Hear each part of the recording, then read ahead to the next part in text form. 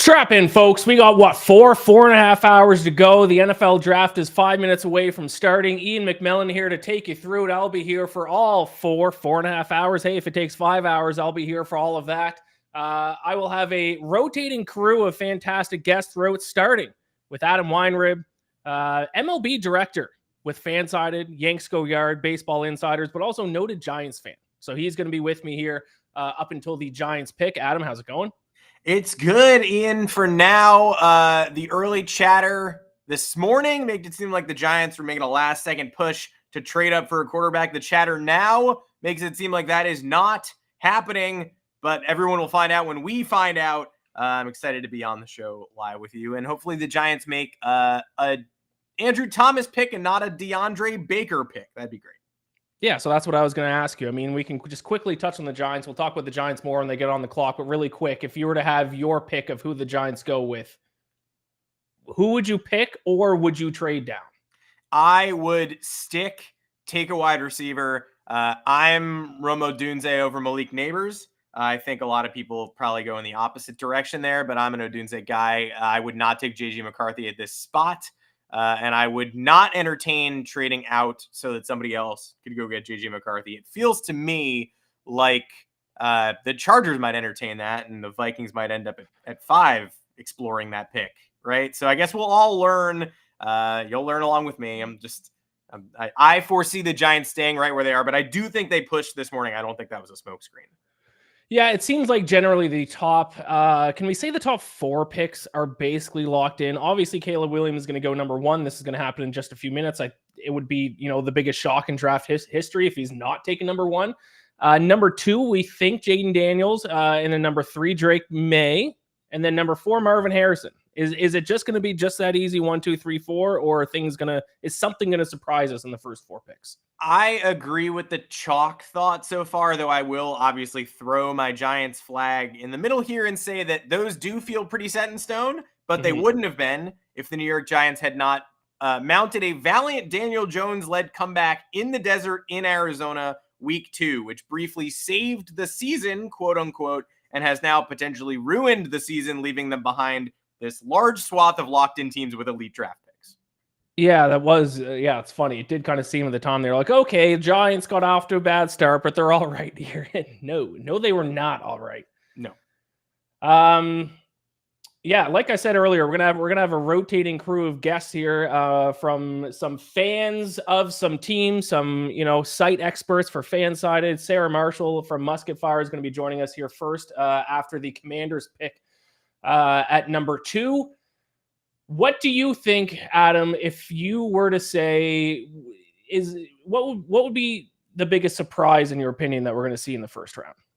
I think that Vikings Chargers link up is the thing I've got my eyes on the most right now. There were also late rumors about the Rams attempting to get into the top 10 for someone. And that's a team that not only never drafts in the top 10, but never drafts in the first round. So keep an eye on that second Bears pick, maybe a surprising Sean McVay splash. That's sort of what I'm eyeing. Now, obviously, me being a degenerate, the NFL draft is one of my favorite events of the year because you're not betting on a sport. You're betting on what general managers are going to do of NFL teams. Adam, do you have any bets placed by any chance? I do not. I personally clear my account after the Super Bowl. I use whatever's in there on props, money lines, and then whatever happens. I take that money and I go home. But I have a feeling that you have placed bets on this event, if I had to guess. I have. So while we have a moment before this first pick happens, and by the way, my stream is going to be a little bit delayed. I use Hulu as how I stream all my sports. All-time delay. Like it's like a minute and a half delay from the rest of the world. So I'm going to be way behind schedule in terms of what I'm seeing on my screen behind the camera here. But yeah, I'm going to quickly just go through some of my bets. I tried to keep it to a low amount this year, at least fewer than I've had in the past. My first one is Latu to be the first defensive player drafted, plus 195. It's not looking good because now it's at plus 330. So that has moved against me. This might be my favorite bet of the entire draft. My Atlanta Falcons, I think they might take a wide receiver with their first pick. I think if Rome Odunze is there for the Falcons, I think they take him. They've made it. They've been very vocal. Their general manager ever since he's taken over that they don't draft for need. They draft the best player available, regardless of position. We saw that last year with Bijan Robinson. Tyler Algier was coming off, 1,000-yard season as a rookie, and they still took a running back number 8 overall. A couple of years before that, Kyle Pitts at tight end number 4 overall. They don't care what position. They say they're going to, attack their needs and free agency and use the draft to get the best player available. I think if Rome Odunze is available for them at 8, I think they take him. I bet them 8-1 to draft a wide receiver. And by the way, and I was telling you, Adam, before I went live, the amount of names that I'm going to be mispronouncing tonight is going to be off the chart. If you want to bet on that, I'll set the over under at 13.5. Because here's the first one: Olumuyiwa Fashanu. Mm-hmm. I think I got the last name, the first name probably not. Bet him to be a top 10 pick at 3-1. I got the Packers to draft a cornerback with their first pick of the draft. I got that at plus 260. That's down to plus 150. So we've seen some movement towards my bet for that one. Then I have Xavier Worthy under 28.5 draft position. There's nothing GMs love more than a fast 40 time. If Al Davis was still alive, the Raiders would be taking him with his first pick based on 40 time alone. My little mental prop that I have going is you got a fast rising helium alert Duke center Graham Barton. Will Duke center Graham Barton get drafted higher in the NFL draft than Duke center Kyle Filipowski in the NBA draft? Ooh, I like that. Okay, there you go. I don't know. That's the joy of draft night is we get to find out. We actually don't. We have to wait until the NBA draft, but theoretically, at some point, we would get to find out. Yeah, I don't think we've ever had 2 Duke centers for 2 different sports be this highly touted heading in the same offseason. What a world. And if we have, it was probably a 5-star backup. It was 2 basketball players. Case in the chat says, how many UC Irvine Anteaters are being taken tonight? Zot, heartbreaker. We didn't make March Madness. Adam, I don't know if you know, but I'm a big UC Irvine fan. Do they even have a football team? If they do, it's not Division I. If they don't, I would encourage them to hire me as their head coach, and I will take over as the head coach of the brand new UC Irvine Anteaters football team, and I'll lead them to a national championship. You heard it here first from a big fan. I'm not sure if they have a football team, which is okay, but yes. I don't think they do. I don't know if they do, unfortunately. This is our year to go on a Cinderella run in March Madness, and we fell short in the Big West. That Big West tournament, man, nothing like it. Upsets happen. All right, yeah, we're getting ready. Does the draft do?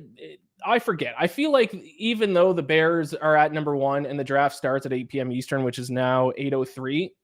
At what time are the Bears actually on the clock? Are they on the clock right now? It's a fantastic question. Or are they not going to be on the clock until like 8:15? I'm being told that they are not on the clock. Not on the clock. So once again, draft's supposed to start at 8. It is 8:04. Draft technically is not. It doesn't start until the Bears are on the clock. Now, are they going to milk their 10 minutes on the clock? Or you would hope that they would make the pick right away. Well, I'm not watching. Yeah, I don't have the feed on. I'm relying on our producers who've been great to us. But I assume that right now they're going through an emotional montage about the rise of the city of Detroit. Sort of like Detroit's built by workers. This wasn't always here. It wasn't always steel. It wasn't always rocks or whatever. I'm not tuned in, but I assume that's what's on the clock right now. Yeah. It's a blue-collar city. Yeah. Built by hard workers. And if you're not blue collar, we hate you. Like, okay, so you're biased. You can say, that's interesting. Yeah. So we are going to have a guest at one point during tonight, my friend DGen, who was going to be my boots on the ground live reporter at the NFL draft for the show. He went to go to the draft, too busy, too crowded, not there, turned around and went to a casino instead. So we'll be chiming in from a casino instead. But I even saw, and he sent me a screenshot of a notification he got that the NFL closed their doors. They were not allowing anyone else into the draft. If you've seen like the sky cam view of the draft, it looks more like a music festival than it does an NFL draft, which is wild compared to what it used to be at Radio City Music Hall. Yeah, the photos I saw looked absurd, and it did feel, somebody gave the tip of just like, hey, if you're in Detroit and you were thinking about going to the draft and you're not there already, Right. try Saturday. Try, take in the chaos of the first round from home, watch the trade downs so you can follow it a little bit better, and then go when there are not 180,000 people clogging downtown Detroit. Yeah. And Case said, honestly, how fun could that be to be there in person? I actually don't think that fun based on how crowded it is. No. Especially, it is kind of ironic that the draft is in Detroit, and this is, when have they picked? Where do they pick again? 29th overall? Have they ever picked that late in the first round? Unless there was a trade, no. So it's finally in Detroit. Usually they would have a top 10 pick, not this year. Yeah, and usually there would be some sort of like, okay, should we pair Aiden Hutchinson with JJ McCarthy in Detroit? Because the Lions would be so behind the eight ball. But again, this year, nope, it's an NFC Championship participant. It's a good roster. Amon-Ra St. Brown got the bag. Optimism is quite high, but not for this particular event. Yeah, I do have 3 other bets I really want to shout out really quick just because there are 3 long shot bets. If they hit, I'm going to look like a genius. So I'll rip those off and then maybe we'll get to our first guest here because most likely the first, I think, interesting pick is probably going to be the Patriots. Mm-hmm. So we're going to get to that in a moment. But my 3 long shot picks. First running back drafted, Blake Corum. Jim Harbaugh is going to take him for the Chargers at some point, I think, even if the other running backs are still available. He wants his Michigan guy. 12-1, Blake Corum to be the first running back drafted. Cowboys first position drafted, wide receiver, 11-1. Jerry Jones loves just drafting skill position guys with the first pick. Nothing gets his juices flowing more. And what would be more fitting than a guy I talked about earlier, Xavier Worthy, who a Texas guy, just broke the record for the 40-yard dash. Do the Cowboys take him with their first pick? Wouldn't shock me. 11-1 for the Cowboys to draft wide receiver. And this kind of relates to my other point about my Falcons, where they're going to take the best player available. Technically, some might say at number 8, the best player available is going to be Brock Bowers. Do they draft another tight end? I don't know. Maybe if they do, maybe they push Kyle Pitts out to the slot because Kyle Pitts can't block. Maybe they run a 2 tight end set. Who knows? But you can bet on that at 66-1. So that would be crazy, but I would not put it past the Falcons. That does feel like the one skill position that I can almost rule out for the Falcons, but again, almost, not quite. Right. I mean, if they truly stick to their strategy, to the word of we don't care what position it is, we'll take the best player available. I mean, Brock Bowers might be, a top 3, top 4, just best football player in this draft. I mean, they took Kyle Pitts at 4, so could they take Brock Bowers at 8? Certainly possible. Agree. And I guess it is more likely they take Bowers and take another running back high. So I will I think that's, that would show. Yeah, number 8 overall, a running back who probably wasn't going to be drafted until mid-second round. Yes. We have now Eminem coming out on stage. Mm-hmm.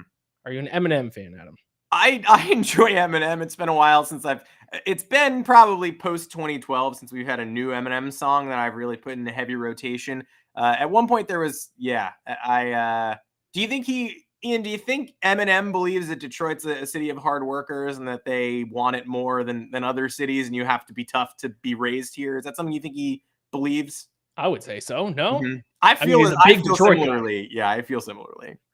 All right, let's get to our first guest here because we don't know when the Bears are going to be on the clock. We're now 9 minutes into the broadcast. We're just listening to Eminem talk, apparently.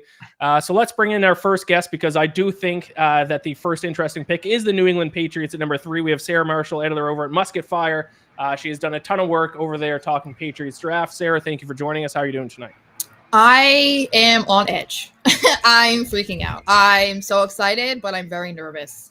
So I can't wait until they finally get this started because I just want to know what the Patriots pick is. That's all. And then I'm fine. I'll be good, Well, and that's the first point that I kind of want to bring up to you. And is that as a Patriots fan, this is not really familiar territory. You went 2 decades picking late. I mean, you've had a couple of early picks the past couple of years, but this is not draft day.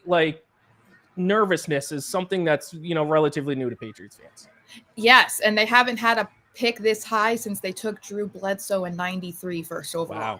Wow. So, I mean, I was alive, but I was not a football fan, as a toddler. So, it's been a while, and it's not even just being so high. It's like, this could be the future of the franchise. You know what I mean? So it's like, we're really going into this completely blind because we have a new head coach. So we probably aren't going to risk trading out of the first round like Belichick probably would if he had number 3. So there's just a lot of questions to be answered, and it's going to be interesting to see how they kick this new era off. Yeah, that is one thing about the NFL draft, that it is the best part of the NFL season for fans of bad teams. Because we don't get excited for very many things, but if your team has a top 10 pick, it's like, okay, this is our day. It's time to be excited for something. Because it gives you hope. Yeah, I love it and I hate it at the same time. Like, I miss being like pick 32 and being like, if we pick, we pick. Who cares? You know, right. But now it's like, we have this and we could pick this guy and this guy and this guy. Maybe they're going to trade out. I'm just like, I just want it to be over. I just want to know who it is and then move on with my life and figure it out from there. Well, the only thing that might be obviously there are some complications with that first pick, but you, I believe, saw the Gerard Mayo quote from the draft party where he said, implied they were going to stick at 3, but then also hinted, hey, maybe don't leave because maybe we have some other stuff working. So your night might be a little bit longer than you anticipated. Yeah, but I'm okay with that, honestly. Because I said if they were going to trade out of the number 3 pick, which I wasn't completely on board for, but the only way I was on board with it was if it was the Vikings, because they would give the extra first rounder and then maybe throw in Jefferson, but that's like fantasy booking, you know what I mean? So like I would want that, but I'm all for them trading back into the first round if it's for a receiver, because they need a receiver really badly. And fortunately the tackle class is pretty deep. So if they need to move up from their 3rd rounder, maybe just a little bit higher to get a good left tackle, then that's fine with me. That's exciting, actually. What do you think the Patriots are going to do with number 3? Yeah, I think it's got to be quarterback. I mean, Mayo, I know he just came out and said we're going to pick at number 3 and blah blah blah, and it could be a bunch of smoke. But I feel like it's hard because there's pressure from Kraft, and it's not necessarily like, okay, they have to do what the owner says. Obviously, there's people put in place for a reason. But I do think that has been a huge issue over the last 4 years since Brady left. And so there's a lot of pressure on Mayo and Elliott Wolf to get it right. And the only way I think that it would be okay if they traded out of 3 is if they got like a huge trade, like blockbuster, unbelievable package in return, and then maybe picked up a Penix or something like that. But otherwise, I think it has to be a quarterback, and probably May, unless, again, that's a bunch of smoke and they actually like somebody else. I will say, breaking news, the Bears are on the clock. Yes. We're 13 minutes into the broadcast. The Bears are on the clock. How long do they take to announce that it's Caleb Williams? Hopefully not too long. But they are now. Usually they take the entire 10 minutes, at least the past couple of years they do. And I'm like, guys, you've known for 6 months who you were going to pick. Why do you need an extra 10 minutes? I wonder if it's like the networks, like, let them know. They're like, listen, we got so many commercials we got to play during this broadcast. We got highlights we got to show. Just milk out the first 10 minutes. Yeah. I feel like we need at least 10 minutes on the clock. We need at least 8 more minutes for Bill Simmons to peddle conspiracy theories that Caleb Williams doesn't like Chicago. And then once he finishes the wording on those, I think we can move on to the picks. Let's check if the hat fits, right? We got to see if we have the right size. Yeah. We also have more breaking news, not draft related, but producer Joanne's letting me know the Eagles are signing all-pro wide receiver AJ Brown to a massive 3-year extension, $96 million. So that is a signing. So it is news. It's interesting that they would announce this the moment that the draft starts, though. A non-draft related move. Is there a strategy for that? I don't know by the Eagles, but AJ Brown extension to the Eagles. Sarah, I will say I come from the betting world, and there were whispers. I was receiving texts from people that sharp bettors, so professional bettors out there, starting midday yesterday and into today, we're betting on J.J. McCarthy to go to number 3 to the Patriots. And we saw in terms of the betting odds, Drake May was still the favorite, but J.J. McCarthy's odds skyrocketed to the point where it almost got to like a 30% chance they're going to take J.J. McCarthy. Do you think that's possible or no? I can't say it's not possible because anything is possible, right? They could do that, but it feels like there was a reason for the spike in JJ McCarthy's, stock recently. It feels like it was smoke. Like, not, I mean, I understand why people like him. He did just win a national championship, so you shouldn't completely disregard him. But the connection of the Patriots to him felt a little weird. I mean, there was even a report saying Kraft likes him because he also went to Michigan like Tom Brady. And I'm like, we're not doing that. Right. That has nothing, there's no connection there, other than a school 24 years different, So I think that would be pretty risky, especially if a guy like Drake May is still on the board. I don't know why you would forfeit that and go a different way. Yeah, I put stock into draft odds movements for pretty much anything related to the sports betting except for the NFL draft, because last year was the perfect example of it. A guy made a Reddit post saying that he heard from a friend of a friend that Will Levis was going to go number 1 overall, I think it was, and the odds reacted, and Will Levis almost became like a 50-50 chance based on the betting odds that he was going to be number 1 overall, or it might have been number 2. I don't remember which one. But then, of course, Will Levis dropped all the way to the second round. And that Reddit post was made like the morning of the draft or like the day before, and bettors reacted to it. So based on that alone, I'm not putting too much stock into this recent movement for JJ McCarthy. But like you said, Sarah, anything could happen. Crazier things have happened on NFL draft night. Yeah. Well, and like I said, with Elliott Wolf kind of leading the charge, we have Gerard Mayo having input, then allegedly Jonathan Kraft is also involved in all of this. It's like anything could really happen, but when all signs are pointing to Drake May and the JJ McCarthy stuff has kind of been put on the back burner, I'm tending to believe that a little bit more, at least now. JJ McCarthy maybe like 2 weeks ago, and that was really like the hot topic in New England. Now that we have about, I mean, who knows when they're going to announce the pick. We basically already know what the pick is going to be. So we're going to show a quick video clip, actually, because the Bears picked number 1, but they also picked number 9. And one of the players that might be going to them at number 9 is Rome Odunze. So we interviewed him, and he talked about how he was rooting for the Chicago Bears growing up. So I think it's fitting we run this clip now with the Bears likely taking Caleb Williams, and maybe they either trade up, or maybe if Rome Odunze falls to them at number 9, because I think he was in Chicago throwing things around, throwing the ball with Caleb Williams this past week. So if we have that quick clip, let's run that, and then we'll see if the Bears have made their selection by the time we come back. Growing up, did you have a favorite team that you envisioned yourself donning their jersey on Sundays or anything like that? I wouldn't say as far as, envision myself in their jersey. I was a fan of football, but, I played the game. So I guess in the back of my mind, I always figured like I would be putting on some jersey, you know what I mean? So, but I always was a fan of the Bears growing up, Chicago. I was a big Devin Hester fan. So I was a fan of him, which kind of translated into being a Bear fan. But yeah, I mean, I think their jersey combo is cool. So what am I? So there you go. And my strategy worked. The Chicago Bears pick is in. Caleb Williams, number 1 overall, just like everyone predicted. The 2024 number 1 overall pick, Caleb Williams from USC. And you just saw a clip from maybe, just maybe, a future receiver that'll be thrown to in Rome Odunze. We'll see how the next handful of picks play out. Caleb Williams, we all saw this coming. Adam, I will ask you first. What are your thoughts on Caleb Williams as a whole? Do you think he's going to be? Do you think he is the best quarterback in the rookie class? And what do you think? How do you think his NFL career is going to go? Yeah, I think we had so much time to analyze Caleb Williams that we all talked ourselves out of him and back into him several times over the course of this nearly guaranteed decision. I believe him to be the best quarterback in this class. I hesitate to put him in the Mahomes class that some have put him in. It just feels like an easy comparison to make now that we have a mobile thrower with a cannon arm and somebody in an air raid type offense, and it's easy to say, okay, I can easily map those skills, but I would hesitate before saying there will be any second Mahomes over the course of the next 20 years of drafting.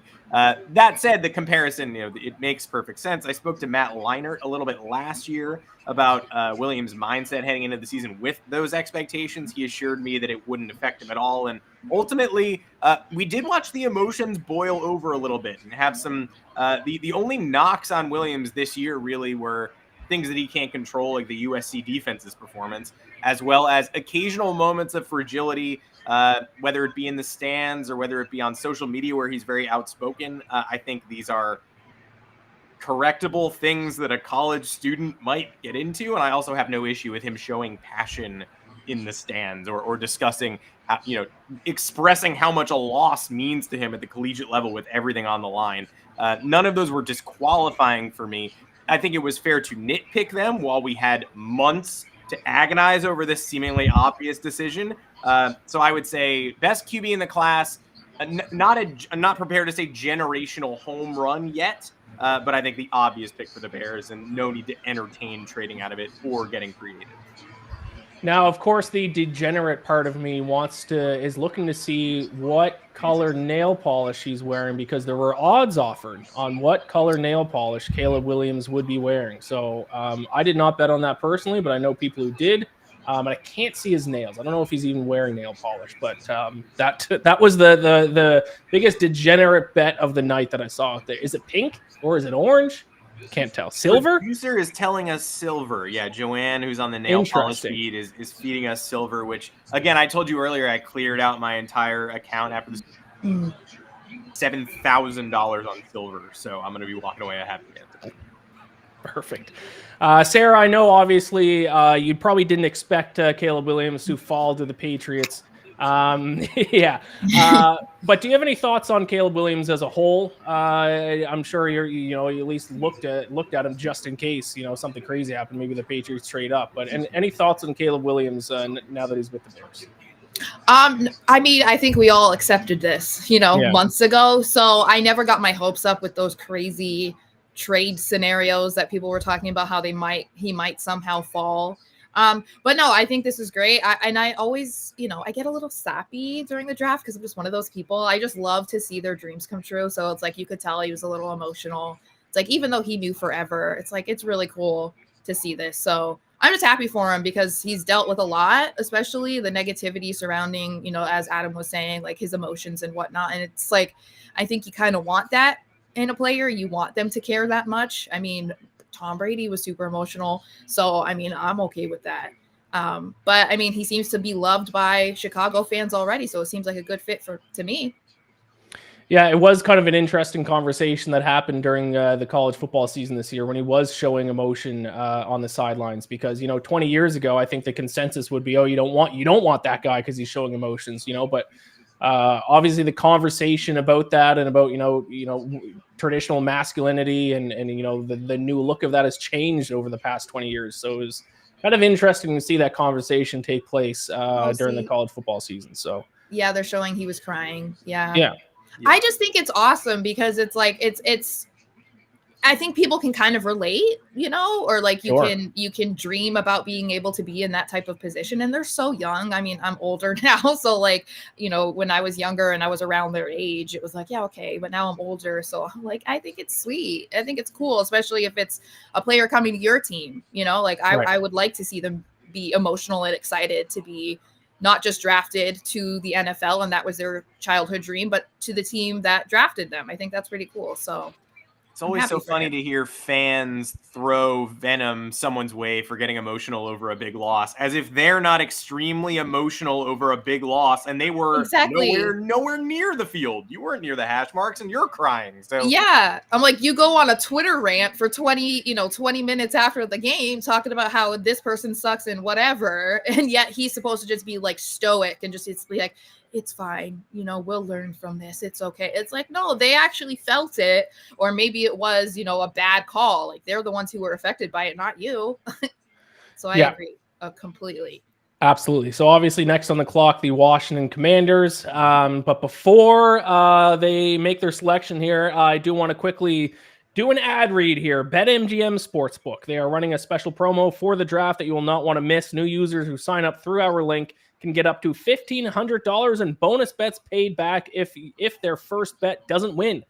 That means if you place a $50 first bet, maybe you tailed one of my crap bets, and that bet loses, don't worry, because you'll get credited with a $50 bonus bet on your next wager, up to $1,500.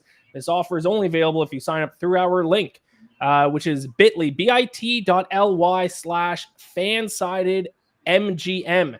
You can find that link in the description below our stream, as well as scan the QR code on screen, which is up there on the top left-hand corner right now, to start signing up. So the link, bit.ly/fansided MGM. This offer is only available to new customers who are 21 plus and physically present in legal gambling states. Please remember to always gamble responsibly. Check the episode description for the full terms of the offer to see if you qualify. Caleb Williams now taking pictures with Bears fans. What a moment. And now we have the...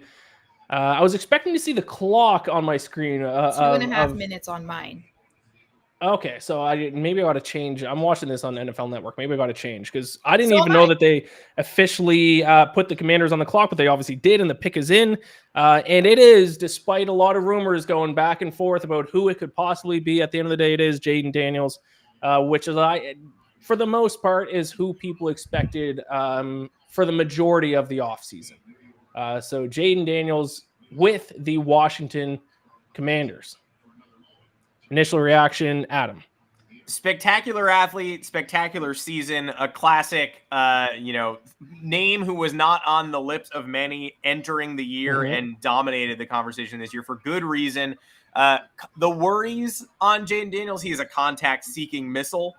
He is somebody who's slender. You wonder if the build plays in the NFL, but at the same time, I don't believe at this juncture that you can go wrong with either Daniels or May if they're your preferred number 2 overall QB in this class. I think there's a lot to like about either, and the Commanders have staked their claim here with a truly electric player who most of the concerns are just, I don't know how long he can do this because of how spectacular it looks. Yeah, I think at the very start of the offseason, Drake May was the betting favorite, but it quickly switched to Jaden Daniels. And I think the number one sign that they're going to go with Jaden Daniels is when they signed Marcus Mariota to be their backup quarterback. Generally, you want both your starter and your backup to have a similar style of play, so that if the starter goes down, you don't have to completely change your offensive scheme. So Jaden Daniels, I mean, there were rumors at times. There's the J.J. McCarthy rumors, obviously, but Jaden Daniels is going to be the new quarterback for the Washington Commanders. Sarah, that means that your New England Patriots are officially on the clock. How are you feeling? I'm nervous. I'm excited, but I'm nervous. I mean, I really liked Jaden Daniels. I was partial to Lamar Jackson 5 years ago, so I was really hoping the Patriots were going to do that. Instead, they double dipped on 2 players who didn't even last their rookie contracts. So it is what it is. We've kind of accepted it now, but he'll be a fun guy to watch. So I'm excited that, he's in the NFL. We didn't have a chance at him, but I feel like this is a little bit more of an ideal scenario for the Patriots, because I think having to try and choose between Jaden and Drake May would have been a little bit more of a predicament that you don't want to be in. Yeah, because then that sets you up for, what many teams have done in the past where they choose wrong and then you become a laughing stock. I mean, throw back to the Bears taking Mitch Trubisky over Patrick Mahomes. So at least now, I mean, I guess it is possible, like, let's say the Patriots take Drake May and then J.J. McCarthy ends up being, the stud of the quarterbacks. But at the very least, if Jaden Daniels or Caleb Williams become Hall of Famers, Patriots fans don't have to, worry about the fact that they didn't have a chance to draft either of those 2 players. Right. Yeah, and that was kind of the situation that they found themselves in with Mac Jones. He was the last guy. But then, of course, that whole draft class outside of Trevor Lawrence was a hot mess. So and jury's still out on Trevor Lawrence. Yeah, being honest. I mean, potentially a larger hot mess than you're implying. Yeah, well, and I was trying to be PC, right? But I had an article drafted ready to say that Mac Jones was just part of a bad draft class. Didn't send it because I was like, I'm not trying to get that heat on me. And then the second that they traded Fields, I was like, am I wrong? I don't think so, but we'll see. Listen, we've seen, I mean, and not to completely shift the conversation to Jaguars quarterbacks right now, but Trevor Lawrence, we've seen the ceiling, the best version of Trevor Lawrence is elite, but the issue is we see that, 3-4 times a season, and that's just not good enough. We got to see that best version of Trevor Lawrence more than 3, 4, 5 times a season. And they could find themselves in a situation where they get desperate. Like if we're going to talk about like the Giants, they gave that big contract to Daniel Jones, and then they might be, I mean, there's talks of them wanting to move up to get a quarterback this year. And it's like, but you just ran this dude to the bank, So hopefully the Jaguars figure it out sooner than later, because you don't want to fall into that trap with Lawrence either if he ends up not being the guy. Yeah. So Patriots on the clock. I mean, we have not seen word of any type of trade. So, I mean, at this point, you would think the Patriots are probably going to be making their pick here. Is it Drake May? May and Mayo. I feel like that fits, And right? Makes a lot of sense. Yeah. Adam Um, Schefter has tweeted, one source said there is, quote, 0 chance the Patriots trade the number 3 overall pick. They will stick and take their QB of the future. That is from Adam Schefter. So if you There buy we go. him, So yeah. it is going to be interesting to see if there was some validity to, professional bettors. And this wasn't just like casual bettors who were betting JJ McCarthy to the Patriots. This was, respected professional sports bettors that were placing these bets and placing a lot of money on it yesterday and today. But once again, it's the NFL draft. They're not trying to set a spread in an actual game. I don't even know what they're necessarily basing it off of. Is it enough? We'll find out shortly. Heisman quarterback selected. I'm just looking at a graphic here. Heisman quarterback selected in the top 2 of the same draft. I hadn't really connected those dots, but yeah, both Caleb Williams and Jaden Daniels, 1 and 2. The only other time it happened was Jameis Winston and Marcus Mariota. Ooh, those Rough. didn't exactly work out. Apparently the Patriots pick is in. Yes, Patriots pick is in. It is Drake May. The sports bettors are wrong. Drake May, which is who we did kind of expect all along. Sarah, we're going to let you go here in a minute, but I obviously want to get your initial reaction as the Patriots expert. The pick is official. How do you feel? I am more than happy. I'm glad that they addressed their biggest issue first. I'm glad that they stayed, because I think moving back would have been great to acquire more picks, but a quarterback is, the basis of success in the NFL. So now that they have this, they can deal with the other roster holes, a left tackle and receiver. And as I said earlier, both are said to be deep classes, which is great news for them. Curious to see what they do if they want to try and move back into the first. So that'll be exciting. But yeah, very happy, very pleased. I will be happy if the Patriots just take a few years to rebuild. I'm okay with Drake May's your guy. Take a few years to rebuild. We had, 2+ decades of Patriots dominance. The last thing I personally want is Drake May to immediately be a Hall of Famer. But I'm happy for you, Sarah. I guess I'm happy for Patriots fans, even though I have gone on record as a Patriots hater for the 28-3 game. I mean, I don't blame you, honestly. And did you see Matt Ryan's retirement announcement that they were literally 1 minute away from posting it at 3:28? Ooh. I know. I was like, all Patriots fans were so disappointed. They were like, 1 minute early. He did it 1 minute early. He basically retired that day, so it would make sense. I mean, I didn't say it. All right. And yeah, you're right. I brought up the problem myself. It's on me, to be completely honest. But Sarah, thank you so much for joining me. I know you're going to get some stuff up over on Musket Fire, so I encourage everyone to go check out her work there. And best of luck to your Patriots this season. And I might see you later. We'll see. Yeah. True. There you go, Adam. Good stuff. Good stuff from Sarah. Yeah, I'm a Drake May fan. I'm a Carolina football rooter, so I followed a lot of Drake May. I'm glad now that Sarah has ducked off the stream. It is worth mentioning that earlier on the broadcast with Bill Belichick, he apparently crushed Drake May's footwork. He took him to task. Ooh. So it sounds like Coach Belichick is happy that he is not the one responsible for Drake May's development. And I think fans in New England are probably also happy about the same thing. Weird. Right. I mean, he did draft Mac Jones. So, yeah, it is what it is. So, yeah, the first 3 picks have gone exactly how the large majority of people expected. Now, the next expected pick is for the Arizona Cardinals to be selecting Marvin Harrison Jr., one of the best receiver prospects in a while. I guess probably the next closest would have been Jamar Chase. Cardinals obviously need a receiver. They have their quarterback. There were some whispers that they might go Malik Neighbors instead. I don't know necessarily if that's going to happen, but what do you think about the Cardinals here, Adam? Is it as easy as we all knew exactly what the first 4 picks were going to be? I'm beginning to waffle on Harrison Jr. just a little bit, only because this is let's say that they're enamored with several wide receivers equally. Let's say that, the Odunze and Neighbors buzz is getting to them a little bit. The Vikings are increasingly desperate. There were plenty of reports about how they were getting anxious, that the Patriots were not willing to volley back and forth with them today. There's a chance to move down if you believe, let's say, the MHJ is a 92 on a scale of 100, and Neighbors is an 88. You're probably worth moving down a couple of spots here. And the Arizona, also, I believe I read that Harrison Jr. did not sign his pre-draft letter allowing them to license his name and likeness. So you can't buy a Marvin Harrison Jr. jersey today after the draft, but basically every other prospect you can. That set off my alarms a little bit. I don't know why. Yeah, that is interesting. So yeah, we have the Cardinals coming up, and then we have the Chargers, which I think more than anything else, people expect them to trade down, potentially.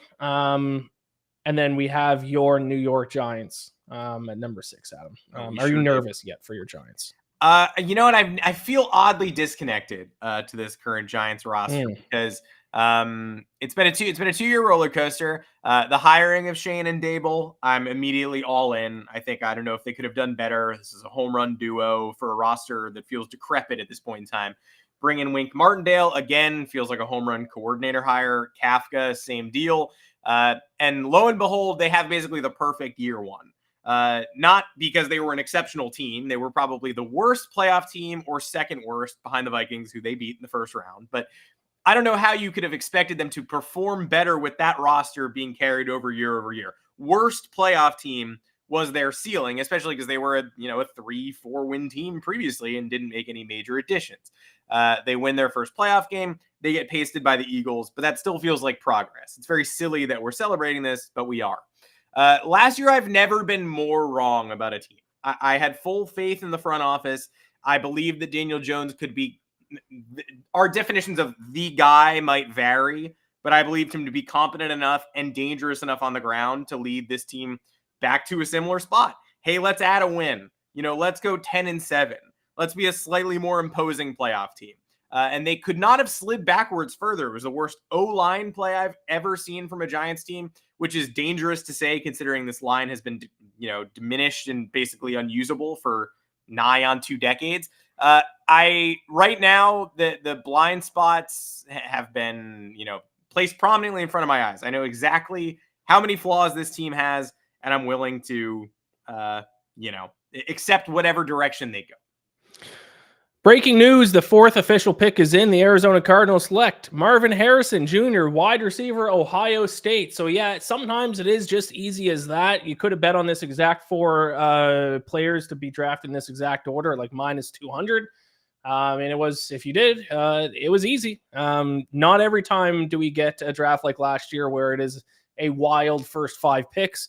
Marvin Harrison, the player that we all generally expected, outside of reports here or there, has gone number 4, the best wide receiver in the class, to the Cardinals to give Kyler Murray a weapon after the Cardinals went 4-13 last season. Adam, is Marvin Harrison the best receiver in this draft, and how much does he improve this Cardinals team? And do you believe in Kyler Murray as well, who looked decent in the second half once he got back from injury, but how much is Marvin Harrison going to really improve this offense and help Kyler Murray take another step forward? That's why it's a tough one. I think ultimately I would have stuck here and done exactly what they did, but you could have made a pretty solid argument that this wasn't exactly gold falling into their lap. We saw Kyler and DeAndre Hopkins have a lot of success a few years ago, and I think the hope would be that maybe they can replicate that here. You're right. Kyler did look pretty good down the stretch after coming back from injury. Personally, I would have continued to put faith in Kyler. I wouldn't have pivoted there. Ultimately, it makes him a little bit better, but not good enough to really pique my attention, which is why I guess you could have made the argument to collect a few more picks. So now things get interesting. First of all, I think Marvin Harrison was the clear number 1 receiver in this draft. I think he does make the Cardinals significantly better offensively as well. And I mean, he obviously has a pedigree. I mean, he's the son of one of the greatest receivers of my generation. Yeah, anytime you can take Reggie Wayne's son, you got to do it. Right. Yeah. Great point. So now things get interesting for the draft because now if the Chargers stay, they could go, a couple different directions. Most likely, if they do stay, it's going to be either receiver and offensive line. Joe Alt, probably the offensive lineman if they go that direction. Malik Neighbors if they go receiver. The Chargers offense they have a quarterback, and that's pretty much it. So there's a lot of different directions they could go, especially under new head coach Jim Harbaugh. Or what they could do is trade down and try to get even more picks and try to fill as many holes as possible. So what do you think the Chargers do here? I don't think we've seen a trade yet, so they may end up just making that pick. I would trade if I were them, although I haven't, like you said, I haven't seen the motion yet, so it's starting to feel more and more like they're willing to stick. In this instance, I would trade again. They are in it. We expected Herbert Mahomes to sort of be a duo that could lock horns, but one of those two people has distanced themselves from the field significantly, and Herbert's supporting cast is nowhere close. And Mahomes was also elevated a supporting cast last year that I think many would say was less than impressive. So we've seen Mahomes do it with a loaded room. We've seen Mahomes do it with a limited room. We haven't really seen Herbert do it at all. So I think the Chargers are further away than any of us expected at this point.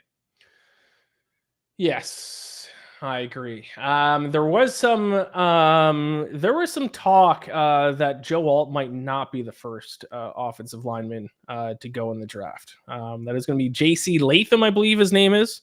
That wouldn't work well for my bet, which is I guess now the third of those offensive linemen to be taken in the top 10, Fashanu. Mm-hmm. So if they do go offensive lineman, maybe the surprise is they don't go with Joe Alt, who has been the consensus number one offensive lineman the entire time since the end of the college football season. So I'm fascinated to see what the Chargers do here to kick off the Jim Harbaugh era. I would think, being a big fan of how you have to win games in the trenches, and it's kind of what led Michigan to a national championship, I would personally think that he would go offensive line, whether it's here at number 5 or whether he trade back and take, maybe one of the other offensive line. If Joe Alt probably wouldn't follow them because he's not getting past the Titans at number 7. I would think in Harbaugh fashion, they go offensive line here. That's why it's funny too. I mean, when I'm trying to describe the Giants season last year, one of the dominant factors is that Daniel Jones or whoever was under center seemed constantly swarmed. It's very funny that for the first time in a long time, we're not talking about the Giants with any of these linemen. And I know why, but it's not like the line was a strength for New York either. It does seem like they're probably going to look a different direction. Yeah, absolutely. I need to switch my broadcast because my broadcast isn't giving me any graphics. Like, I need to know how much time they have left on the clock. And it's this NFL Network broadcast is very much, I feel like I need audio on. So I think I'm going to switch. Did you say you have a broadcast going on in the background or no? I do not. Raw dogging it. Staring out a window. I mean, do you have the Eminem cast? Is that the problem? Or are you just watching Eminem stalk around in the green room? Yeah, that's exactly what I have. I need to know how much time they have left on the clock so I can kind of run this show a little bit more smoothly, and I know how much time I have left in between them. What is the good broadcast? Is it ESPN? I'm usually an ESPN guy, but I wouldn't call any of these broadcasts good. No, the best broadcast is the one you're watching, even though I guess we're not kind of live showing what's happening. But 4 minutes. There we go. I'm on ESPN. They at least have a clock. The Chargers have 4 minutes left on the clock.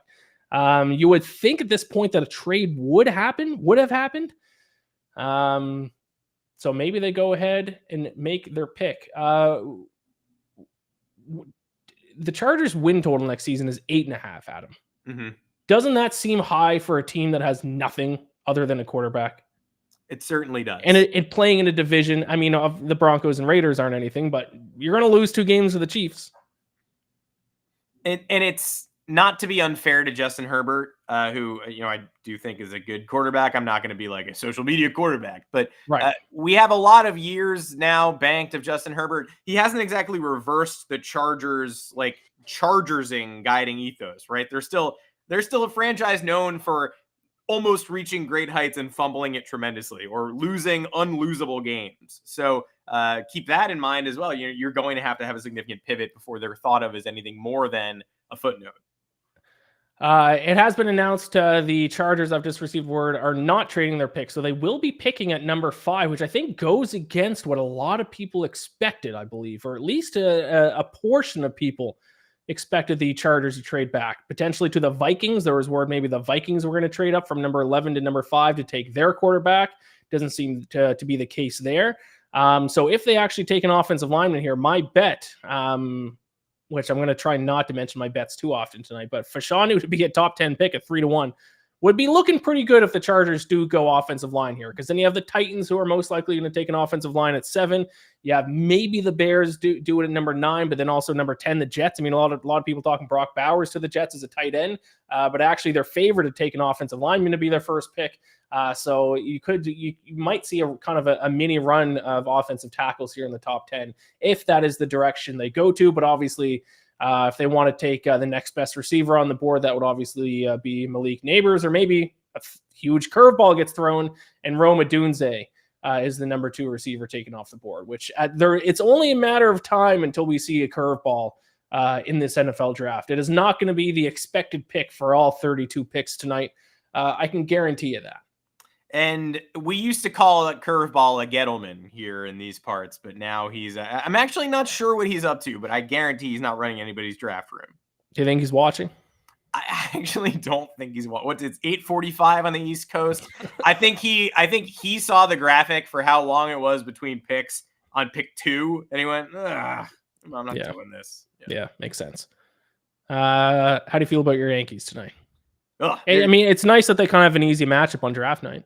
No, they're getting stomped. They're putting 2 or 3 guys on base every inning and losing 3-1 to the A's right now. It's been remarkable. Are they actually losing right now? They went down in they loaded the bases with no outs in the first, didn't score. Every time I've checked, they've had 2 guys on and they have no additional runs. So yes, they're playing quite poorly. So you have a tab up of the Yankees game you're switching? I have Twitter alerts, so my wrist is buzzing every time they do not pick up any runs, and I'm looking and I'm going, oh, yeah, great, that's awesome. The pick is in for the Los Angeles Chargers, and they are selecting offensive tackle Joe Alt, Notre Dame.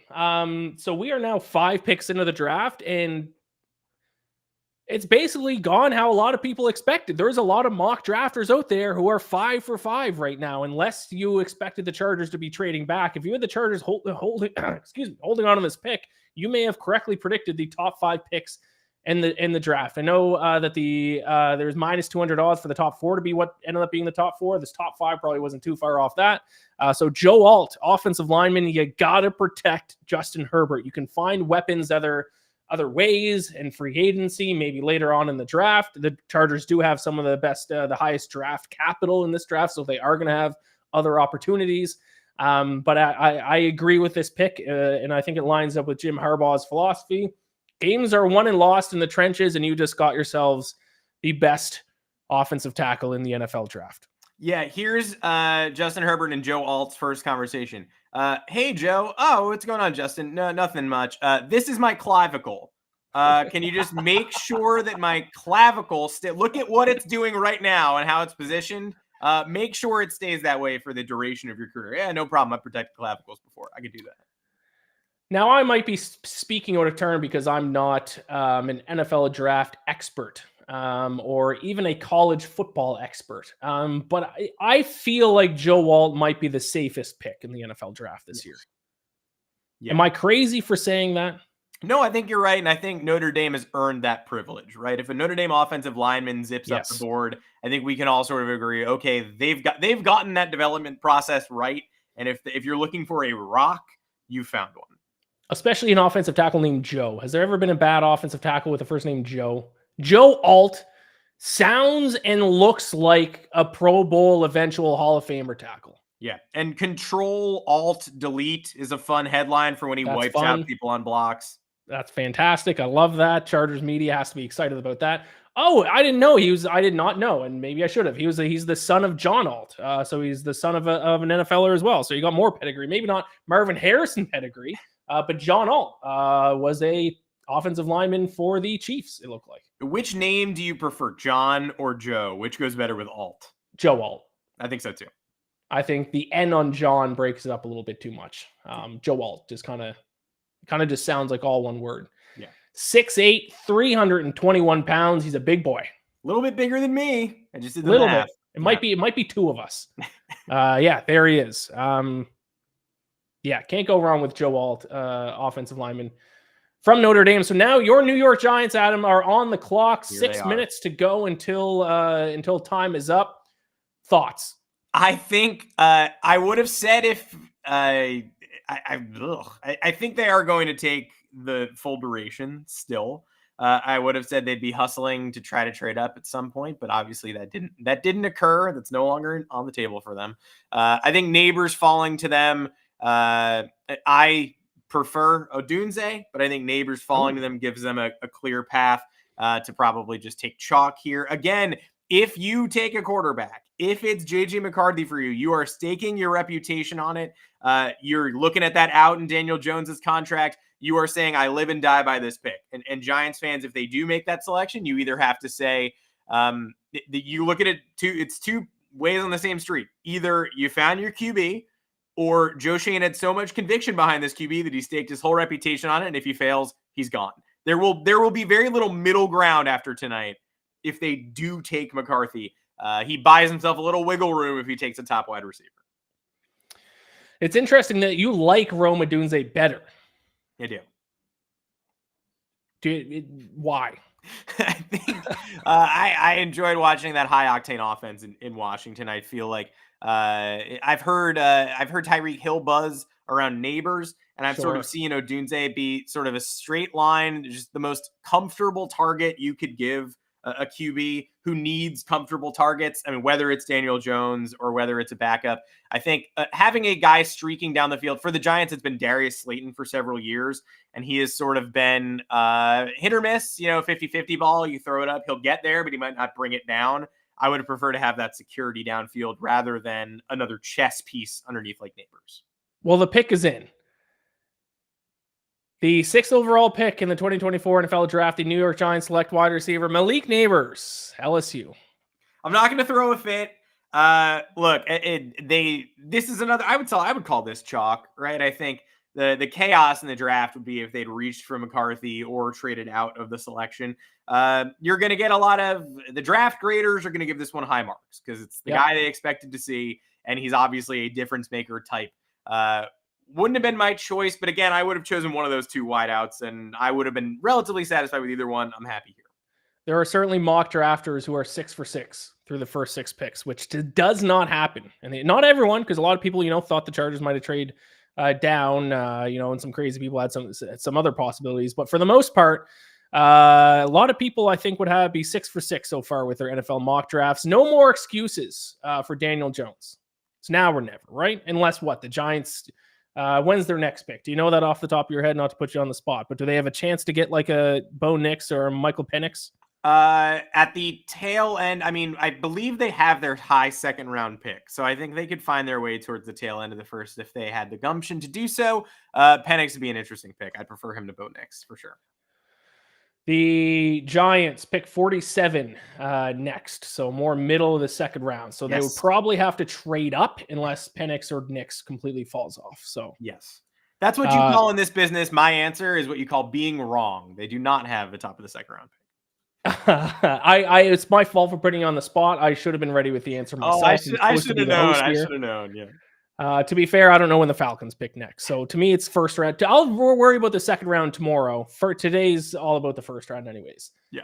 All right, Adam, thank you so much for joining me for the first 6 picks of the draft. Let the people know where they can find your work, including the Yankee stuff, because it's also baseball season. Yeah, if you are watching the Yankees tonight against the A's instead of the Knicks-Sixers Game 3 or the NFL Draft's first round, you might want to join us on yanksgoyard.com or the Yanks Go Yard podcast. We stream twice a week, double live episodes, and they go up on all podcast feeds. The Baseball Insiders, I'm live twice a week as well with Fansided's MLB insider Robert Murray. And check out Fansided's network of MLB sites. I am on Twitter at Adam Weinrib. All right, love it. Have a good night. If you're still awake and the Giants somehow trade back into the first round, I'd love to have you back on. But also wouldn't blame you if you fall asleep because it's late. Well, let's see. Flag me if they do. And if you're still floating around here, I would be happy to rejoin. All right. Sounds good. All right, thank you so much, Adam. And now, ladies and gentlemen, it's coming up to my time of the draft. I'm wearing my brand new Kirk Cousins jersey. The Atlanta Falcons, Titans on the clock now. Atlanta Falcons come in at number 8. But I will not be here by myself to talk the Atlanta Falcons. I'll be joined by a fellow Falcons fan, which is nice because being a Falcons fan who is from Canada, but lives in New York City, I don't get to talk to Falcons fans very often, so I'm very excited to bring on my next guest, John Bueller, staff writer with Fansided. He's got a jersey on too. What jersey you got on, John? Deion Sanders, 92. The only way to go. Love it. Deion Sanders, you got the past, I got the present. Kirk Cousins is their quarterback, John. We got the number 8 overall pick coming up. Let's start right there. Obviously, we'll talk about the Titans when they make their selection here in 6 minutes. I think they go offensive line. I would hope, based on my bet, that is Fashanu. That would be a great start to my betting day for the NFL draft. But John, I have a very specific opinion about what the Falcons do at number 8. But I'm curious your take first. What do you think the Dirty Birds do in that spot? I thought a lot about this. I think the most logical thing they need to do is they got to get the best pass rusher available. I think it's Dallas Turner. I watched him in the SEC championship in Atlanta, just wreck my Georgia Bulldogs. He's fantastic, but I've also seen Leatu Latu out of UCLA be very popular as well. Jared Verse out of Florida State. And I've also seen, some ties to Quinyon Mitchell, the cornerback out of Toledo, Tyrion Arnold out of Alabama. Honestly, if we want to get Romadunze and get Kirk Cousins another weapon, that's great. Just basically all I care about is don't draft J.J. McCarthy or Michael Penix here at all. That's the only thing I care about. No, we don't need more pain, dude. So I agree in the fact that what the Falcons need is a pass rusher. The Falcons are like the Bears have been with the quarterback, where the Bears are cursed and never have a good quarterback. It feels like the Falcons are cursed to just never get a good pass rusher. So we absolutely need a pass rusher. We have not been able to pressure the quarterback at all in the past handful of years. But why I actually don't think they'll do that is because they've been very vocal the past few years about not drafting for need and just taking the best player available. We saw that with Bijan Robinson last year, despite Tyler Algier coming off a 1,000-yard rookie season. I mean, they took a tight end in Kyle Pitts at number 4 overall a couple of years ago. So that's why I think they go Rome Odunze, because I'm going to assume the Titans don't pick him here, but I mean, maybe they do. If Rome Odunze is there in number 8, I think he's the best player available. And if the Falcons stick to their strategy that they've been very vocal about, I think they would take him. I don't hate that. That would really thwart the Bears' plans at 9, because we know that's a guy that Caleb Williams had a lot of, he knew pretty well from their Pac-12 days. And obviously Rome Odunze would kind of fill that wide receiver 2 role that we've been needing in Atlanta for a while. I mean, we know what Drake London can do. We got Darnell Mooney and then Kadel Hodges back. The offensive line's good. We're really just missing that other 1A wide receiver, and Rome Odunze could be plug and play right away. Yeah, I mean, I wouldn't complain about getting Kirk Cousins another weapon as I'm wearing my Kirk Cousins jersey. And then the Titans pick is in. And they did go offensive line. Unfortunately, not the guy that I was hoping in terms of my bets, but the official pick is in. The Titans select number 7 overall, J.C. Latham.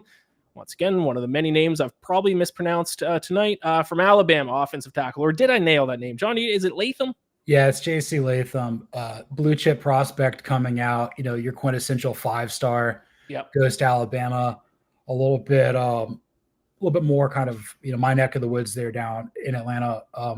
Certainly had a really good Alabama career. Did make Caden Proctor there, who transferred to Iowa and came back, made him kind of look bad. But I thought Latham was kind of going to go to the Chargers. I know we saw so many mocks with the Chargers possibly moving back to get J.J. McCarthy. But Latham's a good safe pick there. I mean, probably, offensive tackle 2 to 4. I kind of agree with you and Adam Weinrib here, where clearly Joe Alt was number 1. I thought Alt was kind of going to go more to the Titans at 7, but because I think that highly of Malik Neighbors there for sure. It's like you said, it's pretty much been chalk up to this point. No real trades here. Maybe you think Atlanta could move back from 8, possibly. That is also possible. I mean, you could certainly, especially if they want to get an edge rusher, why not move back a few spots? Maybe the Vikings come up from 11 and take a quarterback, move back a few spots, and you're still going to have, one of the top 3 guys at edge. So that's certainly possible. You can probably definitely take a corner at that spot. It is fat. This might be the first pick that's going to be a curveball to the draft, because, like we've been saying, it's been pretty straightforward through the first 7 picks, no trades at all so far, which is interesting. I wonder if the Titans were hoping the Chargers traded back so Joe Alt would fall to number 7. I know Joe Alt, in terms of the betting odds, minus 105, I think he was, to go number 7 overall, which is obviously to the Titans. So it was about a 50% chance. That did not happen with the Chargers staying put at 5 and taking an offensive lineman. So, I just became nervous for the first time. I don't know what the Falcons are going to do. Matthew in the chat says Falcons picking another running back. That's hilarious, Matthew. Very funny. I think we can say I think it's safe to say they're not taking a running back. No, I mean, at this point, I kind of trust Terry Fontenot to do whatever he's done. His first 3 first-round picks have all been outstanding. Really has given the Falcons, I don't know, I think this team can win the division or something like that. We'll see kind of what the Jaguars have been probably the last couple of years, kind of make that precipitously leap up. But I'm pretty excited here. We can't take a quarterback here. That's the only thing I care about. That would be shocking. I know. But he did say in his press conference he would take anyone, and he didn't rule out a quarterback. But I mean, I don't think he would go that far. H says closed. Joe Walt closed at minus 250 to go 7. So I guess based on the odds, it was a curveball for him to go a little bit earlier to the Chargers. But yeah, we will see what the Falcons do here. I want to ask you, John, about Kyle Pitts. Okay. Very good rookie season. Not great since then, but he hasn't had, great quarterbacks to throw him the ball. But even if you think he's a good pass catcher, who's throwing the ball does not affect your blocking ability. And that is something Kyle Pitts cannot do. What do we do with Kyle Pitts? Is there any chance that we take Brock Bowers here and maybe even move Kyle Pitts out to slot? Is that possible at all? What's the answer? Because Kyle Pitts, I still think, is a very, very good pass-catching tight end, but he simply can't block. That's not really his thing. I mean, if the Falcons took Brock Bowers here, I might ascend to heaven. You may not see me on this podcast anymore. I'd lose my mind. That guy, we're talking about my alma mater. We're talking about like the best tight end in college football history, 2-time Mackey Award winner. I think in pretty much every other draft, this would be a top 5 pick. So I don't think he's going to make it past maybe the Colts at 15. I think the Jets are pretty high on Bowers here. But I guess to bring it back home with Pitts, he's still on his rookie contract. Give him the 5th-year option. I think Cousins can get him the ball, kind of use him more as a receiver. He wasn't really asked to block a lot there in a Dan Mullen's offense there in Florida. It'll be interesting, but I think there's just too much receiving talent there. And I think Zach Robinson's going to put him in a position to succeed. And I mean, it's going to be a little more passing centric here in Atlanta, probably looking more at like 11 personnel, not basically running something that was derived from the wishbone under Arthur Smith. Thank God. Oh, thank God Arthur Smith is no longer here.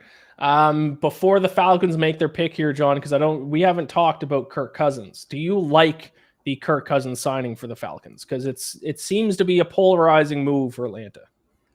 I think it's great. I think you're basically getting a top 8 to 12 quarterback. You're basically kind of getting a younger version of Matt Ryan, one of the most accurate passers of his generation. I've been a Cousins fan since his Michigan State days. He always tends to plays with a chip on his shoulder. I think the fact that his wife is a UGA grad from Alpharetta, I think people seem to kind of think like he's kind of like an Atlanta transplant that lives down here. Yep, got married in Atlanta. Yeah, people seem to like him and they know what he can do. Still kind of find it weird that okay. Yes, look at this. Oh my God. Producer Joanne, please tell me you're pranking us right now. This is okay, cool.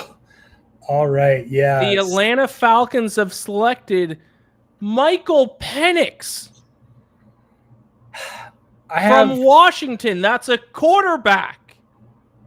Look, Why are we taking a quarterback at number 8? I knew the Falcons take the best player available. I didn't think the best player available was Michael Penix. John, what are we doing? We're the Falcons. This is what we do, man. I will say though, I do like Penix as a person. I loved watching him at UW and everything like that. I'll try to talk you off the ledge. I know I'm not going to be able to do that. This is probably going to. You said a couple minutes ago anything but a quarterback. I laughed. I said that's not possible. Maybe trade up back into the first round late to take Penix. Maybe if Penix falls to us in the second round, we take him. What are we doing? What are we doing taking Penix, John? It's the thing that I have an issue with is like he's 24 or he's about to be 24. He tore his ACL twice. I think once at Indiana, maybe in high school or something like that. Has a lot of variance here. But I mean, I never had him higher than like QB5 on my board. Yes, you're just gonna give up, aren't you, man? I'm so sorry. This is Falcons football here. This is what we're all about. Just finding ways to just completely just be more snake bitten than humanly possible. This is gonna make for great content. I can vamp as long as humanly possible while you try to get your grips here. But look, Penix probably throws the best deep ball of anybody in this draft class. I do like his mental makeup as a leader far more than Caleb Williams, who I kind of think honestly has some Jeff George energy in him. Drake May has probably the biggest variance of any quarterback in there as well. But I mean, I do like Penix more than McCarthy. I'm trying to be more optimistic about this. I mean, granted, I hated the Drake London pick 2 years ago. Like, I did not think that was what I would do at all. But John, we just signed Kirk Cousins. I This know guy can't even take a snap for us for 5 seasons. What are we doing? Why not trade down? He wasn't going to go the top 10. He wasn't going to go top 15. No, that's why I would have. Why don't we at least trade down? That's why I would have traded down. Like, I don't understand. Like, you have the need for Dallas Turner there. You have Jared Verse. You could satisfy. You get Quinyon Mitchell. You can get Terry Arnold. I just think that this is the type of stuff that gets GMs drafted. I think Terry Fontenot's built up a lot of equity in the last 3 years to do what he wants. But honestly, this is probably the worst pick and the biggest shock. Nobody saw this coming. I knew Atlanta was tight on Michael Penix Jr., but this is ruined your night. As soon as I'm out, they pull me back in.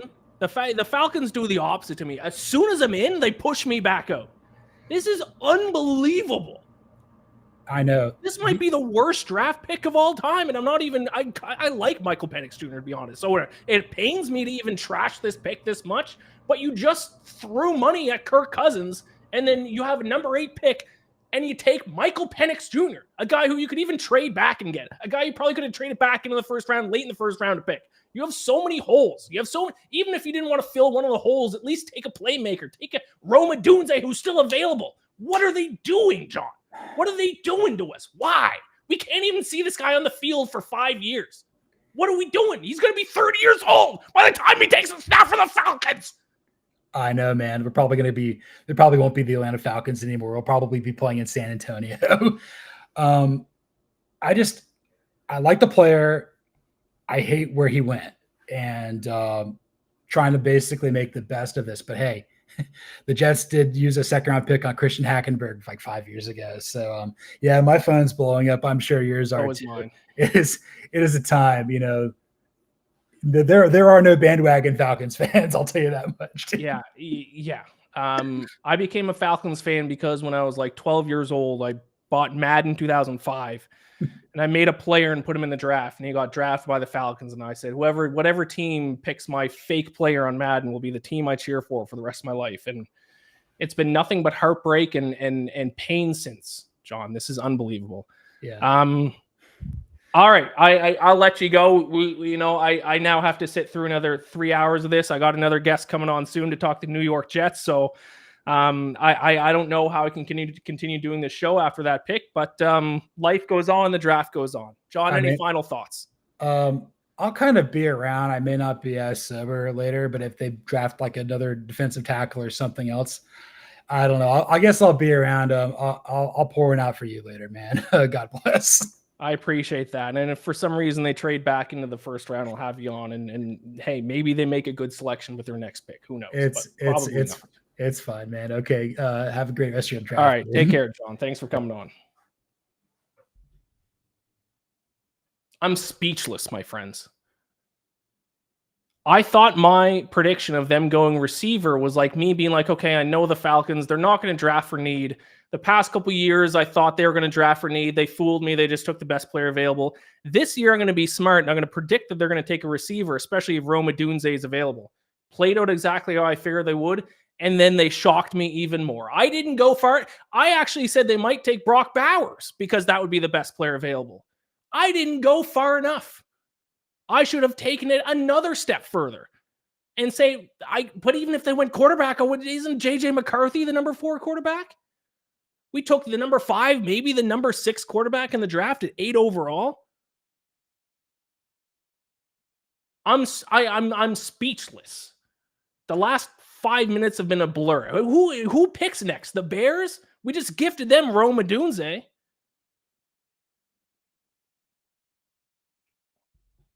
And the pick is in. Official pick, 9th overall, the Chicago Bears select Rome Odunze because of course they do. Wide receiver, Washington. Well, congratulations, Bears fans. You got your guy. I thought we were about to steal him from you. Adam was on earlier. He thought Rome Odunze was the second best. Ooh, the shot of the crowd there is unbelievable. Adam thought Rome Odunze was the number 2 quarterback in the draft, or number 2 receiver. I can't even get my thoughts together right now. Like, I need the draft to I need the draft to pause. Can we pause so I can process my feelings about this pick? He's good. You don't know talent.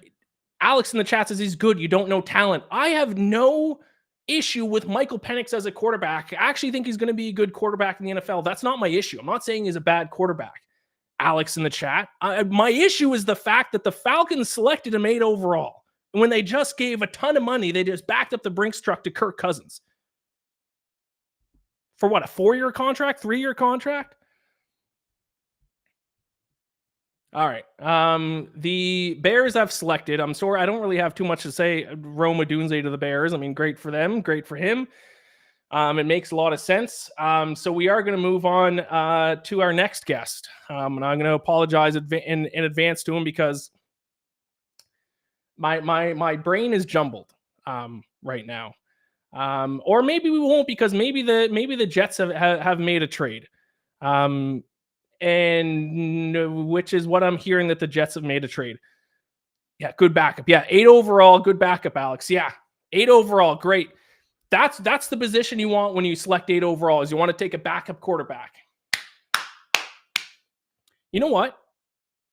If we didn't sign Kirk Cousins, I would be jumping for joy about this pick because I actually like Penix Jr. better than JJ McCarthy. I'd be ecstatic if we didn't sign Cousins. But why did I buy a Kirk Cousins jersey? I should have waited and bought a Michael Penix Jr. jersey.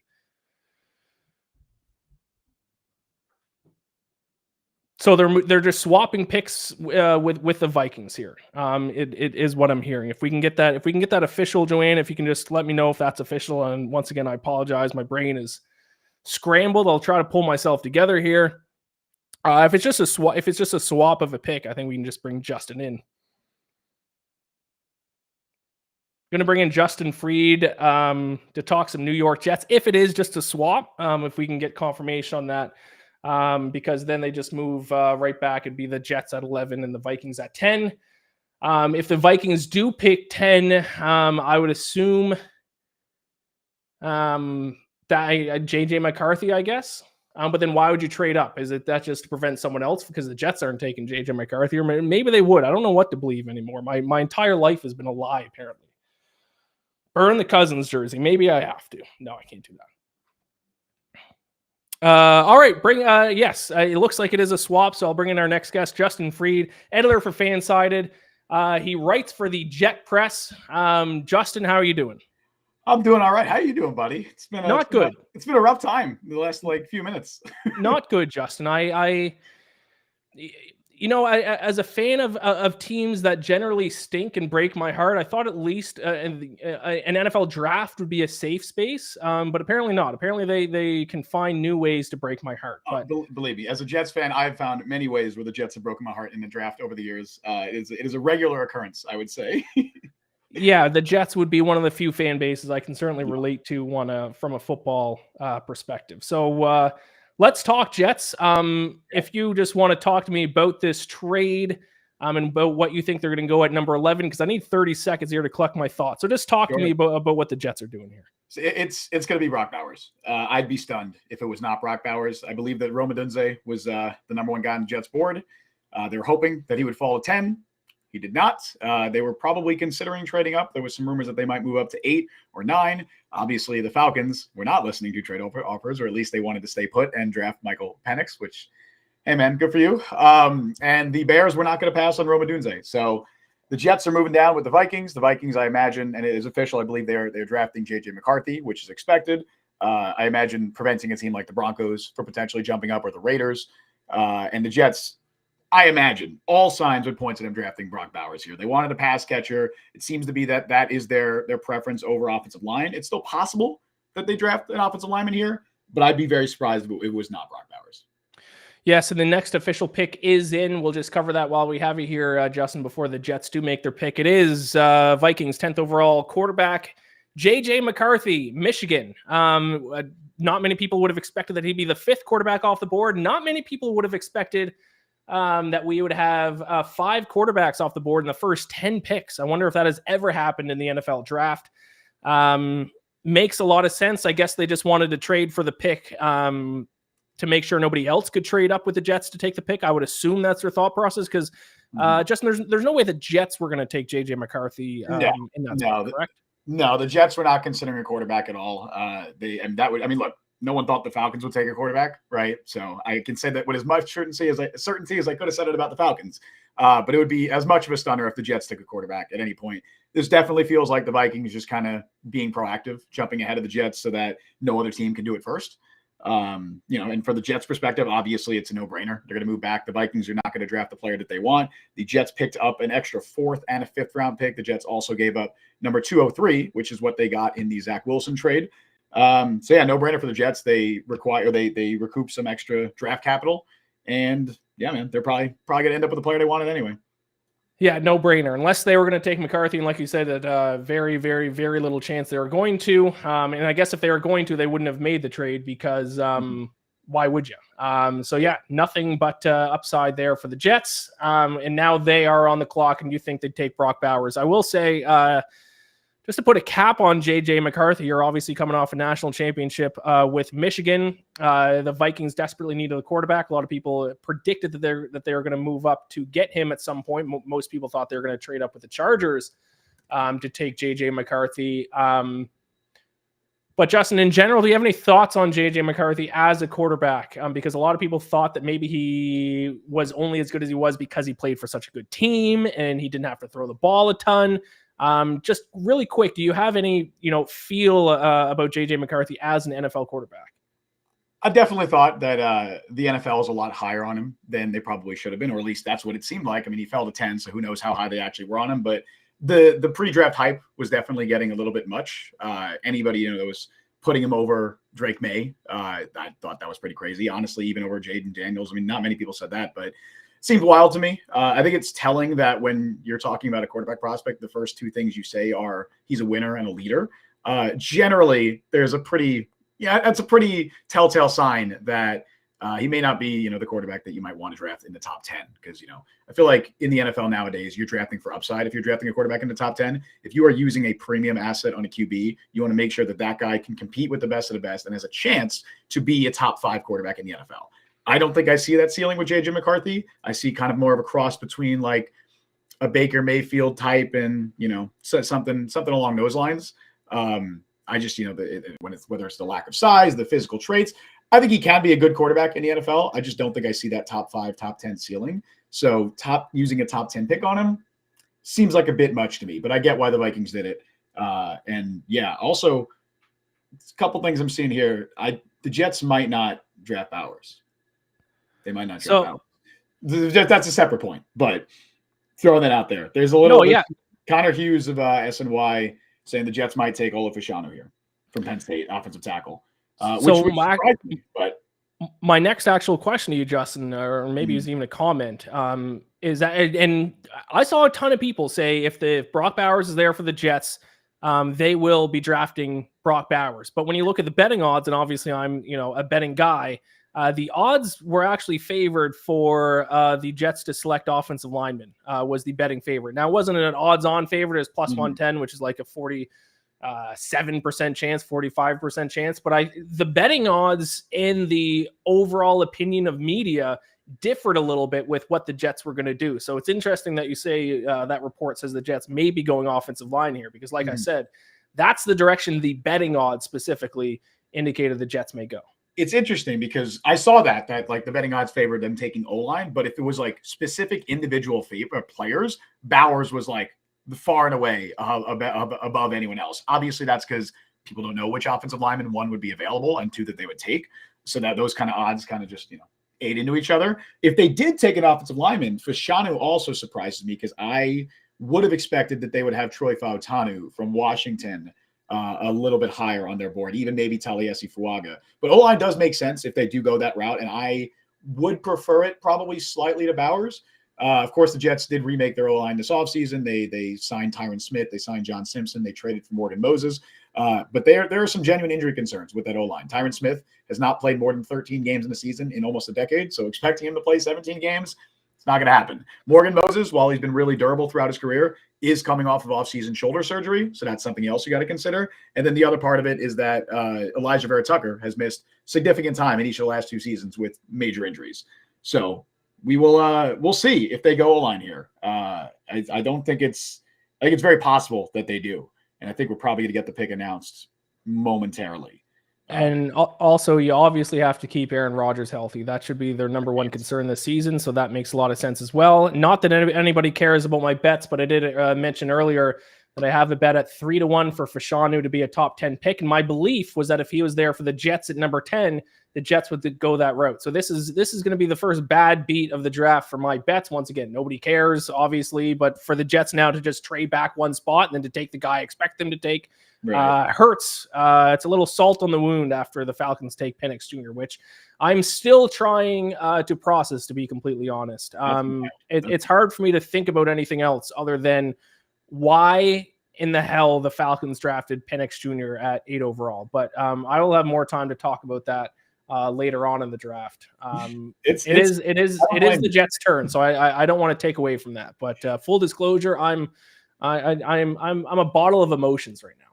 I don't blame you. That was a stunning pick. I saw the message come across my phone, and I was like, that's insane. Definitely the stunner of the draft so far. Probably going to be a stunner of the entire draft, I imagine.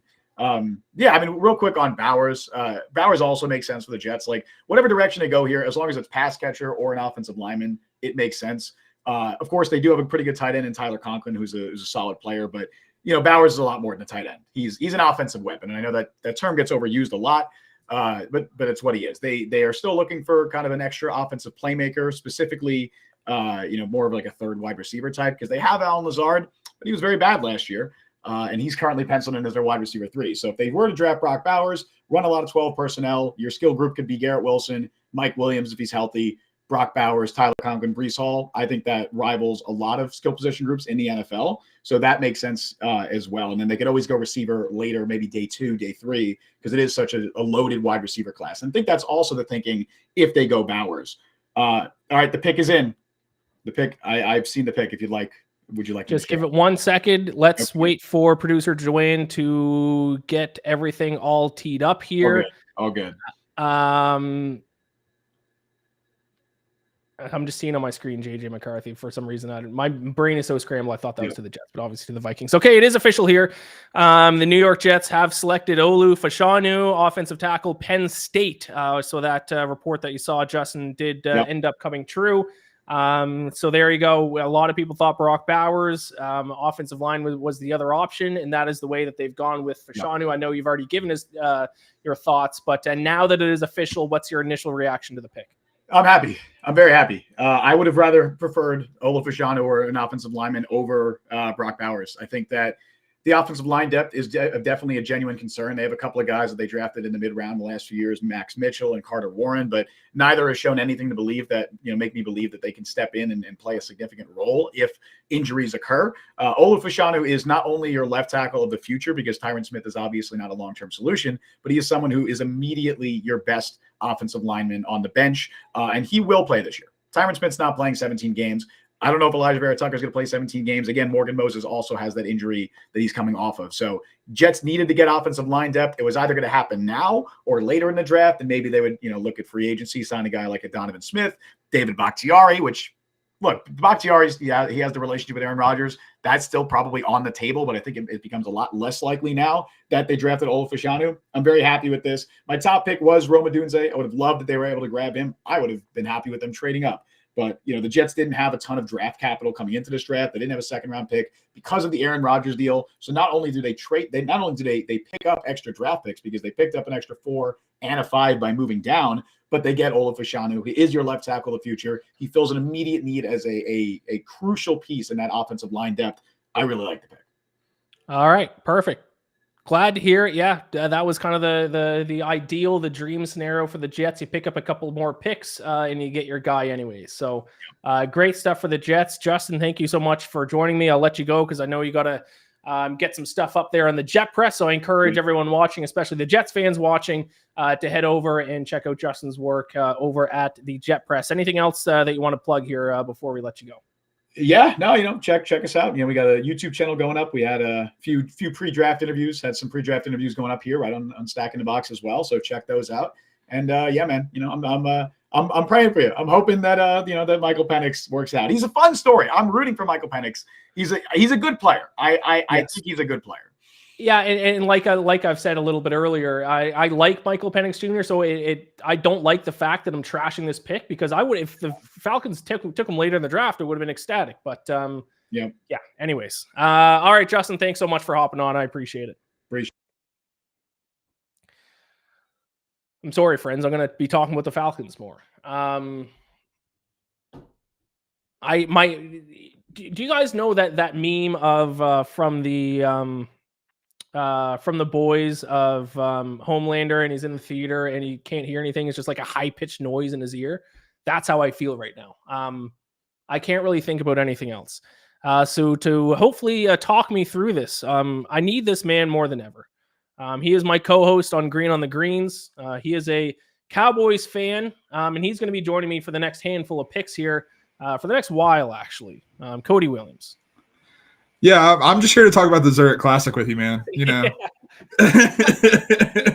I would love to talk something else, Cody. Let's talk Zurich Classic. No, I mean, talk to me. I don't know. Joe Summers in the chat. I'm sorry, and my phone has been going off the. My fiance is out in the kitchen. I need to text her and get her to bring me a drink. I wasn't gonna drink tonight, Cody, but this is the last thing I expected. Alex in the chat at one point there a few minutes ago said Raheem Morris implementing a 2-quarterback system. Oh my god, that's what we need. That's Crow the next evolution Ian, of the Wildcat. Yes. Crow asked Ian, jersey still on? Yes, my jersey's still on. I mean, this is a brand new jersey. Just came in the mail last week. Kirk Cousins was my guy. I interviewed him. I made my pitch. We gave him a lot of money, and then we used our number 8 overall pick on another quarterback. I will say next on the clock is the Denver Broncos, I believe, who I don't think have traded or anything. They're going to pick it. Is it Bo Nix? Do we go 6 quarterbacks here in the first 12 picks? I don't know, Cody. Just whatever you want to talk about, take it away for 30 seconds. I got to get a drink order in. I will tell you this, that the Broncos taking Bo Nix at 12 would be exponentially more egregious than the Falcons taking Michael Penix at 8. Michael Penix is head and shoulders above Bo Nix, in my opinion, in terms of being an NFL prospect. So at least you didn't take Bo Nix. Let's look at that silver lining for you. True. I would rather Penix than Bo Nix. That's a great point. Yeah, we just got to build you back up just piece by piece, little by little at this point. I mean, it's tough because I definitely thought that the Falcons were going to go defense, but apparently this defensive class is just not valued. Albert Breer tweeted out right before I came on that this is the first class ever that a defensive player has not been taken in the top 10. It's the first time that's ever happened. Didn't even realize, but that's true. Yeah, so I mean, I think it's surprising, but at the same time, we'd heard a lot of rumors that Michael Penix was going to go, could go top 10, could go 13 to the Raiders. It seemed like the league valued him a lot more than the general, analyst community, the draft community did. And I guess pick is in, Cody. Not to interrupt you. The 12th pick overall in the 2024 NFL entry draft, the Denver Broncos select quarterback Bo Nix from Oregon. 6 quarterbacks in 12 picks. The over-under for quarterbacks in the first round, I believe, was 5.5. The over has hit 12 picks in. 50% of the picks so far in this draft have been quarterbacks. So maybe if Michael Penix Jr. was the Falcons guy and they got an inkling that everyone else was going to be gone by midway through the first round, maybe that's why they had to do it. But Bo Nix to the Broncos. Who's feeling worse right now? Falcons fans or Broncos fans? The difference is the Broncos did need a quarterback. Now, I would prefer Penix over Bo Nix, but the Broncos did need a quarterback. The Falcons didn't.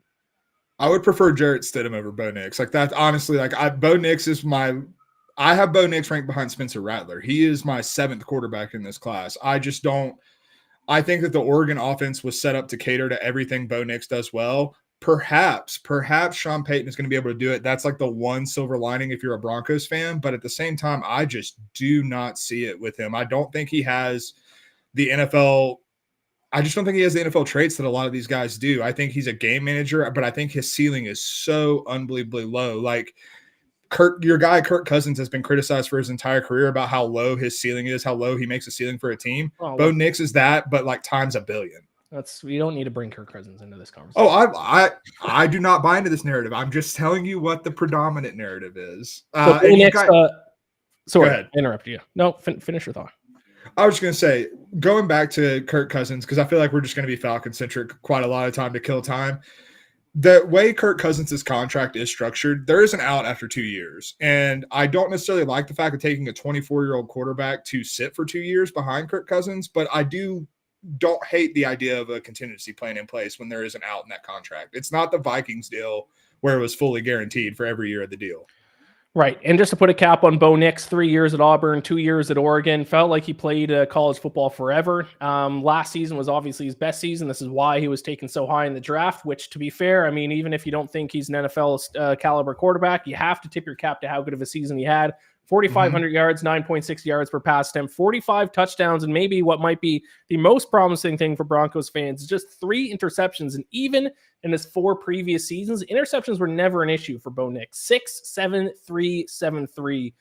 He did not turn the ball over, which I would say is got to be the most promising thing for Broncos fans now that you know Bo Nix is your quarterback. Yeah, absolutely. I mean, he's very careful. Like, he's going to take care of the ball. And I think Sean Payton will design the Broncos offense to look a lot like the Oregon offense, which was a lot of throws behind the line of scrimmage, a lot of, like very short parts of the field. Like Sean Payton is a good offensive mind. He's a little bit aggressive, a little bit insane in my opinion, but I do think that he will design an offense that puts Bo Nix in the best position to be the best version of Bo Nix. I'm just not sure the best version of Bo Nix is someone you take in the first round, much less the top 15. Okay, so next on the clock is the Raiders, the Las Vegas Raiders, who a lot of people thought Michael Penix Jr. I should have bet Michael Penix Jr. to the Falcons. He was like 50-1 to go to the Falcons, and I saw it today, and I didn't bet it because I was like, he's not going to be around when they pick in the second round. I didn't think he was going to go 8 overall. Raiders obviously not going to go quarterback now. Sign Gardner Minshew. You say obviously, are we sure? Who's next? Spencer Rattler, 13th overall? Spencer Rattler or someone. I don't know, man. At this point, all bets are off at this point. So before we figure out what that pick is going to be, producer Joanne, big Spencer Rattler fan, as a South Carolina alum. So that's right. There you go. Yeah, we'll see. I actually thought the Falcons might take Spencer Rattler in this like second or third round. I actually didn't hate that, but regardless, we got an ad read to get through here, Cody. Okay. If I can somehow figure my brain out enough to be able to read this ad right now. FanDuel. If you haven't downloaded the FanDuel app yet, you will definitely want to take advantage of this offer. New users who sign up through our link must deposit $10 and place a first wager of $5 on any live bet. Once your first bet settles, you will receive $150 in bonus bets, even if that bet loses. This offer is only available if you sign up through our link, bit.ly/fansidedfd. You can find that link in the description below our stream, or what you can just do is scan the QR code up in the top left-hand corner of the screen there right now. But if you do want to type in the link, it is bit.ly/fansidedfd. This offer will end shortly after the game or draft, so make sure you don't miss out. Offer is only available to the new customers who are 21 plus and physically present in legal gambling states. Please remember to always gamble responsibly. Check the episode description for the full terms of the offer. So go sign up for FanDuel using our link, deposit at least $10, and no matter what happens with your first wager of $5, it doesn't have to be on any live bet. You'll receive $150 in bonus bets. I wasn't going to drink tonight, but I have been delivered. I've been hand delivered a beer. I need something to help me out a little bit here, Cody. I'm struggling. I'm drinking. This is it's a 7.9% stout. Love that. Love that journey for you. That's what you need right now. Like, you couldn't go with the seltzer right now. That's too light. I'm going to be honest. I'm a stout guy. Not good. Okay. Oh no. Oh no. Which is just another cherry on top of my night, Cody. I decide to have a drink to help calm my nerves, and I take a sip, and it's disgusting.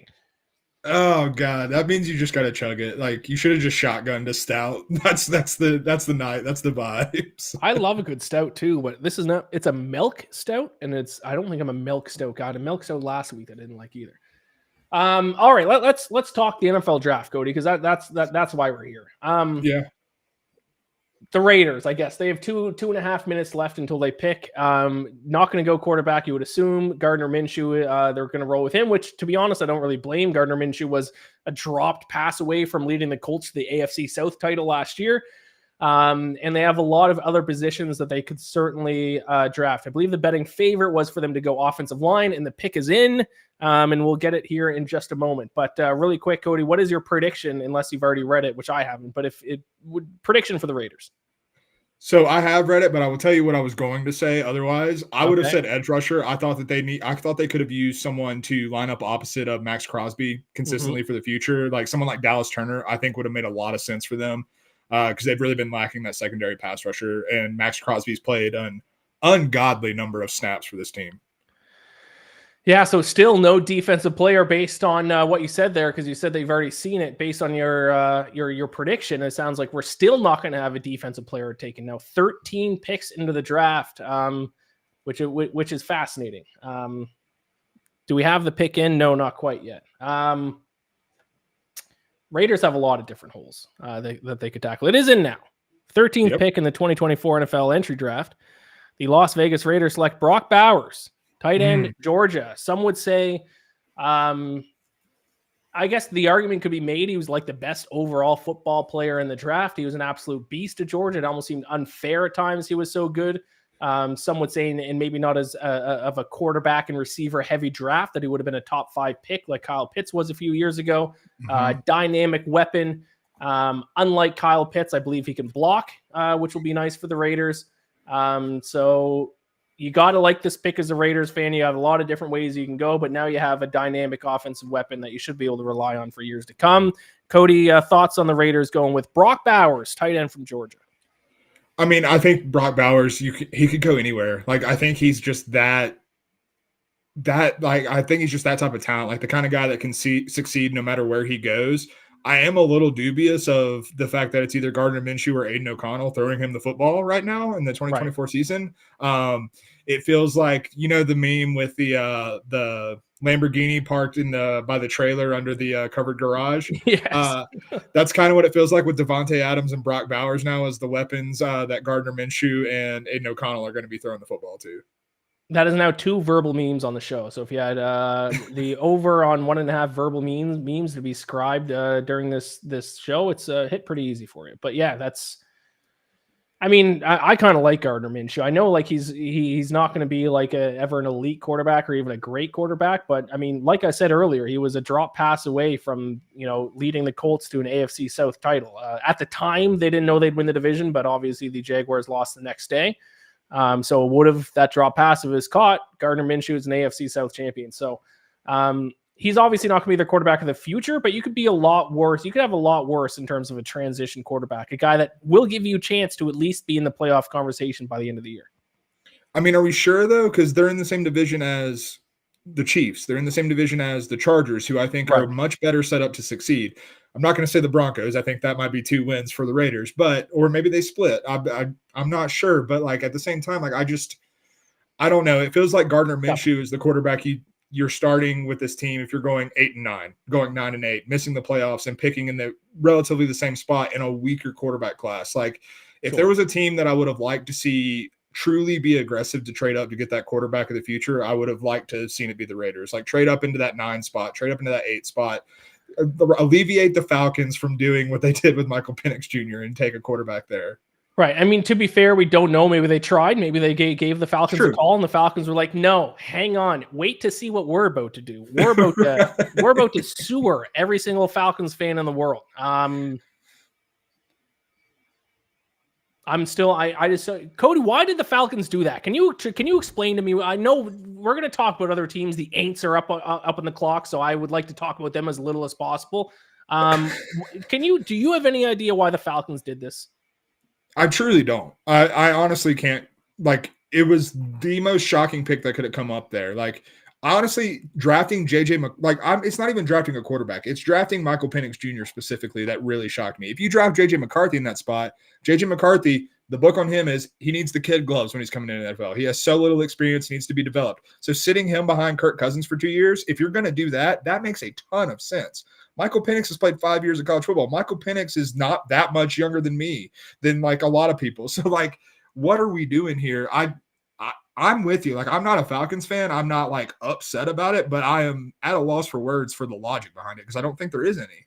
I'm desperately trying to scroll Twitter right now to see if someone has an explanation for me. Is Kirk Cousins like not alive anymore? Did something happen? Did he get in a car accident today or something? Now they need a quarterback. I don't get it, Cody.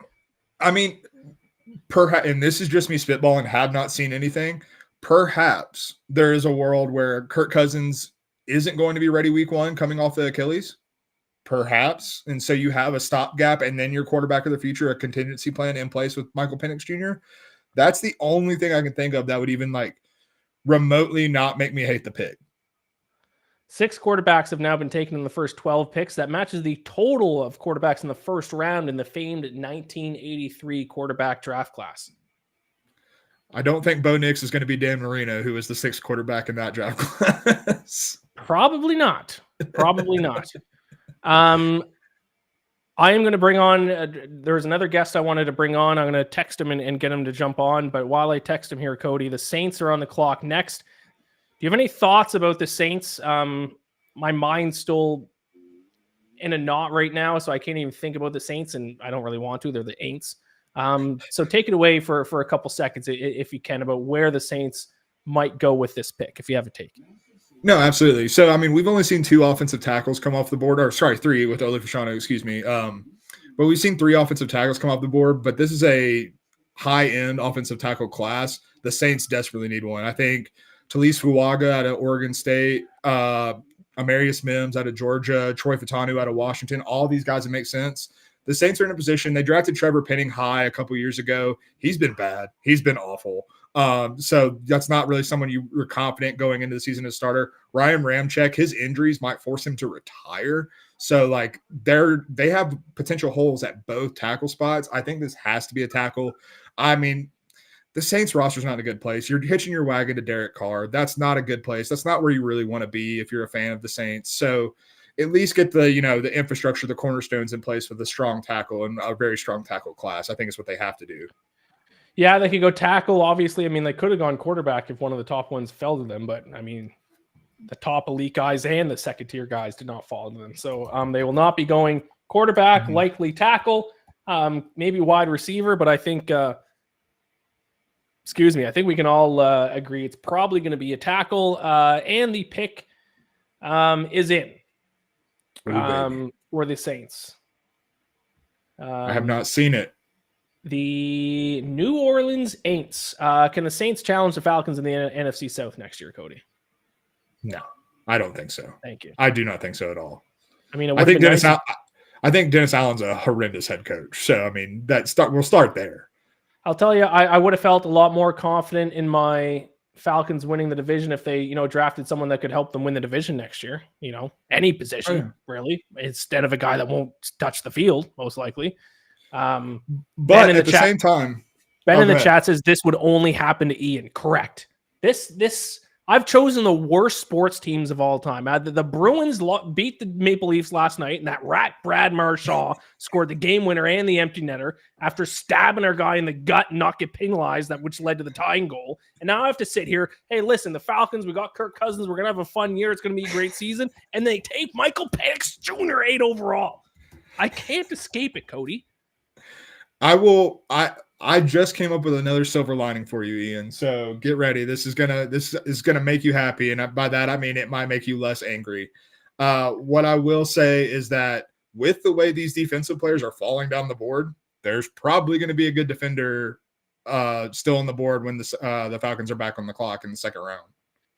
Or maybe you know what would actually make me really happy if the Falcons, if one of the top pass rushers fall to late first round and the Falcons trade up to get them, because then really they get the top two guys that I would have liked just in reverse order. So you know what, that does make me feel better. That gives me something to cling on to, Cody. I appreciate that because now we are now pick 14 and still no defensive player taken. The pick is in, the 14th overall pick. The Saints select, oh boy, Talius Fuaga, offensive tackle, Oregon State. So you were correct, Cody. They did take an offensive lineman here.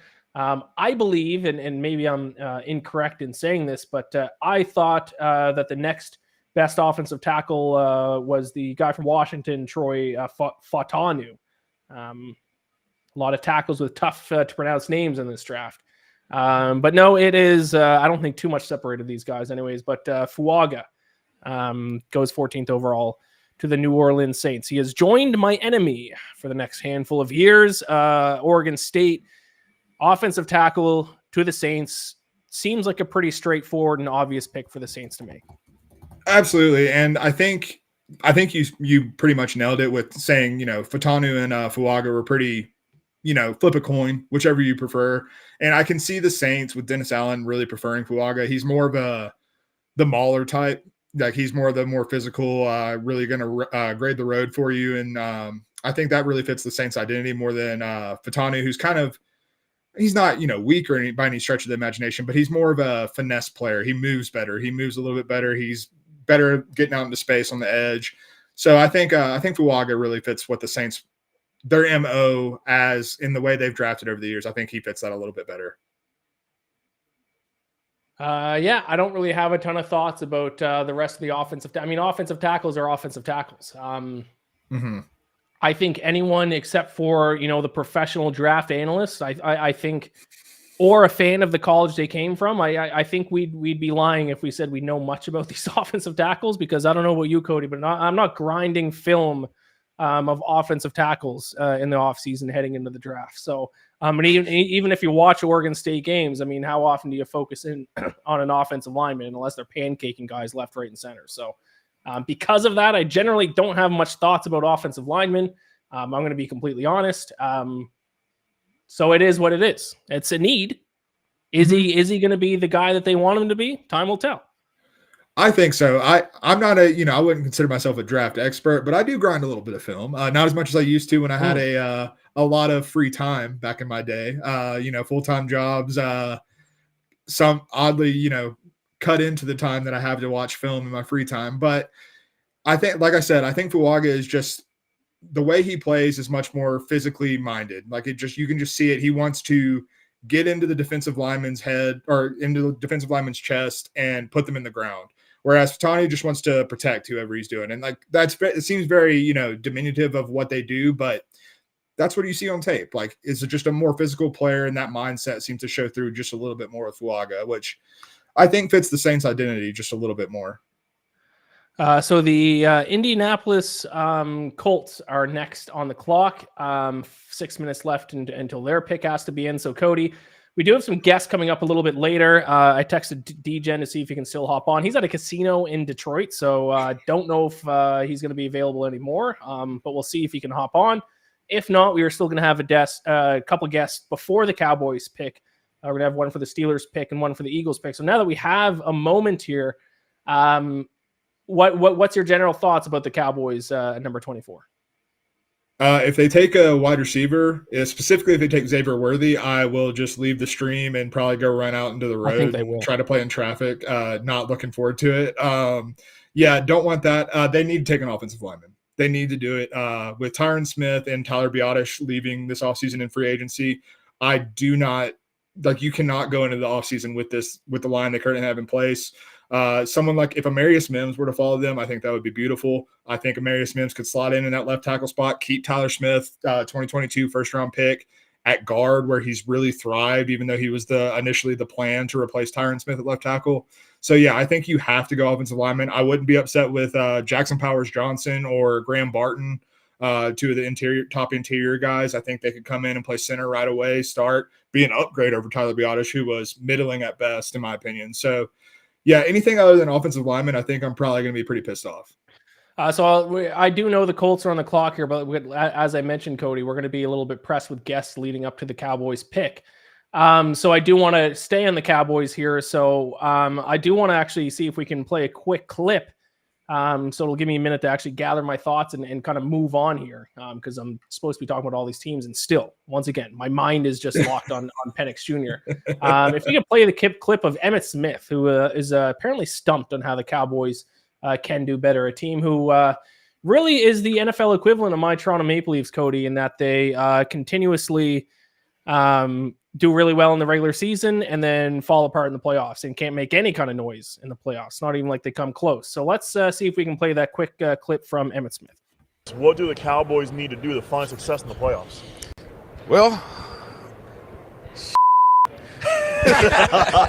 they need to do better. I mean, like, dang.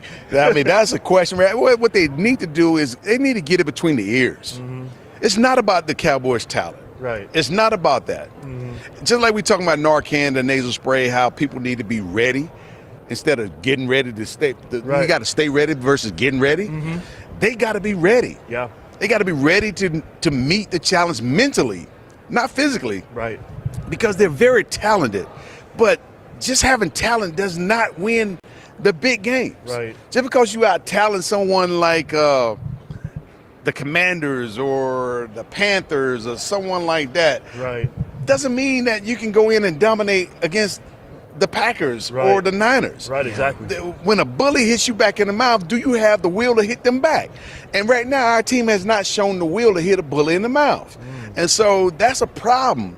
Right. And it's not about your talent. Right. It's about you mentally meeting the match that's before you. If that team challenges you at that level, you know what you need to aspire to. I have two very quick comments about that. Okay. Number one, what a pro by Emmitt Smith to work in his sponsor that he was sponsoring into his answer to that question. That's a man who's been doing that a while. Yeah, what a pro. Number two is that his description of the Cowboys, to be honest, reminds me a lot about the Leafs. When they get bullied in the playoffs, can you punch them back in the mouth, or are you just going to allow yourself to get bullied? He says that's what happens with the Cowboys. That is definitely what happens with the Maple Leafs, and that's why that rat, Brad Marchand, gets to us every time we see him in the postseason. So, because he's a bully. That's what he is. So yeah, the Green Bay Packers are the Dallas Cowboys bully. Like the Green Bay Packers just have the Dallas Cowboys number and torture me to no end. And of course, they're doing it again with Jordan Love, obviously. So with the Colts pick is in, we're going to get it here in a moment. But my guest, my boots on, who he was supposed to be my boots on the ground reporter here, I believe he is in the waiting room. So if we can bring him in, the Degenerate is what he's known by. At the DGen Weekly. Are you there, I can't DJ? hear you very well, so I'm going to leave. But this is live from the MGM Sportsbook in Detroit. Hold on. Let me move so I can hear you guys real quick. He was supposed to be our boots on the ground reporter. He bailed from going to the draft because there's too many people, which I respect. He is now watching the draft at the Sportsbook in Detroit. DGen, can you hear us there any better now? Yes, I can hear you much better. Here's a really famous cleat. I think this cleat was worn by Joey Harrington, Detroit Lion great, which we all know. I'm just kidding. I don't know what that is. Detroit has a lot of statues. I wasn't sure if that was one of them.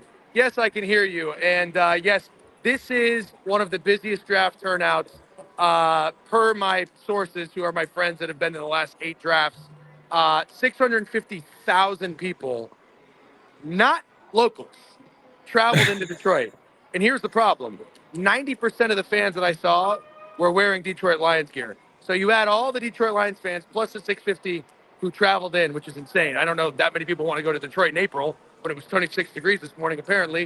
It was too many people.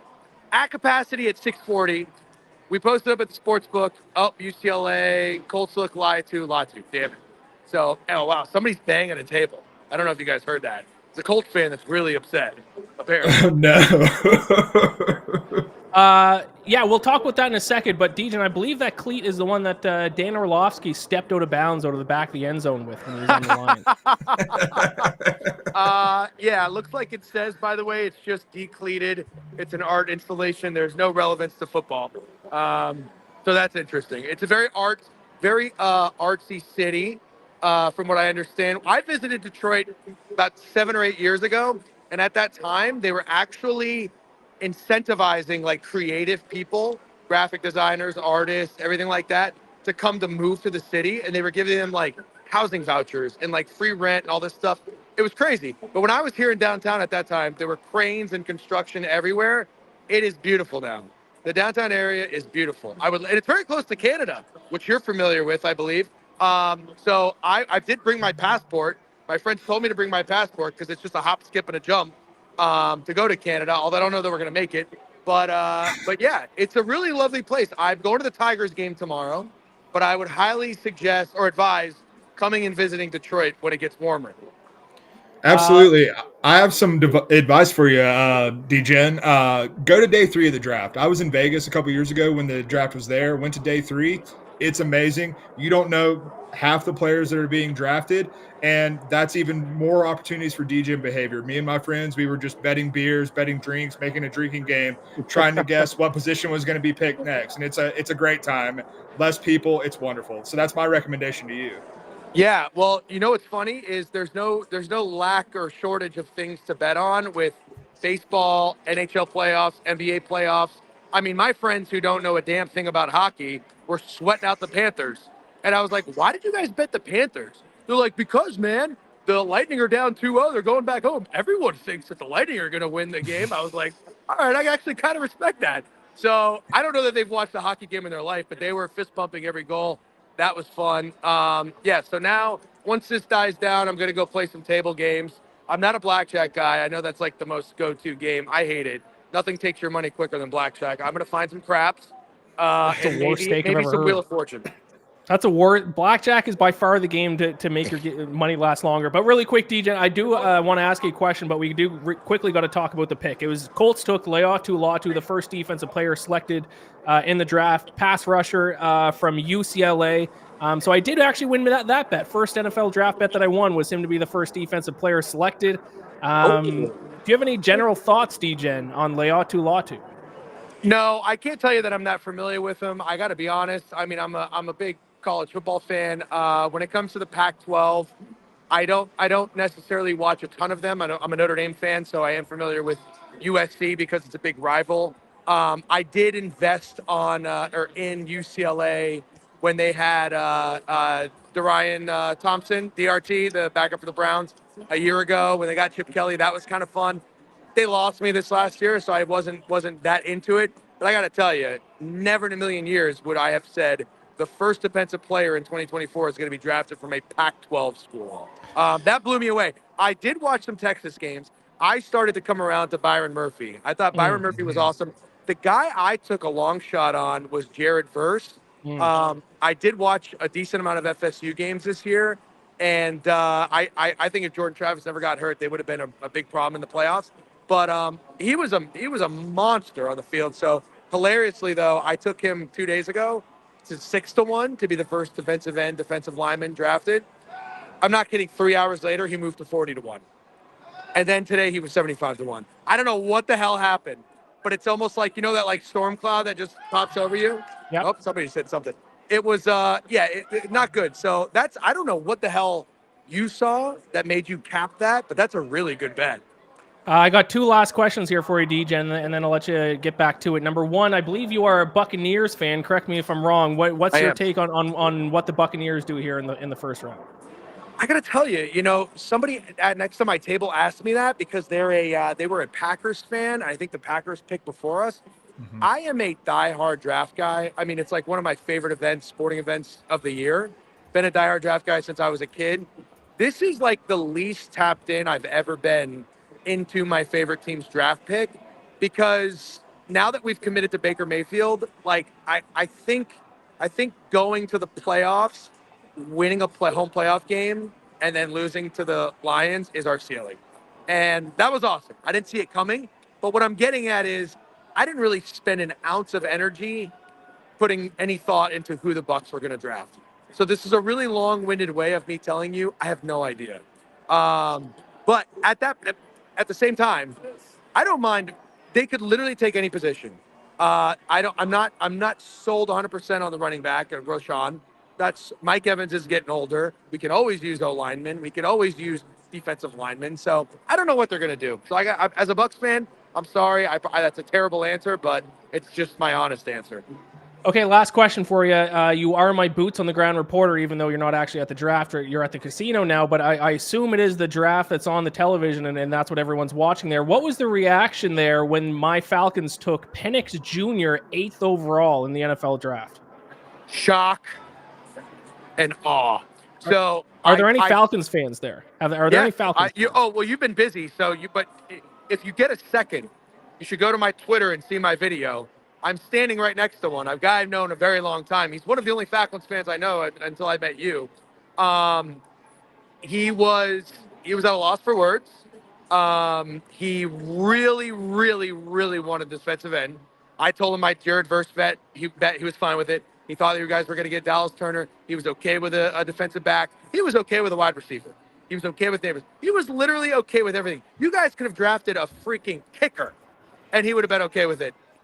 He was numb. He was numb for about 15 seconds, and then he asked me to go smoke a cigarette outside, and he was very, very upset. And I think there's some legitimate reasoning behind it, and I don't understand it. Maybe you can find some reason to draft a quarterback, but you're paying Kirk Cousins. He's going to give you at least 3 years. I'm okay with grooming a quarterback, but not in the top 10. And right. I don't think Penix is necessarily a 21, 22-year-old prospect. Isn't he like 25? 24. He's 24. He's 24. Okay. So, I mean, but like realistically, what if Kirk Cousins is actually really good and he's not 40? What if he's got 4 years left in him? Right. So, I mean, Penix is going to come in at, I don't know. Like, I actually thought, I'm not high on any of these quarterbacks. Like Caleb Williams, I think is going to be really good. I'm not high on Drake May. I'm not high on anybody else. I thought Penix was the second best quarterback. I just think, given all the other circumstances, the Falcons probably should have traded back if they were going to take him, or gone a little bit later. But to answer your question, everyone in the room, that was the best reaction of the night. It was just everybody was jumping up, like, oh, looking at their friends next to him. Can you believe what just happened? It was definitely the biggest shock of the night. Sorry for you, Ian. Are you happy with it? No. Okay. If you get a chance when you get back, watch the replay of my reaction to it. I thought I was being pranked by my producer. So. But, funny last thing, and then I'll let you go. Yeah. There is an account on Instagram that a guy in my group follows, and this guy's leaking all the draft picks. And when the first one that was kind of a surprise was J.C. Latham to the Titans, and when the guy said, he's been saying it, he's like, ooh, J.C. Latham, because I had Brock Bowers 16-1 to go there, and obviously that didn't hit. But I was like, no way, and it was right, and I was like, oh my gosh, this is legitimate. And he told us Penix at 8. And I was like, no, okay. I thought your source may have been legit. You're full of it. He's like, dude. He apparently came across this account last year, and the guy was 100%, 32 for 32. And so the Falcons fan heard this, and he was like, you're full of shit. So, I mean, we had like a little bit of a warning. Nobody believed it for a second. So, yeah. I still don't believe it. It's unbelievable stuff. All right, D-Gen. I appreciate you hopping on. I appreciate you being our boots on the ground reporter. Have a good night. Yeah, let the people know where they can find your stuff. Yes, at the DGen Weekly on Twitter. Thank you, Ian. Big fan. I can't even see who your guest is, but he seems like a nice guy with a beautiful mustache. Good luck on the Leafs, by the way. I can't stand them. I hate them. I hate that I have soft spot for them. I need them to win Game 4. Have a great rest of the night, and I'll chat with you later. Thanks, buddy. Play. Oh, he's gone. I was going to say play hand blackjack for me. we do have a pick to catch up on, so I guess let's go there next. The Seahawks picking 16th overall. The Seahawks have selected Byron Murphy, defensive tackle, Texas. Byron Murphy, a lot of people, there's a lot of late steam on Byron Murphy being the first defensive player taken. He is the second defensive player taken all the way down at 16. Great pickup for the Seattle Seahawks, I think. If you told Seahawks fans before the draft that Byron Murphy would have fallen to you all the way down at 16, I think you would have been ecstatic. To Texas. Cody, what are your thoughts on Byron Murphy to the Seahawks? Yeah, there was a report a couple of days ago that Byron Murphy basically said in some interview, I don't remember where exactly, but the Seahawks told him that he would not fall past 16 if he did fall. So kind of expected this when he was still on the board and saw the Seahawks coming up. Makes perfect sense, man. He's a absolutely disruptive player up in the interior, and that's something that the Seahawks have not had in quite a while, basically since like the Legion of Boom defense when they had Jaron Reed and guys like that who are really coming on strong there. And so I think Byron Murphy's going to have a really big immediate impact there, especially with Mike McDonald coming in as the new head coach. I mean, that's a home run pick. That's one of my favorite picks of the draft thus far, honestly.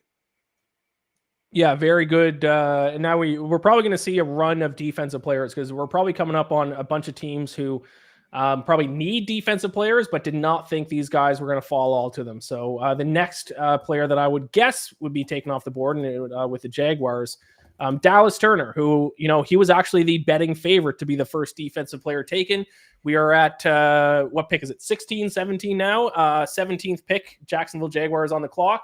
And not only was Dallas Turner not the first defensive player taken, he was not the second defensive player taken, and he is still available at 17th overall. So every single year we see, a top prospect drop.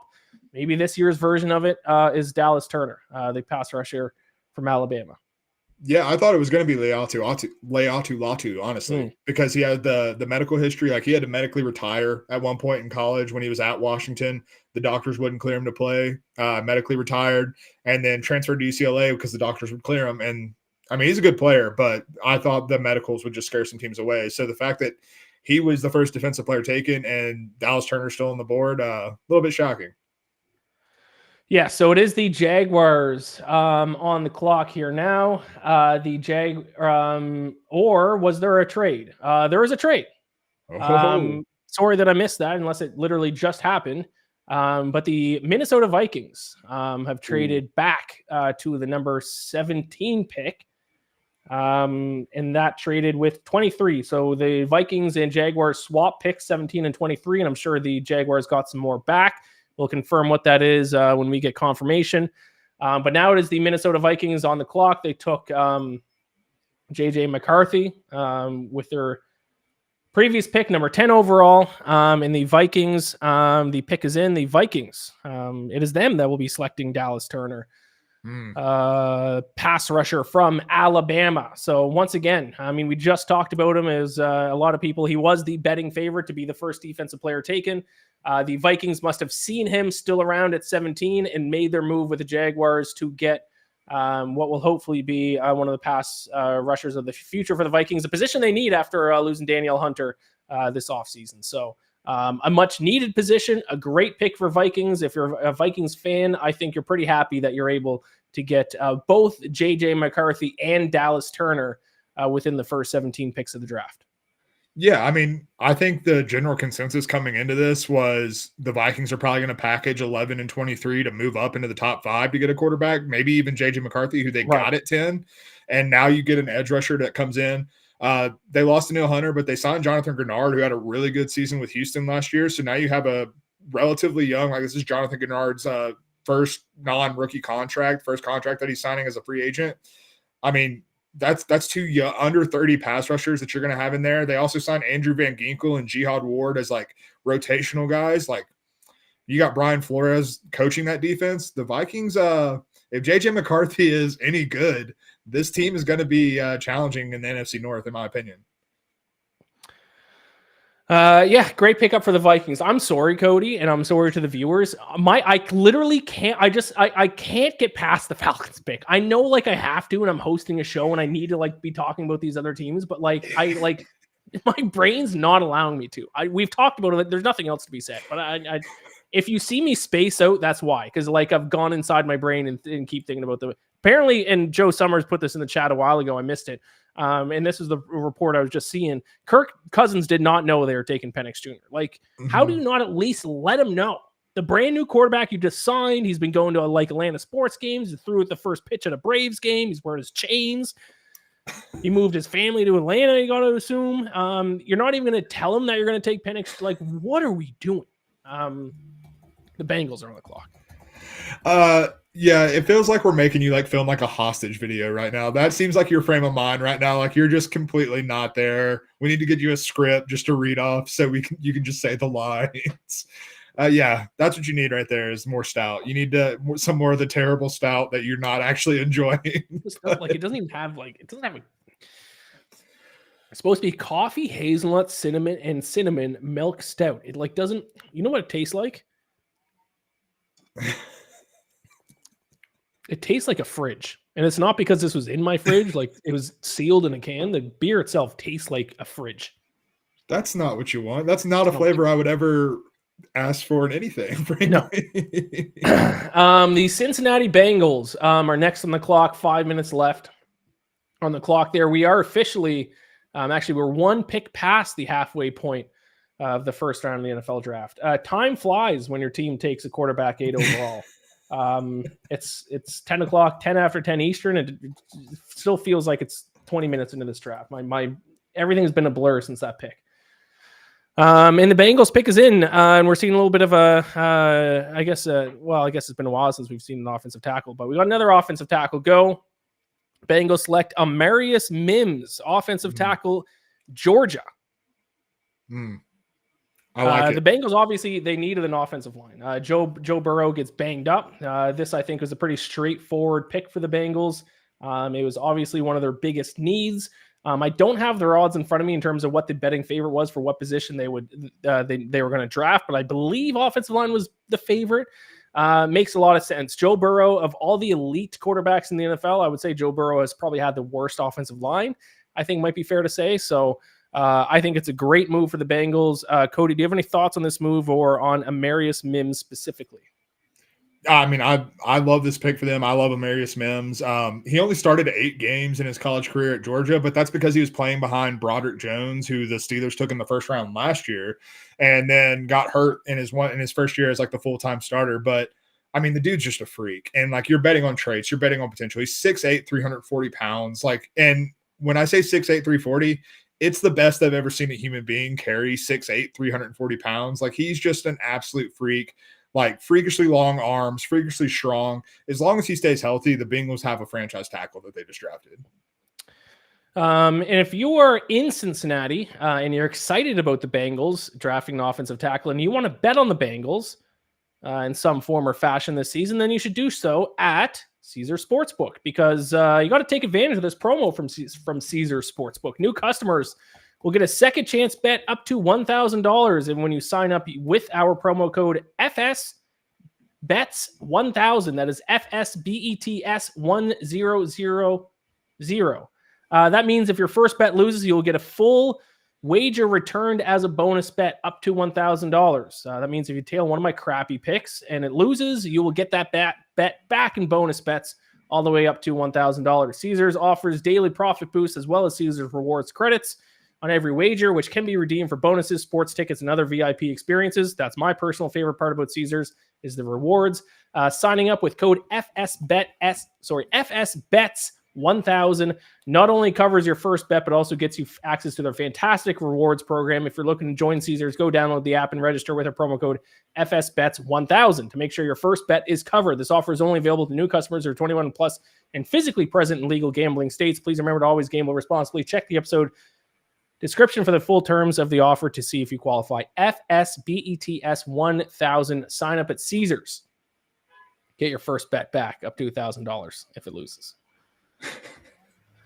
We march on. Who's on the clock? The LA Rams are on the clock. The first year since they drafted Jared Goff that they have a first round pick? It's been a long time. Is that how long it's been?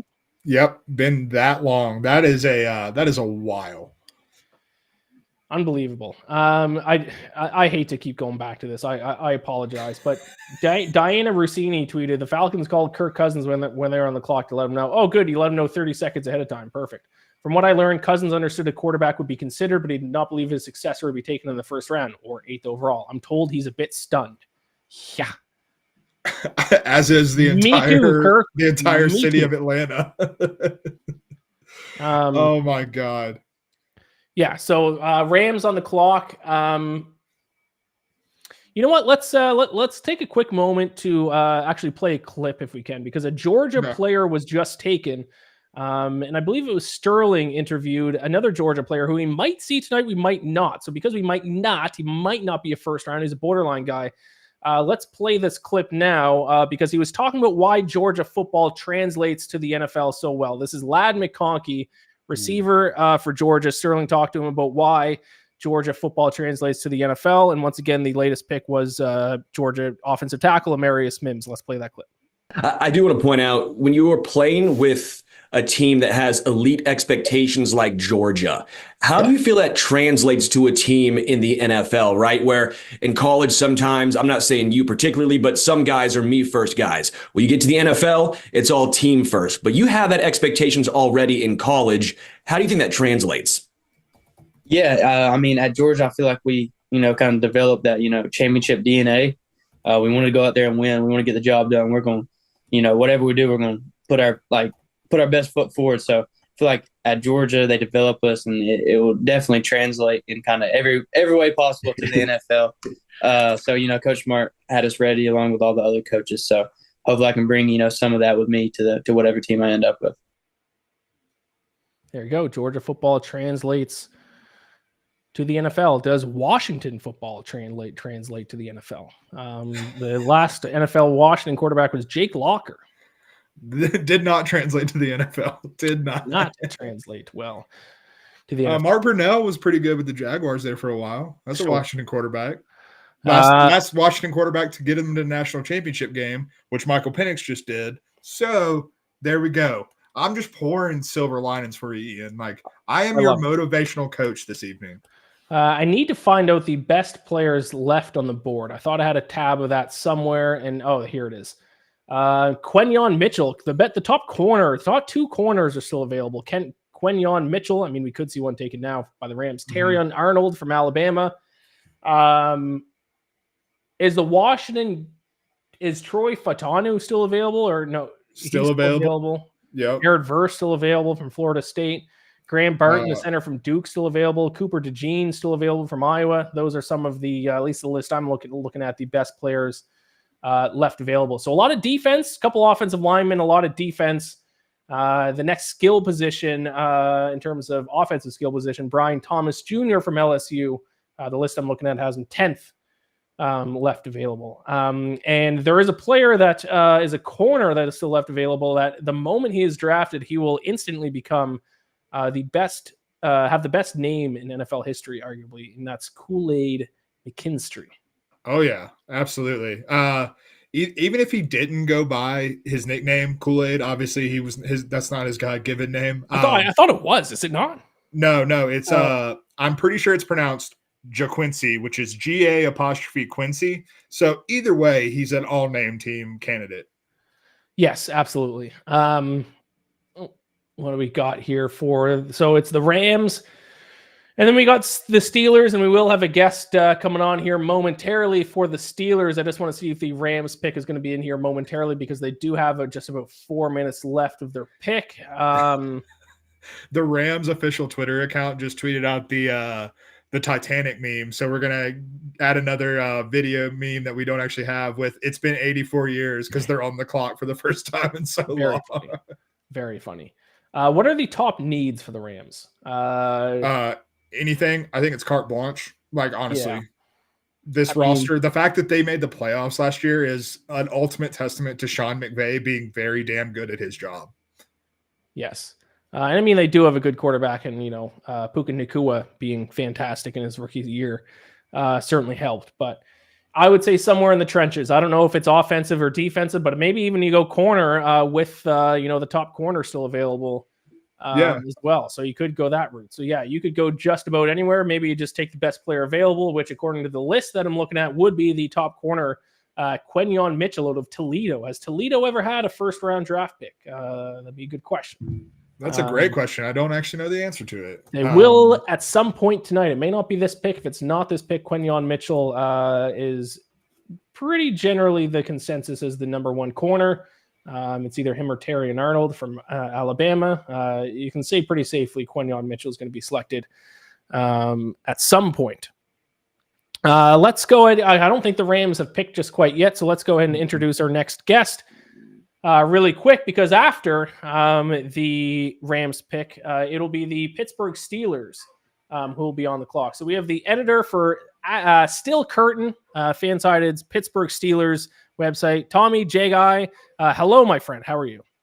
I'm doing awesome. Ian, Cody, how are you doing? Not good, to be honest, but that's okay. I've talked enough about my Falcons. I appreciate you coming on. Give me That was something. That was something for sure. It was something, and it did happen. I can confirm it did happen. I've started to accept that it's not a prank, that the entire world's playing on me. It did happen. Tommy, before we get the Rams pick here, just give me a quick breakdown of what you think the Steelers are going to do here at 20th overall. Well, when I mocked the Steelers just yesterday, I had said Amarius Mims, and I feared all along that he would go to Cincinnati if Brock Bowers wasn't there. That proved to be the case. Now I'm not hitting the panic button. I think Graham Barton is the next option for them. It's so hard to find good, powerful, long tackles. You just don't get those in the pick 20s very often. I know that Mims lacks experience. I think Barton's going to be the pick. Interesting to see Troy Fautanu still on the board as well. I think it comes down between those guys. The Steelers have expressed more interest in Barton, so I'm going to go that route. Yeah, and in terms of the betting odds, obviously I'm a betting guy. Offensive line was the overwhelming favorite. There was very few teams that had like an overwhelming favorite in terms of what position they would take with their first pick.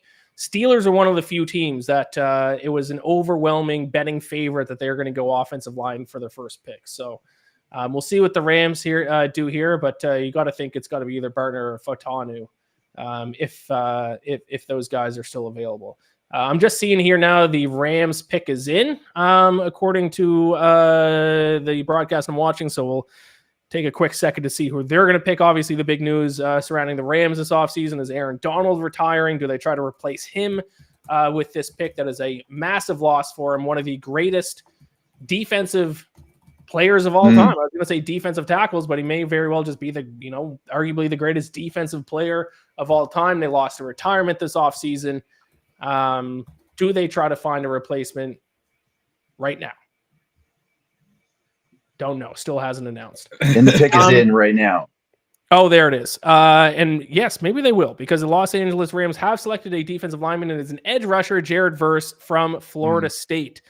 We had D-Gen on earlier who predicted Verse was going to be the first defensive player taken. Obviously not the case, but there we go. The Rams do add to their defensive line. I did assume it was going to be on the trenches on either the offensive side of the ball or the defensive side. So they go Jared Verse.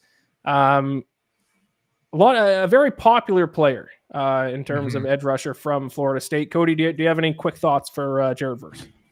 Jared Verse is just a complete player, man. Like he I would say he's not elite at any one thing, but he's above average at everything. And that's kind of he's going to come in. I think he's an immediate double-digit sack candidate. Like, not going to guarantee that, but I think he's just going to come in and be an immediate impact player. I think he's polished. He spent a long time transferred to Florida State from Albany. There were questions about level of competition, obviously jumping up, and he didn't miss a beat, man. He's just that good. He's polished. He defends the run well too. He's not just a pass rusher, not just a pin his ears back guy. So yeah, I mean, I said it was carte blanche, and I think this is a good carte blanche pick. Like, this is somebody who's going to make an immediate impact on this defense. Yeah, there was certainly a chance he was not going to be available at this point of the draft. So Rams, if they had edge rusher on their mind, they got to be happy with this pick. Tommy, is there any chance whatsoever the Steelers trade down at all, do you think? I think they would entertain the idea. Just the problem is, now that the tackle they like is off the board, do they risk moving back and potentially losing out on a Graham Barton, who I think was their backup plan all along? I think it was going to come down to one of those two guys. And so now that one is off the board, I'm not sure if they entertain that idea. I know that Omar Khan in his pre-draft press conference said that they typically they aren't interested in trading away when there's a good player on the board. And I think that they're going to view Barton as that guy. So that is, if you were to, predict which way the Steelers go, you think they go Graham Barton from Duke? I do think they go that route. I've been hearing a lot of that over the last 24 hours. It's been mocked by all the major NFL draft experts recently. And so it just makes a lot of sense for their situation. They haven't had a true center since Marquise Pouncey. Their experiments with Kendrick Green, Mason Cole both failed. Brian Thomas is a really interesting option. You don't have Deontay Johnson anymore. I'm a big Brian Thomas fan. I think you plug him in there with George Pickens. You just make things happen on offense. So I would consider going that route. He's the best player that I would have on my board for this selection. But I do think that the pick is going to be Graham Barton. I would say, go ahead, Cody. No, I've talked. I was just going to say that one point I saw brought up about Barton that I think makes a ton of sense is if you're going to run this 1-year experiment with Russell Wilson, Justin Fields, you need that middle of the pocket to be clear with both of those guys. And Barton is going to guarantee that because and also Barton also offers versatility. Like he played tackle, he played guard at Duke. So if you're looking to get your best 5 out there, which feels like a very Steelers type mentality, just get your best 5 out there. Barton's definitely a pick that fits everything that they would want to be doing this year. Yeah, he's just a box checker. I mean, I think he can play maybe 4 or 5 positions across the line. I don't like that his arms came in short, but it doesn't make that big of a difference if you're playing interior. He kind of reminds me of a former Steeler, David DeCastro, a little bit. I think he actually profiles best as a guard. Steelers don't need that right now with Isaac Seumalo and James Daniels. But I can see a career path where if the Steelers draft him, he plays center this year, maybe transitions to guard later in his career, or if he's really good and just stick at center. Mm-hmm. Tommy, I want to get your thoughts. It's not necessarily draft related, but just the quarterback room for the Steelers as a whole, obviously with Russell Wilson and Justin Fields now. I was vocal. I did not like the moves. I did not think that 2 average quarterbacks equaled 1 good quarterback. I did get some Steelers fans who fought back against that a little bit. And I do understand that there, is obviously a little bit of a buy low on both these guys. Hope one of them works out for you. So I am just generally curious your overall thoughts on the quarterback room for the Steelers heading into 2024. I mean, in their minds, the price is right. Like you're getting a guy on a veteran minimum contract in Russell Wilson. I liked Justin Fields. I don't have much hope for him at this stage of his career entering year 4, but I was very high on him coming out of the 2021 draft. He was my 2nd overall player. I think the chances of him being a franchise quarterback at this point are slim. I would have liked it if it was just Fields as the guy, because I really don't care for that to have the competition. I think the best case scenario, if Russell Wilson wins out, you've got a 36-year-old quarterback that you don't know what to do with. And so I kind of hope that it's Fields who earns that job at the end of the day and proves himself that he is that dynamic playmaker that can do something. Ultimately, it's probably going to be a scenario where the Steelers are looking to draft a quarterback a year or 2 from now. Yeah, I mean, fair enough. It wasn't working with what you had, so you may as well invest pretty, not exactly expensive options on a couple of guys. And Justin Fields is obviously a very high upside that could work out for the Steelers. And I did like this quarterback class a lot. It's just 6 quarterbacks go in the top 12. I mean, what can you do? Like, even if that had been the plan for the Steelers, unless you're trading up high into the draft, you're not getting one. So sure. Yeah. If one of them falls to maybe the mid-teens, the Steelers, I mean, you got a shot to trade up, but I don't think the Steelers had any plans on trading all the way up to 12. So the pick is in for the Steelers. We're just waiting on, the official word of who it's going to be. But Tommy, you're pretty confident, and the betting odds would agree with you that they're going to go with an offensive line here. That has been the case so far. I mean, that's been my feeling from the beginning of the pre-draft process, really. And I kind of would be surprised if they decide to go a different route. If they do go a different route, you think it would be Brian Thomas, a receiver from LSU? I can see them having interest in him. Mike Tomlin and Omar Khan were not there at LSU's pro day, but assistant GM Andy Weidel was. And so that kind of checks that box for them. They obviously have a great need for a wide receiver. Van Jefferson is their number 2 receiver right now. So you know a little bit about Van Jefferson, I'm sure. And so they could absolutely use somebody next to George Pickens. Not the most stable in terms of game in, game out, to kind of keeping his emotions in check. I don't know if he's a guy that's going to get a second contract for the Steelers unless things kind of improve that way. And so absolutely wide receiver is a need, but they also have needs in the trenches. Cody, you have any general thoughts on the Steelers? I think Brian Thomas Jr. would make sense with this pick, but I do think end of the day, I think the Steelers, just judging by their brass, I think they're overconfident in their ability to get a day 2 wide receiver and make him a star because they've done it so many times. And maybe they have a right to be overconfident at this point, but I just think that strategy's served them well for so long that they're probably going to keep going with that strategy until it's proven wrong. And I like it. And I like it in a draft class like this one, especially where the wide receivers are so deep and you can get a wide receiver 2 on day 2. Yep, absolutely. Steelers most likely going to go offensive line. The pick is in. I'm looking at it right now. Spoiler alert, it is an offensive line. So we'll just give a couple seconds here for us to get our graphics ready, but it makes a lot of sense. Like I said, of all the teams heading into the first round, there are betting odds because I'm a betting guy. There's only a handful of teams that had minus 200 or even shorter odds for what position they take with their first pick. And it was very rare to see a team picking as late as the Steelers still having an odds-on favorite position to draft a position to draft. And that was the case with the Steelers with offensive line. And with the 20th pick, they do select Troy Fautanu, offensive line from Washington. So, Tommy, you thought they were going to go with the Duke center. They did not. They went with Fautanu from Washington. Your thoughts on that?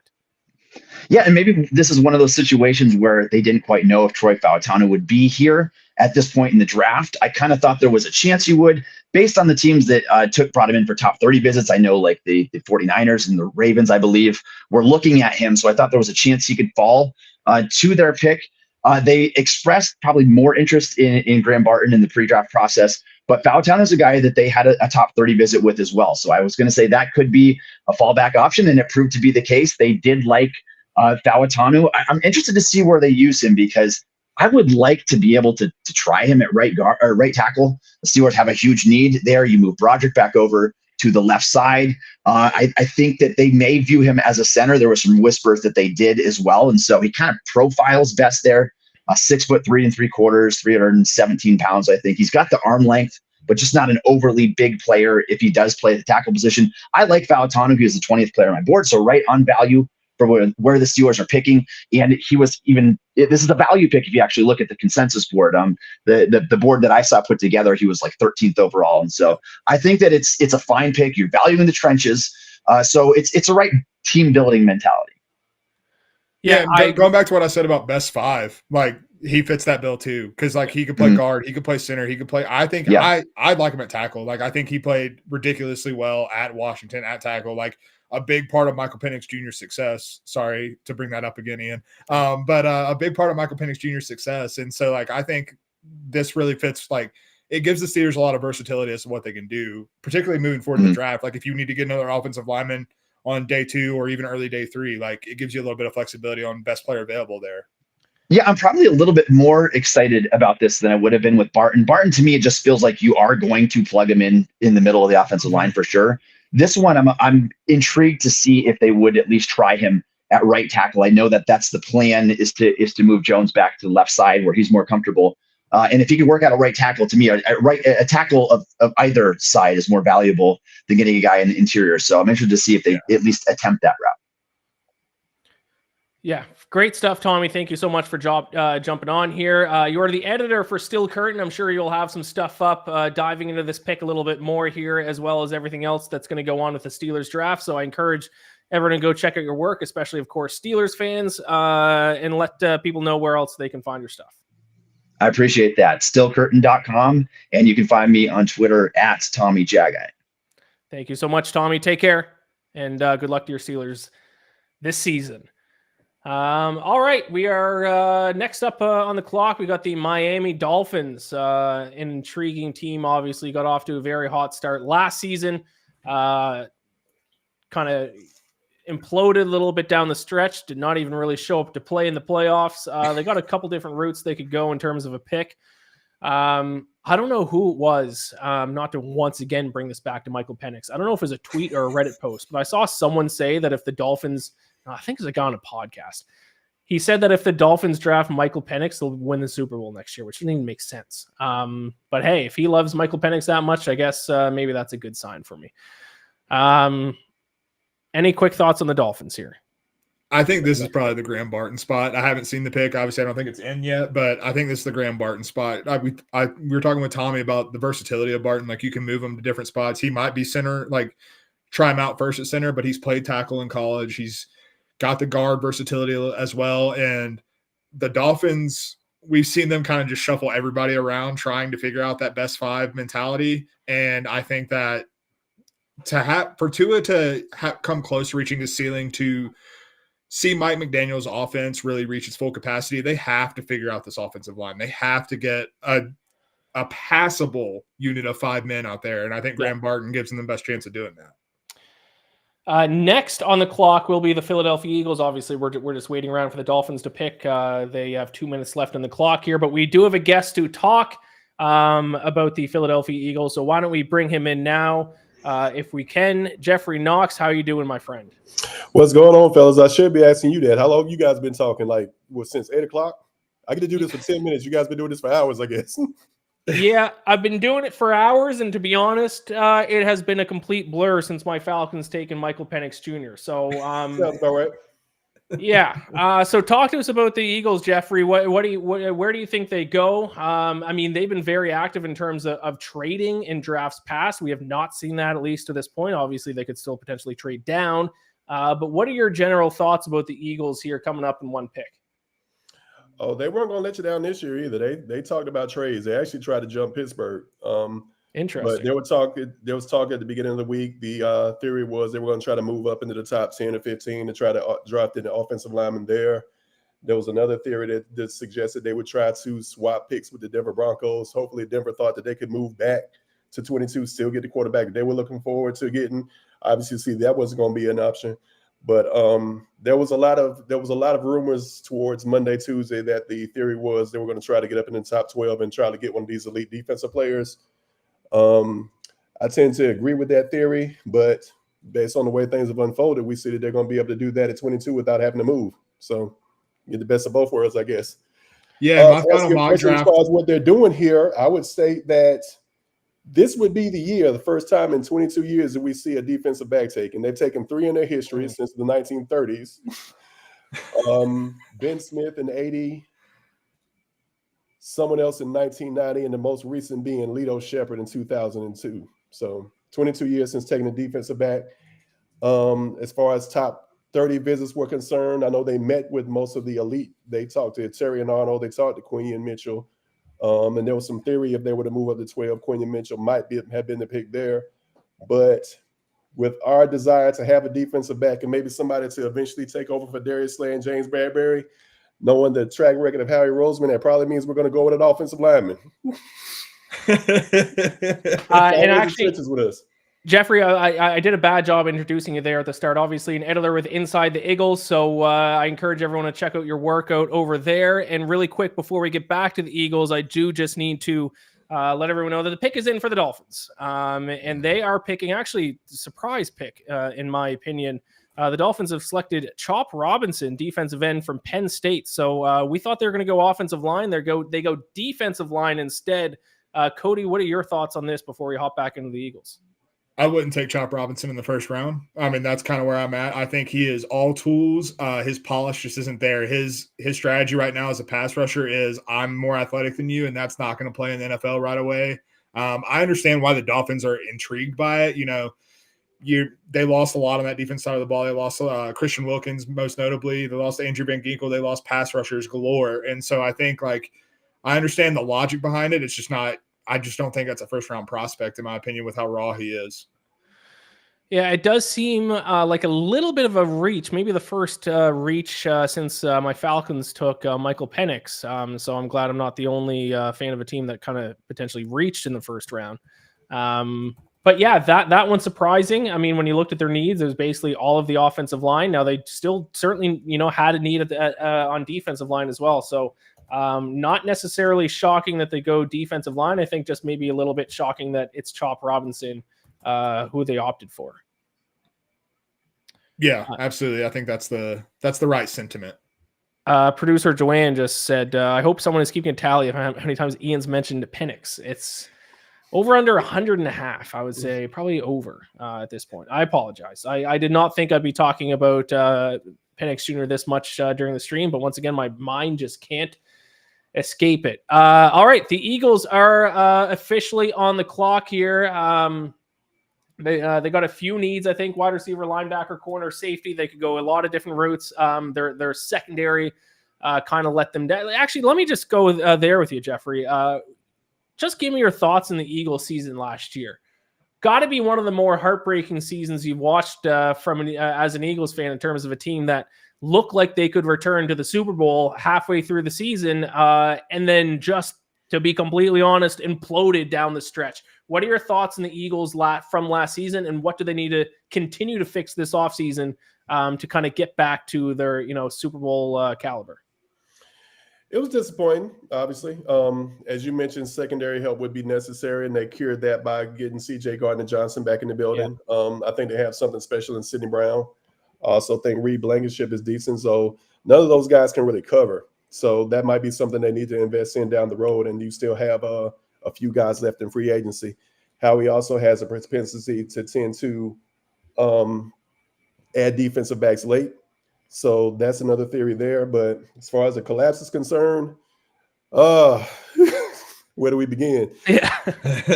Infighting. Stars who didn't want to talk to the defensive coordinator. A transformation from one defensive coordinator to another one in the middle of the season. Changes in defensive play calling. It was all kinds of stuff. But the long and the short of it was, this wasn't a team that was as good as the one we saw reach the Super Bowl. We saw chinks in the armor all season, despite the 10-1 start. And 10-1 is 10-1 in the NFL. We realized that. But all those things that we saw that could potentially be issues became issues later. And that ended up being what cost them. Then once you get to the point where there's a possibility that this team kind of lost faith in some of what Nick Sirianni was spewing, he remains as a CEO head coach, which is something that we can debate for the remainder of the offseason. But long story short, chinks in the armor, a lot of issues, all those things caught up with them, and we saw the results of that with the collapse down the stretch. I just want to shout out Alan Ashby in the chats as Dolphins 2025 Super Bowl champs. Big fan of the chop draft, hashtag chop chop. You mentioned, Jeffrey, earlier that Eagles don't exactly have a history of drafting corners, but I don't know if they would have expected that they would have their pick of corner at this point.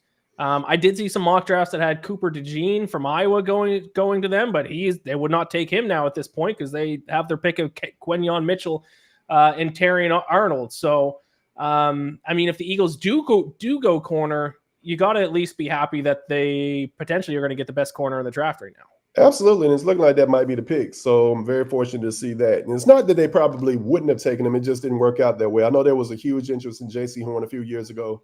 There was also the interest in Sauce Gardner, but there was no way he was going to fall to us at our selection. But this could be the year. We're breaking the jinx.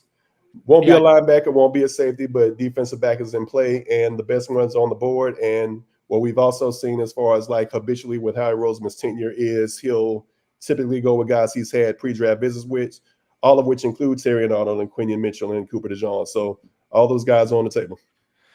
Yeah, I mean, there's people who thought that my Falcons at number 8 were going to take a corner. I thought that was a little bit of a stretch. But I mean, to be able to get a guy at 22 overall that some people had going potentially number 8 overall, you got to be happy with that if that is the way that they go. I do still need to look up to see if Toledo's ever had a first-round draft pick in the NFL. I have this up, Ian, because you mentioned it earlier, and I was looking. 1993, they took the Broncos took defensive end Dan Williams in the first round, number 11 overall. That is Toledo's only first-round pick in school history. You related to Dan Williams? Potentially, who knows? Yeah. We'll find out. I'll give him a call. Get the ancestry.com going, see what's up. Jeffrey, let's assume the Eagles do go corner here with this pick. What do you think Howie's strategy is going to be for the rest of the draft? If we don't go offensive line, defensive line here, that'll definitely be addressed with the next couple of picks. They still are eating off the Carson Wentz trade with the 50th overall selection via New Orleans there. So you get 50 and 53 right there in close proximity to one another. One of those guys will be a trench warrior. Hopefully the other guy will be an edge star because, Brandon Graham's aging. We're not exactly sure what Nolan Smith's going to become. And I'm most worried about the comment he made that, yeah, the shoulder just doesn't work sometimes. So not what you want to hear. What you want to hear from your edge rusher. And Bryce Huff was a nice addition. I personally would have liked to see what this team could have been with Hassan Reddick in addition to what they were acquiring. But edge rusher would probably be a good play. And you can get one of those guys in the second round, I would assume. You got Adissa Isaac in Penn State. You got a lot of guys who we can definitely get excited about. But probably looking at 2 trench warriors in round 2. And then if there's a situation where maybe they trade back into round 3, that may open the door to get a fan favorite Jeremiah Trotter Jr., the son of a franchise legend. But you also have like the day 3 to worry about too. So might be just good to stay put where they are, just as they did tonight, go with the 50th and 53rd. But I would assume right tackle would be in play, somebody to eventually take over for Lane Johnson, because as talented as he is and as talented as Jordan Mailata are, you got behind them LaRaven Clark and something called Fred Johnson. So we're not excited there. And the pick is officially in. And yes, the Eagles 22nd overall do select Quinyon Mitchell, cornerback, Toledo. Like I said, Jeffrey, you got to be happy that the Eagles, all the way at 22, were able, without even having to trade up, snag the best cornerback in the NFL draft. I am definitely not something we saw 2 or 3 weeks ago, but very excited about him. I was one of those guys who was a proponent of let's get somebody from a school that we actually care about, because as great as he was at Toledo, it is Toledo. And I'm one of those guys who like to compare guys based off of the level of competition they were facing. But still 41 tackles and interception, 18 passes defenses in 23. And I think in 2022, he was one of the most dynamic ball hawks that we had seen. 5 interceptions, 19 passes defense during that year. But to be able to get him at 22, a 4.33 guy, 6 feet, 196 pounds, if I'm not mistaken. He's big enough to body anybody that, is playing on the outside, especially in the NFC East, and definitely with a 4.33 40 times, quick enough to keep up with him as well. Yeah, you were talking about, a lot of the guys on the Eagles, in the Eagles secondary right now, some of them, their coverage is lacking a little bit. And I understand the level of competition concerns, but I think there was a lot of concerns for people. And then he went to the Senior Bowl, and wide receivers hated this dude at the Senior Bowl because he put them on lock the entire week. So, I think that answered a lot of level of competition concerns. Right. And, in my final mock draft, I had the Eagles trading up to 12 to take this exact player. And so you keeping all your draft capital to get him at 22, it's a huge win. As we mentioned, they were trying to get up to 12, and he was one of the guys in play if they were to take him at 12. So to get him at 22 is definitely a win and something to be celebrated. And then we can see maybe, I don't know if you were able to move James Bradbury with that contract and what we put on tape last year, but there is a possibility. You always have this situation where coaches always think that they can do a better job with the guy than the last guy did. And James Bradbury could have been misused last year. It's probably a better zone cover guy at this stage of his career than a man up, bump and run type of guy. But and I would actually think that he, would probably be a great move to try to move him to safety and try to lock him up with some tight ends and like some bigger guys who don't move as well. But neither here nor there. Darius Slay could be a trade piece at this time because they have Keely Ringo, who stepped up and with some injuries last year, showed that he had some game, and looked like these guys may have found their outside corners for the future with both of those guys. Because Josh Jobe, I'm not feeling. Eli Ricks, I'm not feeling, and some mess back there in that secondary, man. All right, Mr. Knox, I appreciate you joining us here. You are the editor at Inside the Eagles. Like I said earlier, I encourage everyone to check out your work, especially Eagles fans out there. Let the people know where else they can find you. Oh, as you see there, GQ_the number 4 _EVA, GQ forever. I think that's me on TikTok, Instagram, everything. So still getting used to this IG thing, this social media thing, but you guys can check me out in there, and obviously you can check out my work, as you said it, on Inside the Eagles every day at Inside Eagles, IGGLES on X. All right, fantastic stuff, my friend. Best of luck to your Eagles the rest of the draft and next season as well. All right, you guys get some sleep eventually. All right, thank you. We'll see what happens. Yeah, I'm gonna be lying in bed awake at night because of Michael Penix. Add another tally to the total. Where are we at, my friend? Where are we at, Cody? Is it time for it's almost time for your Dallas Cowboys 24 overall. We are at number 23, which was originally, correct me if I'm wrong, originally the Browns and then the Texans and then the Vikings and now the Jaguars. Yep, this pick has been moved around quite a bit. I think it was Houston, Cleveland, Vikings, Jaguars. I don't know what the combination of Houston and Cleveland, but regardless, No, this it was trade has part been of the around. Deshaun Watson trade. Yes. So it was Cleveland to Houston, right? And then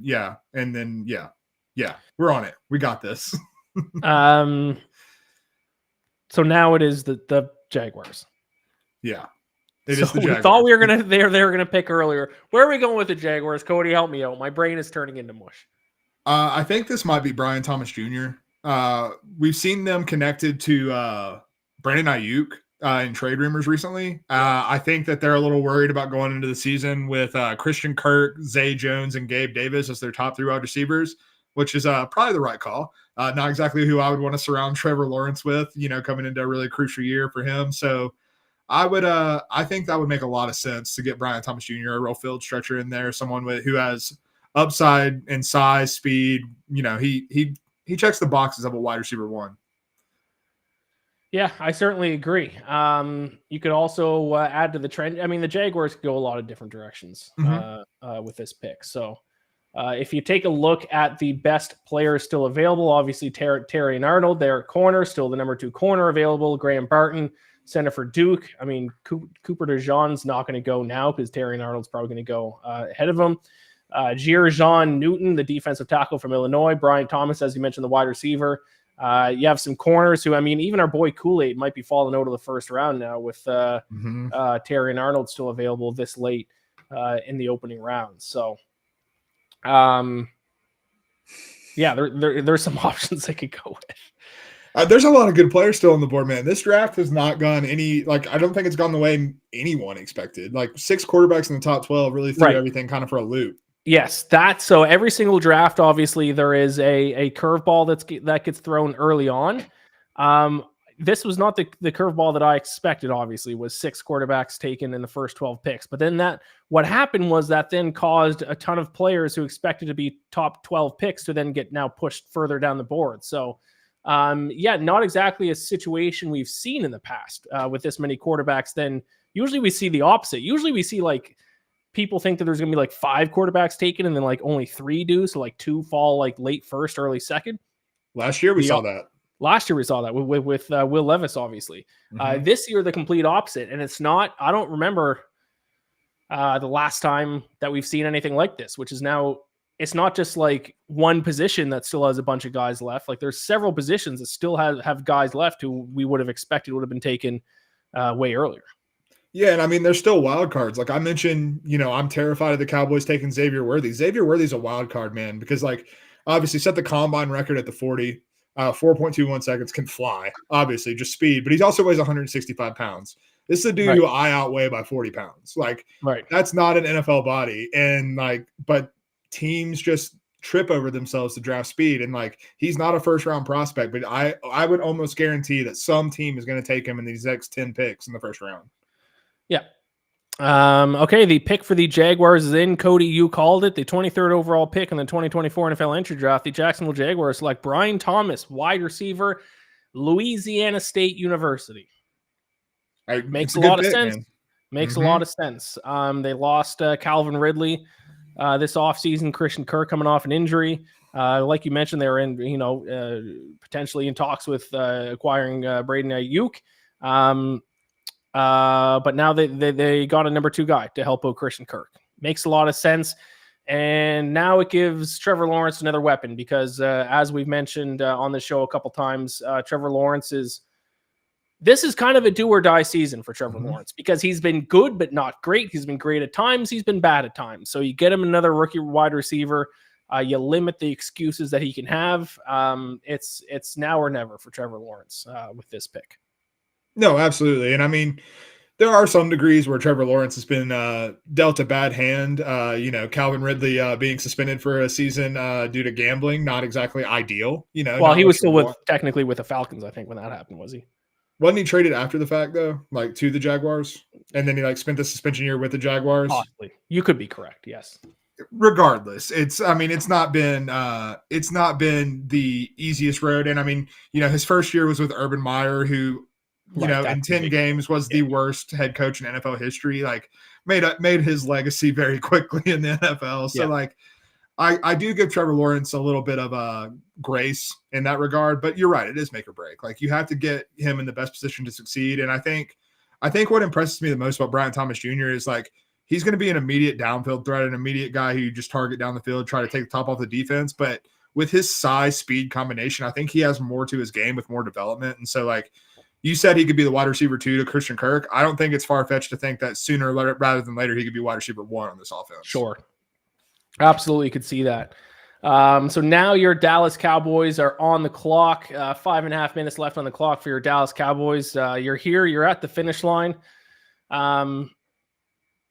You've talked about them a little bit, different ways that they could go. They have, if they did want to go wide receiver, you have a ton of options too, not necessarily even Xavier Worthy. Donnie Mitchell still available. Xavier Legette still available. Ladd McConkey still available.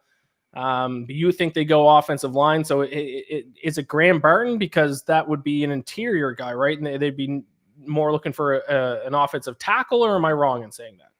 You're wrong in saying that, because they also lost Tyler Biadasz, who was their center last year. Their starting center. They don't have a starting center. So Graham Barton would make a ton of sense here. Jackson Powers-Johnson, who doesn't seem like he's probably going to go in the first round the way things have been trending, but I like him as a prospect. So if they took Jackson Powers-Johnson, I would be happy with that. But I think it's trending I still think it's trending towards offensive line. I think that has to be the pick, because we've kind of seen a run on these tackles start to go here. And so I think that if the Cowboys were to wait and try to get into the 50s and try to fill that hole there, I think they would be hurting themselves. And I liked Adam Weinrib's not stat, but something he said earlier, which is funny. Got to be the first time in history that Duke's going to have 2 centers go in that play the same position but different sports, go in 2 different drafts. That's pretty good. Barton and Kyle Filipowski for basketball. So 2 centers, different sports, different drafts. Still both first-round draft picks. I don't know. Is Filipowski a first-round draft pick? I don't know. I'm not an NBA draft guy, Ian. I don't know why you're asking me. That's a different stream, and I will not be hosting it.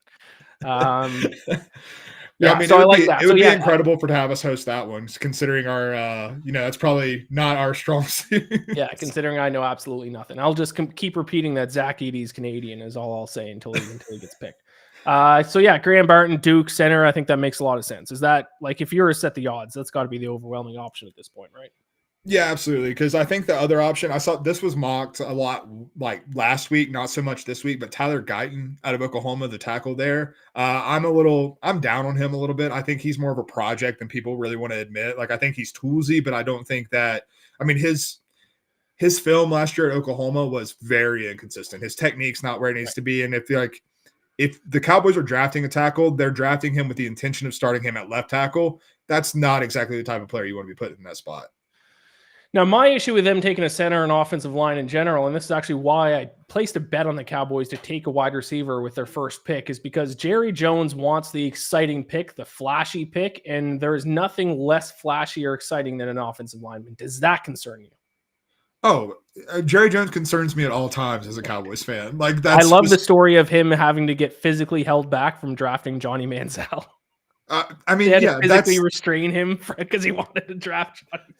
That's who we're dealing with. This is the man who multiple times this offseason, they've looked at the piece of paper that he was holding in front of him thinking, oh, the Jerry Jones secrets. And it's just doodles. It's just scribbles. It's not anything important.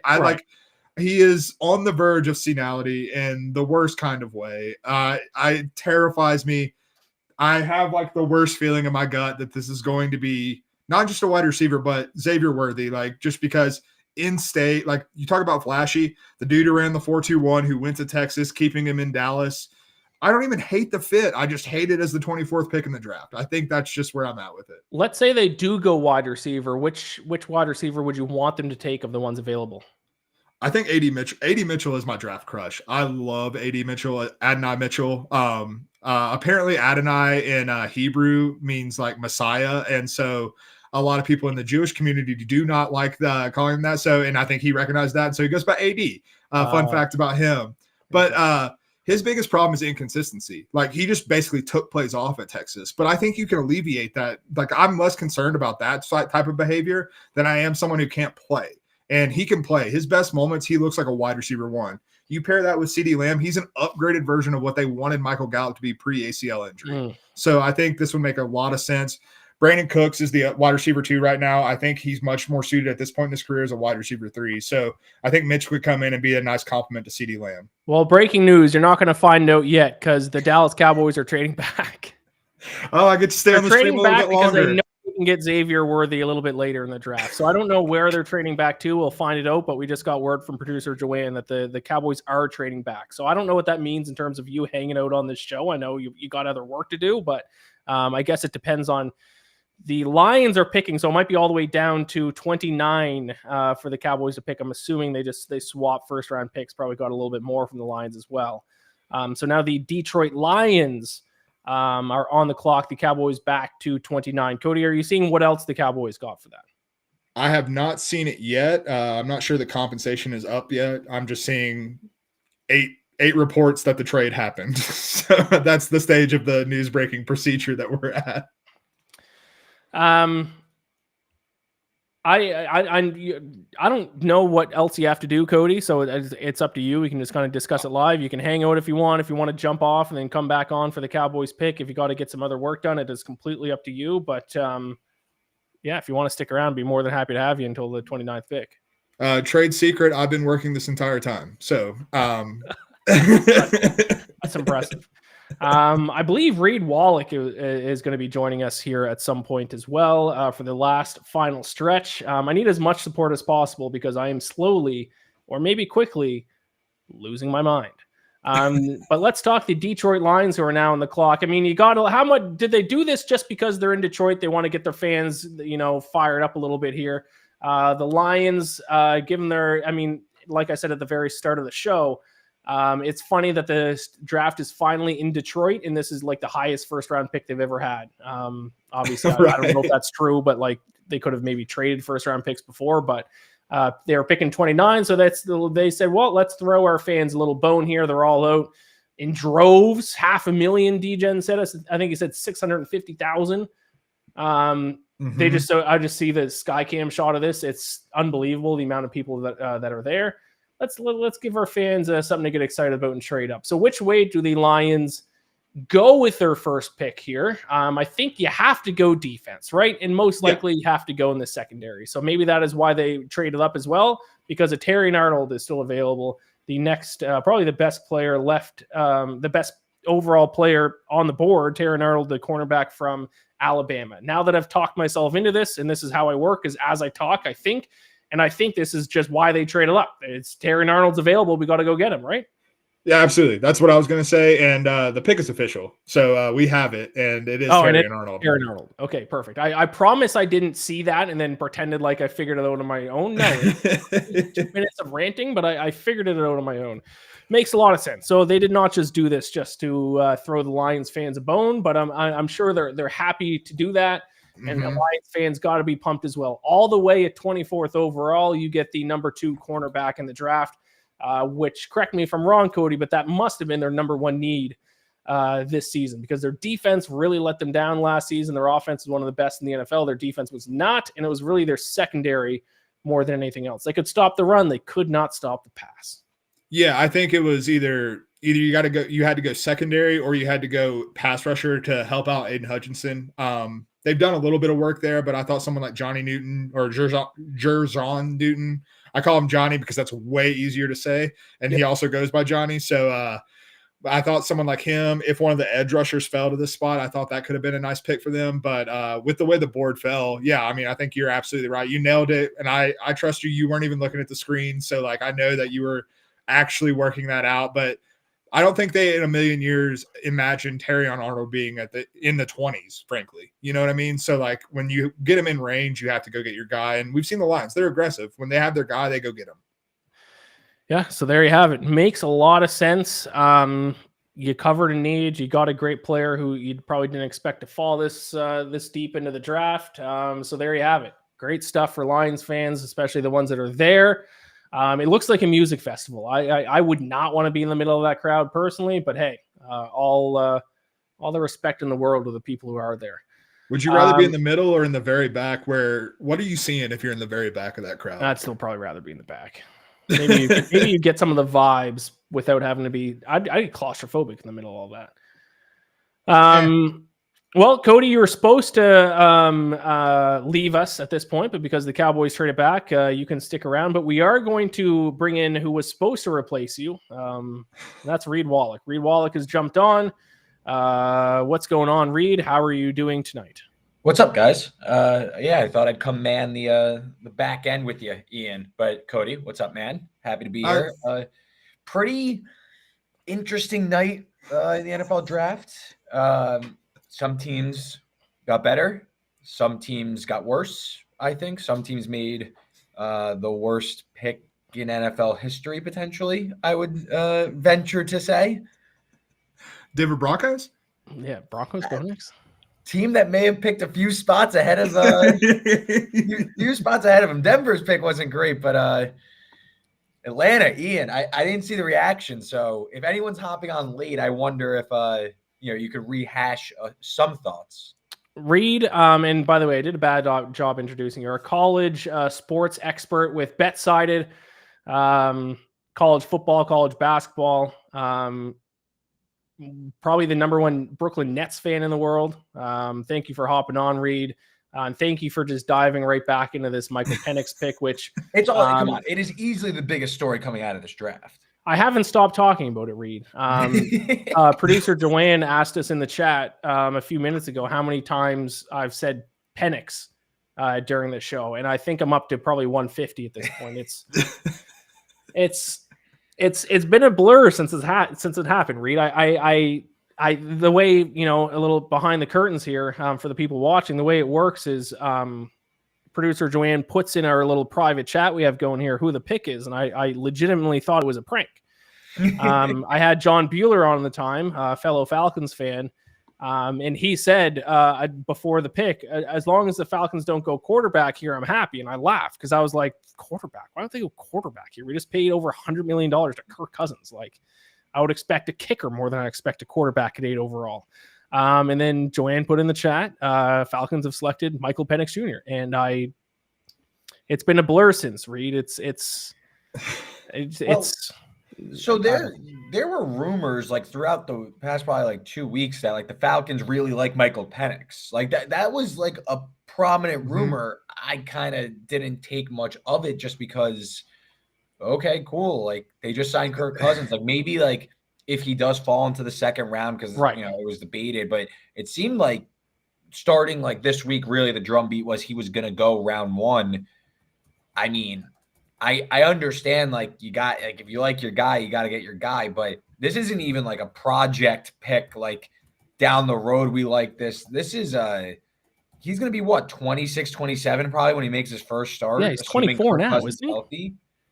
And if it's an insurance policy against Kirk Cousins, that's one hell of an insurance policy. So yeah, so I don't see the vision here. I just and I thought Atlanta, the way the board broke, also the potential to trade back, continue to stockpile assets to get maybe an impact pass rusher.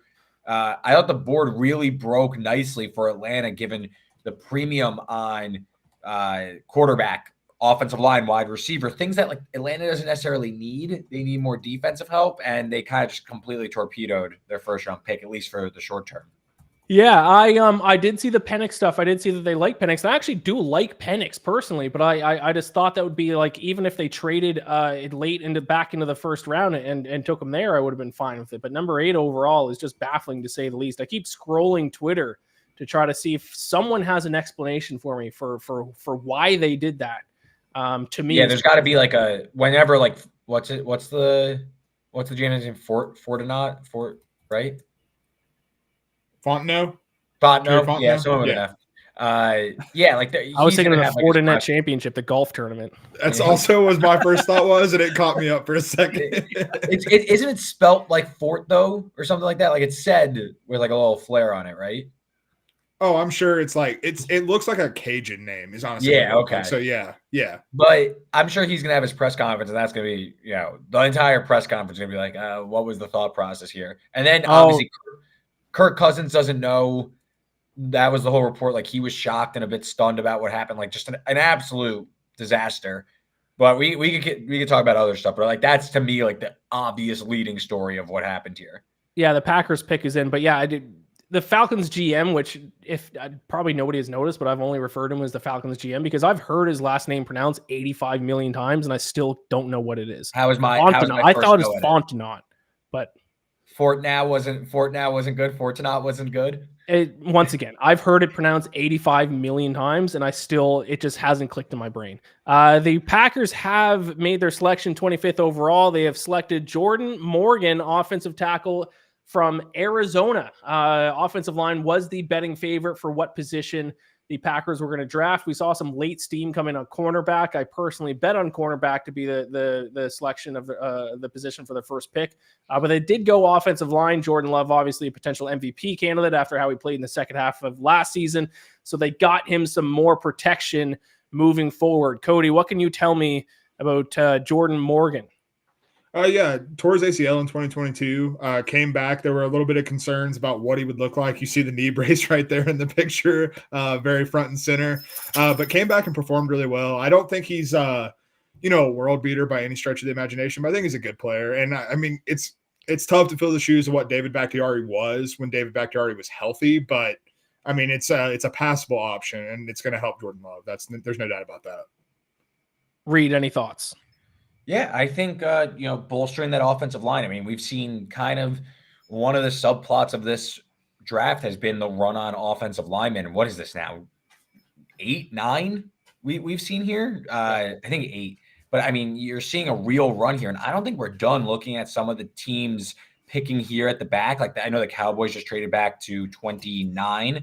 I think they're in the market for an offensive lineman. I definitely think, you're seeing a lot of these teams, again, for the most part, teams are wising up when it looks like the NFL draft. I know it's been very offensive centric this draft, but teams know that offensive line is kind of the backbone of your team. And teams are investing in it early, and it's been kind of, one of those recipes for success. Obviously you got to hit on your quarterback and stuff, but offensive line, like if you don't have a glaring need, go offensive line and keep bolstering that up. So I like this pick for the Packers quite a bit. Jordan Morgan, he was a pretty surefire first rounder from like all the consensus big boards and mock drafts. Yeah, so there you go. Packers, as expected, at least by the odds makers, go with offensive line. That brings us to pick number 26 in the NFL draft. So we're going to bring on another guest. We're going to go with a 4 box here. Who's picking 26? The Buccaneers. Okay. Correct? Am I wrong? Yes. No, that's right. My brain turned to mush because of the Michael Penix Jr. news. It has, but you are right in this instance. Yes, it definitely has. I think this is another O-line possibility. Yes, and we are going to bring in a Buccaneers expert to talk about this with us. This is Josh Hill, content director with Fansided, the pewter plank, noted Buccaneers fan. Josh, do you just want to laugh at me for the Penix thing first? Do you just want to get that out of the way, or do you want to talk about it last? Nah, see, that's the Minnesota nice in me. I was born in Minnesota, so that's the nice part of me. Also, I got all of my laughing out over the last hour and a half, so I've got nothing left. I'm just the laughs at the empty tank. So I'm going to save the rest of my laughing for next year. Oh, wait, no. For 4 years, when we see Michael Penix actually play. At a ripe age of 32, Michael Penix making his first career start. Yeah. The oldest rookie quarterback. Rookie. That's incredible. Yeah. Let's go. All right, let's talk the Buccaneers then. I had a Buccaneers fan on here earlier, my good friend Degen, and I asked him who he thought the Buccaneers were going to take or what position, and he said he had no idea and that he did not look into the Buccaneers draft whatsoever. So Josh, I need you to help me out here. What position you think? Who do you think? Just in general, what are the Buccaneers going to do at 26? based on how the edge rushers sort of went, I think we're going to go offensive line here. Like, you have to. You've got Baker Mayfield, who you invested over $100 million in. You've got a run game that needs to get going, because Rashad White, he's good, but he was good as a pass-catching running back last year. Like, all those comparisons to Christian McCaffrey, they happened because he couldn't run the ball. And he couldn't run the ball because there was no offensive line in front of him. Ever since they lost Ryan Jensen at center a couple of years ago with those injuries, and eventually ended his career, he retired this offseason, they've been missing that sort of center of the line. Like, they have Tristan Wirfs. Everything else should be up for debate. And I think they have to go with one of these offensive linemen. You got with Graham Barton, who's out of Duke. You've got the guy who I want them to take, Jackson Powers Johnson, whom I believe has like the most gnarliest burger ever named after him. Like, that's the guy that you want. That's an offensive lineman. He's got like a burger with like 5 patties and cheese curds on it named after him. That's the guy I want in the trenches. And what a successor to Ryan Jensen, too. He was that kind of like high attitude guy who was annoyingly always getting in people's faces and getting those 15-yard personal foul penalties. But that's, who Tom Brady wanted. That's the guy who helped them win a Super Bowl and why that offensive line was so good. So you've got to find a way to replace him. JPJ looks like that. But I'd take Barton, too. I think he can fly over to center, too. Well, we do have news. The Buccaneers wasted no time getting that pick in. They are ready to go to bed, much like I am. The Buccaneers pick is in. They have selected Graham Barton, center from Duke. Initial reaction.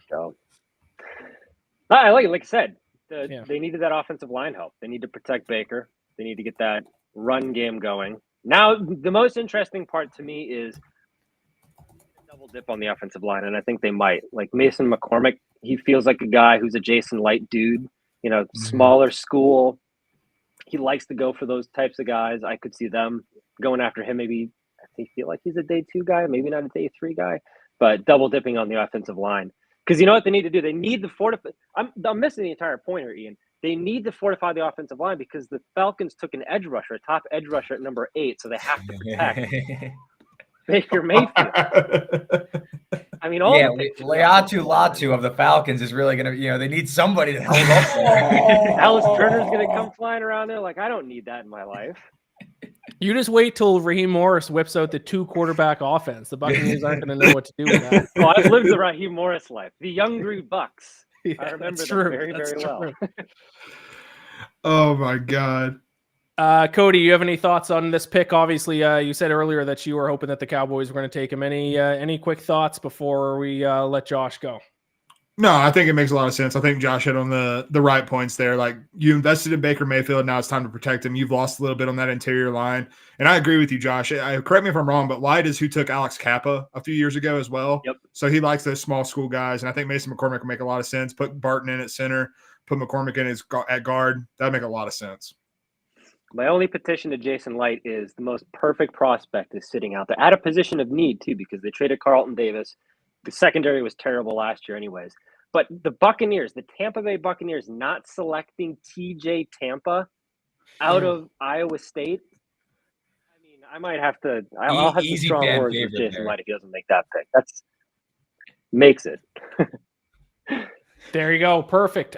Thank you so much for hopping on. It was a quick appearance here. The Buccaneers wasted no time making their pick. Josh, I appreciate you hopping on. Let the people know where they can find your work.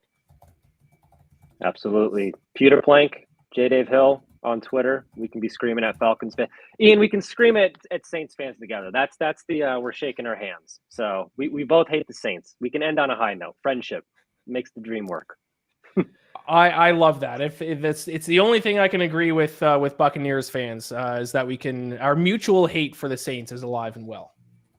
Let's go. I love it. See you guys. All right, perfect. Thanks a lot, Josh. Have a good night. We're moving right along. The GMs in the NFL are ready to hit the hay because the Arizona Cardinals, who I wasn't even ready to say they're next on the clock, they're on the clock and the pick is official. 27th overall, Darius Robinson, defensive end from Missouri. They add to the defensive line with their second pick in the opening round. This would have been the Texans pick because of the trade last year, if I'm correct. Reed, do you have any thoughts on Darius Robinson, a pass rusher here for the Arizona Cardinals? They got Marvin Harrison earlier. Now they got a pass rusher. Really liked Darius Robinson. This is one of the guys that really popped for me during college football. And, even reading some of the draft reports as we, the lead up to tonight, Robinson was a surefire first-round prospect in the eyes of many. And I think this kid's the goods, really explosive, huge also. I think this is a really good pick. I've liked what Arizona has done over the past 2 years, especially, aggressive, moving around the draft, not afraid to make trades, go get their guys. I think Arizona's a team. Ian, I believe you're in the same boat as me. Like, I don't want to put too much expectation, surefire playoff team, but we're talking multi-win improvement with a healthy Kyler Murray. Now you got Marvin Harrison. I think the Arizona, it's definitely an up arrow. This team is ready to take a step forward again, and not necessarily be picking in the top 5 again next year.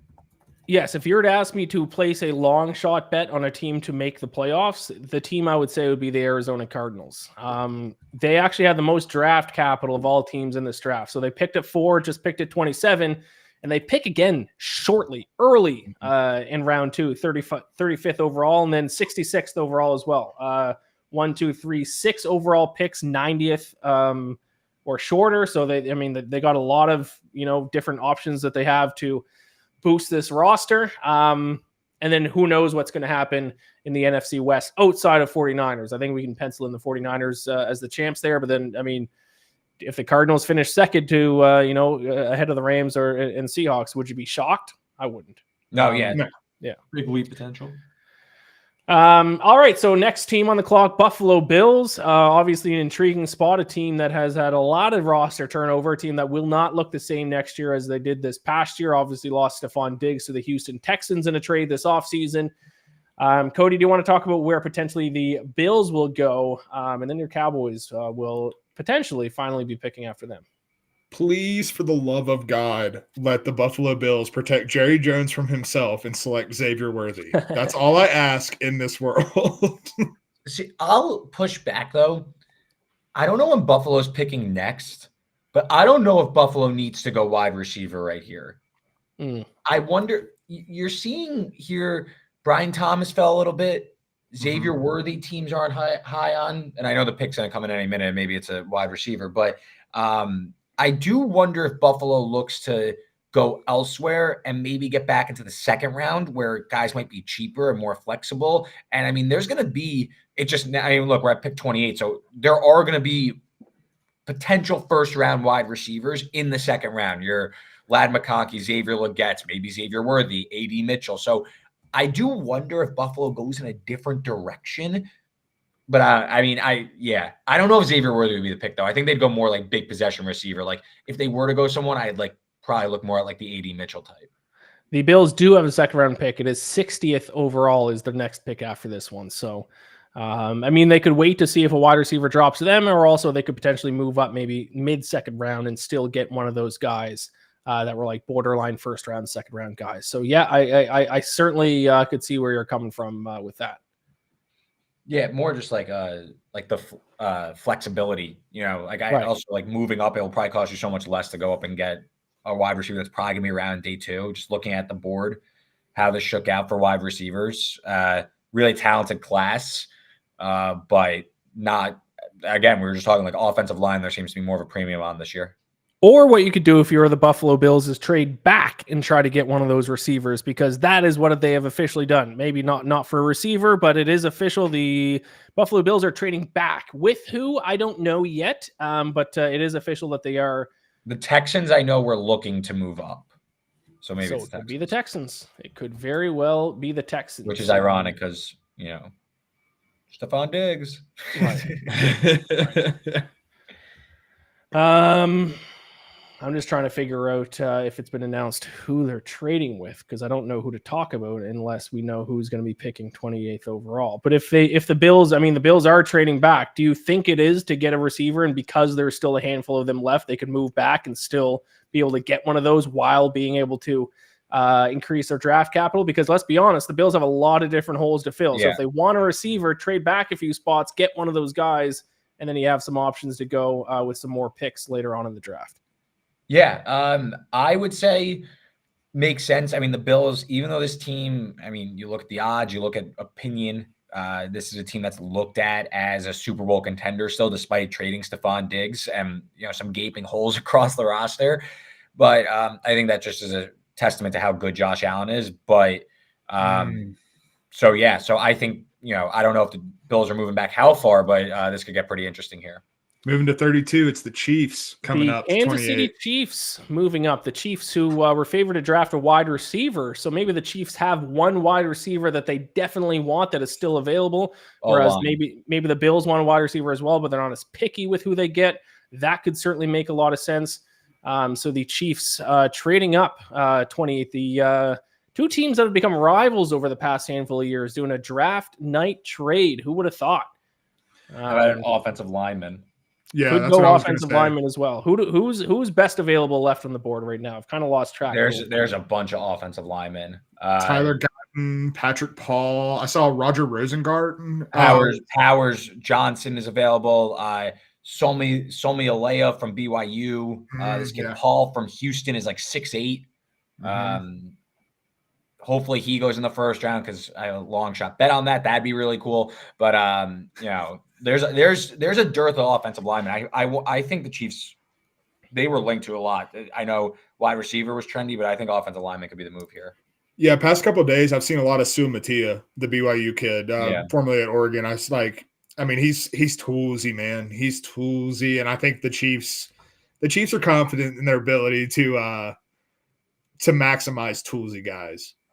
And the Bills, I just saw the report. They traded a bunch of picks going different ways, but the Bills are picking 32 now. So they still kept the first round pick. They just moved back a few spots. And I don't know what rounds these fall in necessarily, but the Bills got the 95th pick also. And then they gave up the 133rd and picks in like the 200. So there you go. Getting some more, some higher picks here, or at least the 95th or whatever it is. We'll give them an option to get someone who could be a starter next year on a team, as I mentioned earlier, that certainly has a lot of holes and a lot of roster turnover from last year to this year. Certainly could use some help on the offensive line. Maybe they go receiver at 32, or maybe they go offensive line at 32. But the Chiefs now, offensive line, receiver as well. A couple of positions. Do you want to get Patrick Mahomes another weapon, or do you want to get him some more protection? The board I'm looking at that as the best player available, Cooper DeJean, probably not where the Chiefs are going to go with this pick, but maybe with losing L'Jarius Sneed or trading L'Jarius Sneed, I should say, this offseason. So, I mean, corner could be a little bit of a dark horse option here for the Chiefs as well. Yeah. DeJean would be not this pick, but just in general, he screams like stud corner.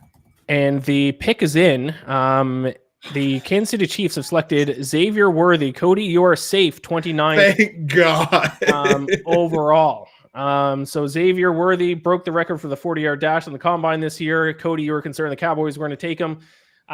This makes a lot of sense to the Chiefs. If Chiefs love their fast receivers. Is this, I mean, you guys will know better than me, but is he a comp to maybe like a Tyreek Hill in terms of his speed a little bit, Reed? Speed, yeah. But the difference with him and Tyreek Hill is he is like very tiny. Like he is noticeably small. Weighed in 172 pounds at the combine. So this is a small wide receiver. So obviously durability concerns is up for debate. He did get hurt in the Big 12 championship game with a high ankle sprain. I don't know if that's necessarily about like his frame more than like a bad hit, but he is electric to watch. Him and Mahomes are going to be pretty ridiculous. I definitely could see the Tyreek Hill comps. I don't know if he has the ceiling in terms of Tyreek Hill, but Worthy is a speedster, and that's a very nice new toy for the best quarterback to play with. Yeah, him and Hollywood Brown on the same offense. My God, wheels galore. But yeah, going to the Tyreek Hill comp, I think one of the most underrated things about Tyreek Hill's game is he's really underrated as a contested catch guy. Xavier Worthy has none of that in his game because of that frame. Like he doesn't play through contact. He goes down on first contact all the time, doesn't really break tackles. Tyreek Hill has some of that, but he can catch through contact. I'm not sure that's there for Worthy, but in terms of big plays, in terms of, we don't know what's going to happen with the Rashee Rice situation. Like, we don't know how long he's going to be suspended. So it makes perfect sense to go wide receiver here. And I think Worthy is a great fit for Mahomes, more so than probably any other quarterback in the NFL. Xavier Worthy, and I just realized, not that anyone cares about my bets, but one of my bets was Xavier Worthy under 28.5, and of course he goes 29. So add the L's up for me tonight. No, that's a win. He went 28. Oh, I thought that was a 29th pick. No, Cowboys were 29th pick. You got the dub, man. You got it. There you go. I'll take the W on that one then. So actually, that was perfect that the Chiefs traded into that spot. Great. There we go. I went from upset to happy. There we go. Perfect. Just got in with 20 under 28.5. I got a shout out because this is very true. I haven't seen a ton of them tonight, but Payking says these Goodell hugs are so cringe and weird and fake. It's been one of my most strongly held opinions of the NFL draft for years is stop trying to be cool, Goodell. And if I was a player, I would not hug him. He's a man you're going to hate for the next 15 years of your career. As my cat wants to get some camera time now. You know, what's being looked over in the trade that just happened, like the Bills helped the Chiefs get their new weapon. Like I understand, like cool, like we'll get like some draft capital back and maybe this 3rd round pick we use like is like a nice impactful like pass rusher or something. But like, I feel like you gotta like just hang up the phone if the Chiefs call you, right? Like you just gotta be like, no, like doesn't work for us actually, even if like it makes the most sense. Because you know exactly what's going to happen, given the luck of the Chiefs and the luck of the Bills, is that the game-winning play in the playoffs next time they meet will be made by Xavier Worthy. Like, I feel like if you're the Bills, just like be like, nah, it's fine. Like we'll just take this pick. Like no, like the draft capital and like what the Jimmy Johnson trade chart says can only get you so far, right? Yeah, 100%. Cody, your Cowboys are finally on the clock. Are they going to actually make a pick here? I hope so. There's some like we just talked about. There's a lot of talented offensive linemen on the board, so I'd like to see the Cowboys get one of those to, replenish the 2 massive holes that are on the offensive line currently. I think my final bet for the first round was for the Cowboys to take a receiver. I thought that would be potentially Xavier Worthy. So with him off the board, I'm not as confident with that long shot pick. But I guess it is still possible. There are still, did I see on the broadcast a few minutes ago, and I might be seeing things because I could be hallucinating at this point. Did I see Michael Bublé singing the song on stage or no? Is Michael Bublé on stage or some other singer like Michael Bublé? I have no idea. I've just been keeping up on Twitter. I haven't been looking at the broadcast, trying to stay locked in with you, Ian. Broadcast in front of me. The pick is in. The Dallas Cowboys are selecting Oklahoma offensive tackle Tyler Guyton. Cody. We'll take it. It's like I said, Guyton's not my favorite prospect in this draft, but there is upside there. He's toolsy. I think he has a lot of development to go technically. I think his footwork's a little sloppy right now, but I do think that long-term, Cowboys have done a great job developing offensive linemen. Tyler Smith, when he came into the league out of Tulsa, was super raw, and he's been one of the better guards in the NFL over the past few years. So I think getting Guyton in the building, I think it's a lot of things about the draft are about fit and about getting guys in the right places, especially if they're toolsy. And I think this is a good spot for a toolsy offensive lineman specifically. So it looks like, if this strategy did work out for the Cowboys, now you don't actually know exactly what their strategy was, but they seem to pass on Graham Barton in terms of an interior offensive lineman, trade down and then take a tackle instead. Now, maybe they're hoping Graham Barton was going to fall to them and go with him if he was still available. But that is potentially looking like what kind of their thought process was with this. Yeah, and the top 3 interior offensive linemen are still on the board. You've got Graham Barton, you got Jackson Powers Johnson, and you got Zach Frazier out of West Virginia. Cowboys are on the clock again at 56. I think that with the way this draft has gone thus far, I think that there's a very real possibility that one of those guys is there or one of those guys is in range for them to trade up. They did gain an extra 3rd round pick trading back with the Lions. They got number 73. So that's a little more ammo if they do need to trade up from 56 to get a guy. So I don't hate the strategy at all. Cody, the Cowboys were supposed to pick earlier. They traded back, so you stuck around. Head out if you want. You can stick it through. There's 3 picks left. It's 100% up to you. I would not. We'll stick around, man. We've been in it too long to not stick around. I agree. I'm glad you said that. But let's bring in our next guest, covering the Ravens for Ebony Bird for Fansided, Mike Luciano. Luch, what's going on? Well, I'm just hoping after what happened earlier, maybe they end up going with, I don't know, Spencer Rattler here. I don't know. Everything's on the board now.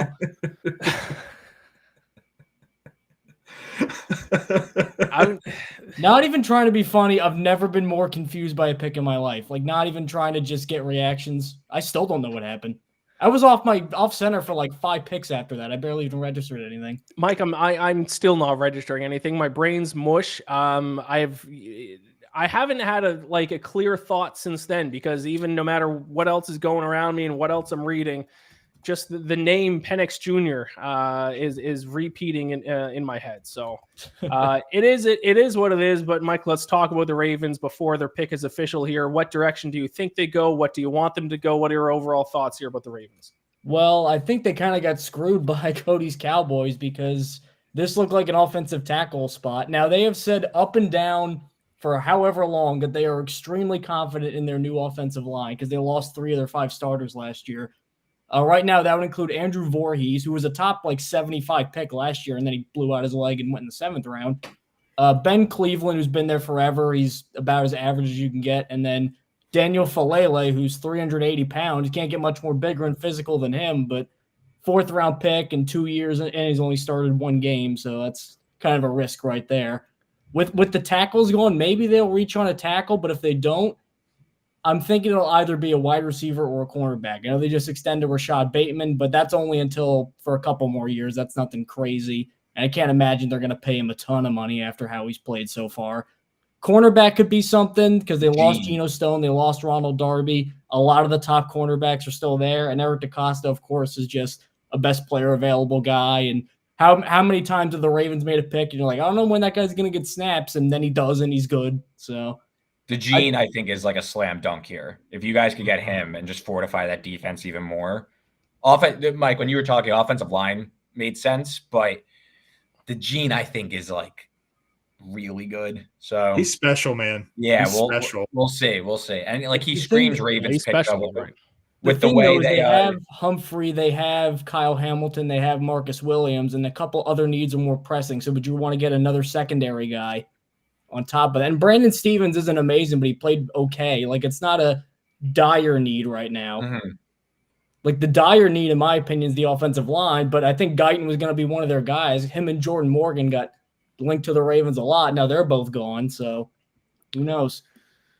Correct me if I'm wrong, Mike, but they don't really need an interior guy. Like, Barton's probably not someone on the table for them, right? Well, the guards right now are Voorhees and Cleveland. I mean, Tyler Linderbaum at center, he's as good as it gets center-wise. You don't need a straight-up center.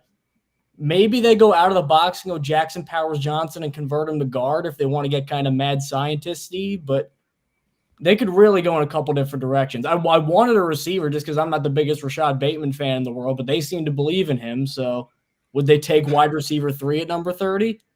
Who knows? As a dynasty fantasy owner of Rashad Bateman, I can't confirm I'm not a big fan of him either. Not been a great investment on my part. Yeah, I think they should consider a backup quarterback. I think that'd be a great pick. Steal of the draft. It's the new hottest position. Our new 2 quarterback system. We'll send Penix just on jet sweeps and then do option plays. The official pick is actually, I didn't have time enough to say this, but this was actually a guy who I had kind of penciled in for the Ravens early. I thought maybe they go to Gene, but no, the Ravens have selected Clemson cornerback Nate Wiggins. There we go. It's a corner. I'm happy with this pick. I know we're just talking about corners of luxury, but I also had Wiggins as like a top 20 player in this class, actually higher than DeGene. Oh, interesting. Because I just think, Nate Wiggins is a guy who legitimately timed has 4.2 speed. Yeah. 4.28. Now he's really skinny as far as bigger outside corners going. I hated the Emmanuel Forbes pick last year for the Commanders for the same reason, because he was really tiny, but Nate Wiggins is A, faster, B, longer. He's like 6'2". I mean, look at those arms right there in that pick going up against Keon Coleman. You can just see how he's really long and gangly. And that's the cheat code. If you look at all the top corners who get picked high, a lot of them have long arm length. Quinion Mitchell actually did not. I was a little iffy on that. A lot of the top guys are these big, bony, gangly guys. Plus, he's a top shelf athlete. In terms of what the Ravens want to do defensively, it's not Mike McDonald. He's with Seattle now, but I'd imagine Zach Orr who's the new defensive coordinator, is probably just going to run something very similar to what Mike Macdonald ran last year. Just try to copy the playbook as best he could. And they put their corners out in an island a lot. They do a lot of 3 safeties, but they ask a lot of their corners. So a lot of man, and they're going to trust Nate Wiggins. But I think if there was a tackle on the board, they would have gone tackle. But this is a top 20 player at number 30. And a team like Baltimore, who drafts pretty well in the first round, you go back even the last 10 years, it's really hard to find a big miss in the first round for them. Like Bateman might be it. And even then, that's not super egregious. You got to feel okay with Nate Wiggins. Now, Mike, I know we got to let you go here, but really quick, can you just give us your general breakdown of now with Nate Wiggins going to the Ravens in this pick? What's going to be the Ravens' strategy, you think, the rest of the draft? Well, the rest of the draft, they're going to be a BPA team. I know that they've really wanted to invest in the defensive line, and they've done that over the years, too. How many times have they had a guy and they'll sit him for 2 years, like Travis Jones with UConn or Justin Matabike, who just got paid? They're willing to let a guy just sit year one because they're saying, well, we're good right now. We're probably outside of Kansas City, the best team in the AFC. And you make a case roster-wise 1 to 53, they're better than Kansas City. They're not drafting a 22-year-old kid who 5 years ago was renting a tux for prom and in history class. They're not saying, hey, take us to a Super Bowl. They're saying just come in and be a good player who fits in our scheme. So they can do that. I know that they might want to trade back and stockpile, as is the Baltimore way, but really anything's up for grabs here because I wouldn't be surprised either if there's like one tackle that's falling, maybe Patrick Paul or Karana Megadije from Yale or Roger Rosengarten from Washington, if they just said, you know what, let's just take the risk. Let's move up. I think they move up for a tackle. Anything else, it's just wait and see who comes to him and take a really good athlete because there's going to be a couple more Nate Wiggins who drop a little bit. All right, great stuff, Mike. I know you got some work here to do because you do a lot of great stuff over on Ebony Bird. So I encourage everyone to check out your work, including, of course, Ravens fans out there. I'm sure you'll do a lot of great stuff over there, breaking down this Nate Wiggins pick and everything else the Ravens do this draft. Let the people know where else they can find your work, Mike. You can find me at by Mike Luciano. That's where all my writing is. That's where my Twitch is. If you want to go check me out there. Check out Ebony Bird for all the Baltimore Ravens stuff. I'm happy I don't have to write about any more quarterback controversies. It's nice to just talk about a guy who's set in stone in Lamar Jackson and not talk about a left-handed 24-year-old backup with 3 knee injuries who is going to be 28 when his rookie contract expires. I'm happy I don't have to do that. I feel bad for the poor sap who has to, though. That would really stink. Yeah, it would, wouldn't it, Mike? All right, yeah, that's enough. That's enough for Mike. No, we don't need to talk about that anymore. Prayer for that guy, man. Just strays everywhere. Just I got like 30 more minutes of material. You sure you're kicking me off? No, I'm good. I'm good. Thanks, Mike. I want to talk about this pick a little bit more. I want to get your thoughts on it, Reed. But really quick here, because we have 2 picks left in the draft. We got one more that I got to read. DraftKings Sportsbook, my friends. If you haven't already, you got to sign up for an account here at DraftKings Sportsbook.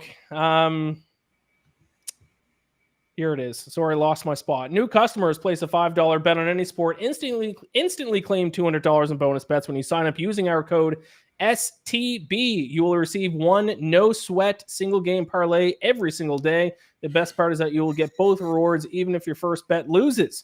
Using our code STB not only gets you these bonuses, but also directly helps support our podcast. If you've been considering signing up for DraftKings, and you certainly should, make sure to use the code STB to maximize your first bets. This offer is only available to new customers who are 21 plus and physically present in legal gambling states. Also, you have a QR code you can scan there.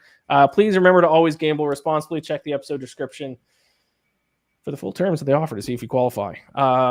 Reed, my brain's mush. I don't think I heard your thoughts on Nate Wiggins, but if you did, and I just went unconscious there for 30 seconds, remind me. But yeah, thoughts on that pick for the Ravens? No, I thought Mike did a great job breaking it down. I said to Gene, Wiggins a little bit smaller, like Mike kind of laid out. But I mean, listen, you're on 4.240, pretty special. And Clemson has had a knack for producing impact, like day one contributors on the defensive side of the ball, especially. So I'm not surprised by the pick. Again, I was kind of more to Gene, but you know, I don't have like any ill will towards Wiggins. I think he's a really talented player. And again, I think the Ravens fortifying their defense. Listen to Mike break down the offensive line. Maybe they should have went that way, but also I think, there's a pretty good chance, given how the cornerback situation panned out. This was their cornerback at least 3, maybe 2. I think Quinyon Mitchell is at the top of a team like the Ravens board. I'm just hypothesizing here, but I like the pick. 2 picks left in the NFL draft. Then we can shut things down. We got the San Francisco 49ers on the clock now. Then we got the Buffalo Bills to wrap things up after they traded and swapped picks with the Kansas City Chiefs. The 49ers, in terms of the betting odds ending in the draft, and once again, correct me if I'm wrong, Reed, because my brain has turned into mush. Offensive line, I believe, is the overwhelming betting favorite for the 49ers to go in terms of a position here, at least pre-draft. Yeah, there was some buzz. I don't know about the odds, but there was some buzz in the mock drafts that they would go wide receiver, like maybe an AD Mitchell type. I didn't really buy that, but let me see here. Especially with the news that Ayuk might be on his way out. Yeah, that was like kind of the buzz around like some of the prominent mock drafts. Defensive line also a potential thought here as well. They're always looking to replenish pass rusher. So there could be maybe different avenues here, but offensive line, I agree, is probably the most likely move here. Honestly, a trade down wouldn't surprise me either. Someone really wanting to get in there. I wonder if someone like Johnny Newton makes a lot of sense here. They just they lost Kinlaw this offseason. Kinlaw was kind of a bust for them. So I wonder if they replenish the interior there a little bit. Don't hate that. The pick is in. We'll just give it a second here. A lot of good players still on the board. Reed, I don't know if you're on yet, but you're talking about how the slew of quarterbacks going in the top 12 has kind of pushed a lot of players that we would have expected to go early into this part of the draft. And one of them is who the 49ers just selected. We were just talking about him a little bit earlier, 31st overall. Cooper DeJean, Iowa, cornerback. Does that make sense? Yeah, absolutely. Yeah, I mean, the 49ers, who were their corners last year? I know safeties, with the crazy last name, he was hurt. Yeah, I mean, I could see it. And listen, I think DeJean is just like a standout football player. So I think like best player available type for a team like the Niners makes sense. Yeah, I mean, they're starting cornerbacks right now, just looking at their depth chart, are Charvarius Ward, fine player, Isaac Yiadom, who is not a good player, Diamador Lenore in the slot. Safeties, you got Hufanga, the kid from USC a couple years ago. Oh, wait. Joanne is correcting us. It may not be Cooper really DeJean. Wow, false report. That's a really sick pick. And I saw, the Draft Network itself said there's a new DB in San Francisco and that they dressed. So I don't know how that got messed up. This is not on Joanne. This is all across Twitter. I'm seeing it. Everyone's saying it was Cooper DeJean, but not Cooper DeJean. They did go wide receiver.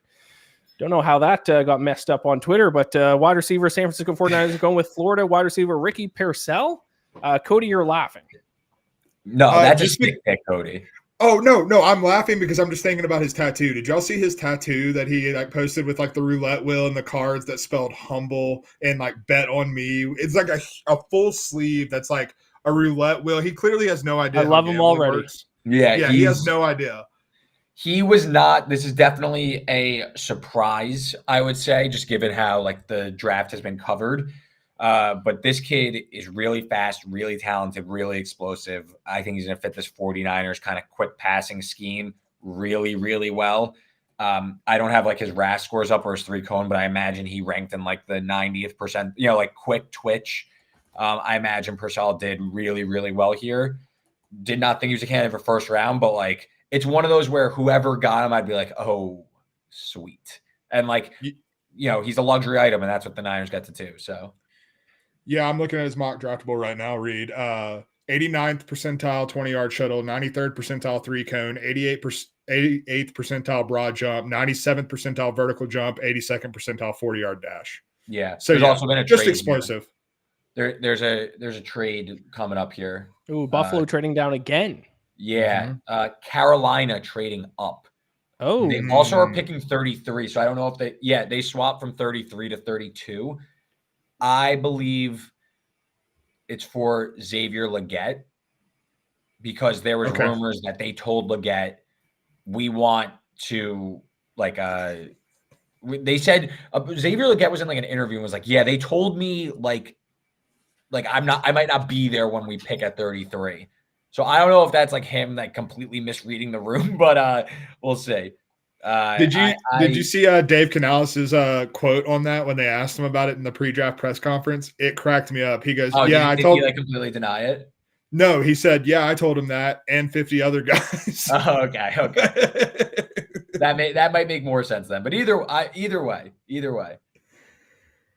So we'll see. But maybe, and Panthers need a lot of things. So this would be unfortunate for Bills fans who have been waiting all draft to have a pick. You trade down from Bills guy. What's that? Good thing you didn't bring on a Bills guy. Yeah, they would not have to come on anymore. He would have stayed up for no reason. But hey, even if the Bills don't pick till round 2, at least they're probably not going to take a backup quarterback. So the Panthers, an NFC South opponent of mine, will be selecting with the final pick today. What time does the draft start tomorrow? 7 Eastern. Yeah, probably 7. Is it just round 2 tomorrow? I forget how they divvied up now. It's round 2 and 3. 2 and 3. You coming back on for like a 6-hour stream tomorrow? Sure. No, it will move faster. I believe they go to 5 minutes for second and third round. I believe you're correct. All right. So Panthers, probably wide receiver, right? Has to be wide receiver. What other position would they go with here? I mean, Bryce Young did not have a good start to his career. He needs some kind of help. I guess they could potentially go offensive line to give him some protection, but you got to think it's someone on the offensive line, most likely receiver. Yeah, I agree. I think this is going to be offensive line, just given how the Panthers are pegged. If I had to guess, like, why did they move into the first round? It's because they want that 5th-year option. I will say, just thinking about it out loud, I don't know if anything's been proven on this, but like wide receivers, the way they're starting to be paid, if you really believe in one, it might actually be benefit. Like it used to be like you want to get the quarterback with the 5th-year option, but it seems like wide receivers potentially are turning into like you want that 5th year to keep them under wraps, under cheap. Well, the pick is in. The Carolina Panthers are going with a receiver. South Carolina receiver Xavier Legette, which I believe is who you called a couple minutes ago there, Reed. So finishing off with a dub for Reed. A fellow South Carolina Gamecock with producer Joanne. So she's got to be happy with that as well. Cody, I'll start with you. Thoughts on Xavier Legette here to the Panthers to wrap up day 1 of the draft? I mean, he's immediately the best wide receiver on the Carolina Panthers. I don't think it's really particularly close. That pass catching core was absolutely god awful. Like, I think you and I could have walked on there and maybe caught, 10 passes in the season. Like, it was a tough scene. So, like, I think the best thing to say is, like, if the Panthers took a good player, they got better and it didn't matter position because they're just so talent deficient in so many places. Yeah, I agree. I like the pick a lot. I will say I almost pulled a Canadian, but I caught myself. I almost said Xavier Legette staying in South Carolina to play for the Panthers, but nope, different state. Caught myself. Oh my God. As a North Carolinian, I'm offended. I caught myself. I didn't say it. I caught myself. I Googled it while you were talking, Cody, and I was like, no, I don't. Charlotte's North Carolina. Do the Panthers represent though? Because they are just the Carolina Panthers. Do they stand for South Carolina? Like, are people from South Carolina, and Joanne could tell us in the chat, or do people from South Carolina, do they rep the Carolina Panthers? Like, is that their team? Yeah, for the most part. I mean, Charlotte's like right on the South Carolina border. Like, it's like a hop and a skip. And if I'm not mistaken, the Panther logo is meant to it's the shape of it is meant to like resemble North Carolina and South Carolina, like the whole Carolina. It's like the shape of that. Interesting. How about that for a little tidbit? Joanne in the chat also says yes. So there you go. That is ending on a fun little tidbit here with the first round of the NFL draft. So we are done. We're clocking in here at 3 hours and 50. Actually, I mean, we started a little early. So for myself, basically 4 hours. Cody, you've been along with me for 2/3 of this, 3/4 of this. So I guess we can wrap things up. I'll give you guys both a chance, but general thoughts on. And I'm banning you guys from bringing up Michael Penix, but general thoughts on the first round of the draft and what you're looking forward to the rest of the draft or anything else you want to talk about. Cody, I'll let you go first. Yeah, I mean, this first round really shocked me. I mean, like we said, like starting off with 6 quarterbacks in the first 12 picks, like that really set a tone for things I wasn't expecting. Like Cooper DeJean still being on the board going into the second round, shocked by that. Wondering if that's the Bills pick. You know, they lost Tre'Davious White this offseason. I wonder like if that's where they're looking and trying to trade back to 33. Could see him very easily being the first pick. Look at someone like Kool-Aid, our guy Kool-Aid McKinstry still on the board. A.D. Mitchell, my draft crush, still on the board. Like there's a lot of talent still left. And I think like we didn't see as many trades as I think were initially projected, particularly early in the draft. But I wonder if at the beginning of day 2, we see a lot of movement, teams trying to get up and get guys that fell a little bit that they weren't expecting to. Reed? Yeah. Again, pretty interesting draft. I think, you know, for the most part, I didn't think anything went so crazy. I know a few picks went off the rails, but I do think for the most part, like you're talking like first round grades, guys that like I'm not surprised. I think obviously the Penix and Knicks thing maybe pushed some guys down, like we were just saying. But overall, I think a pretty solid draft. I think some teams really address some needs that are gonna, you know, be felt not just this year, but going forward. Like I think, you know, it happened right before I got on, but Quinyon Mitchell going to the Eagles, I think is like an outstanding pick, like a really, really strong pick, especially at 22. I mean, it feels like the Eagles are always knocking out picks. And then obviously, you know, you have teams coming up the pipe where, you know, we were mentioning Arizona had a pretty good draft. Chicago, I mean, any draft day winners column has to start with the Bears. I think the Giants did pretty well. I think that this was pretty strong top half of the draft. And, you know, a lot of the teams, not all of them, but a lot of the teams at the top did well. So, you know, it was an interesting draft. Some teams made mistakes, but, you know, overall, I think this was pretty strong. And also big winner before. I think Minnesota really knocked it out of the park.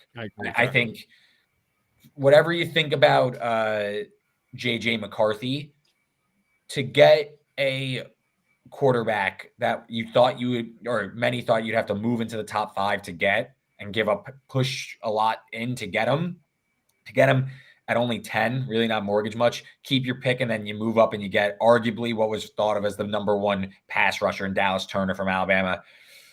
That's pretty good. That is pretty good for the Vikings in a competitive division. So I think the Vikings, we'll see if JJ pans out, but I think that was a really good draft for them. Yeah, and Reed, you and I are higher. We've talked about it on the college football show. Like we're higher on JJ than a lot of people. Like we think the kid's the good. So I think that makes it even more favorable, at least in our eyes. And he lands in a system that has a really strong offensive mind in Kevin O'Connell, has Justin Jefferson, has, you know, a roster that has invested in its offensive line the past few years as well. So I think, you know, like if you put JJ McCarthy in New England, it might have been a little shaky, but you put him in Minnesota, where you might be able to have some help around him like he did at Michigan, might actually accelerate his development a little bit more. So really good landing spot for him. Mm-hmm. The Falcons pick might have been so bad that everyone else's first round was like good because of that. Because like that then caused a ripple effect where like a ton of good players that were like top 12 guys were then available like late in their first round.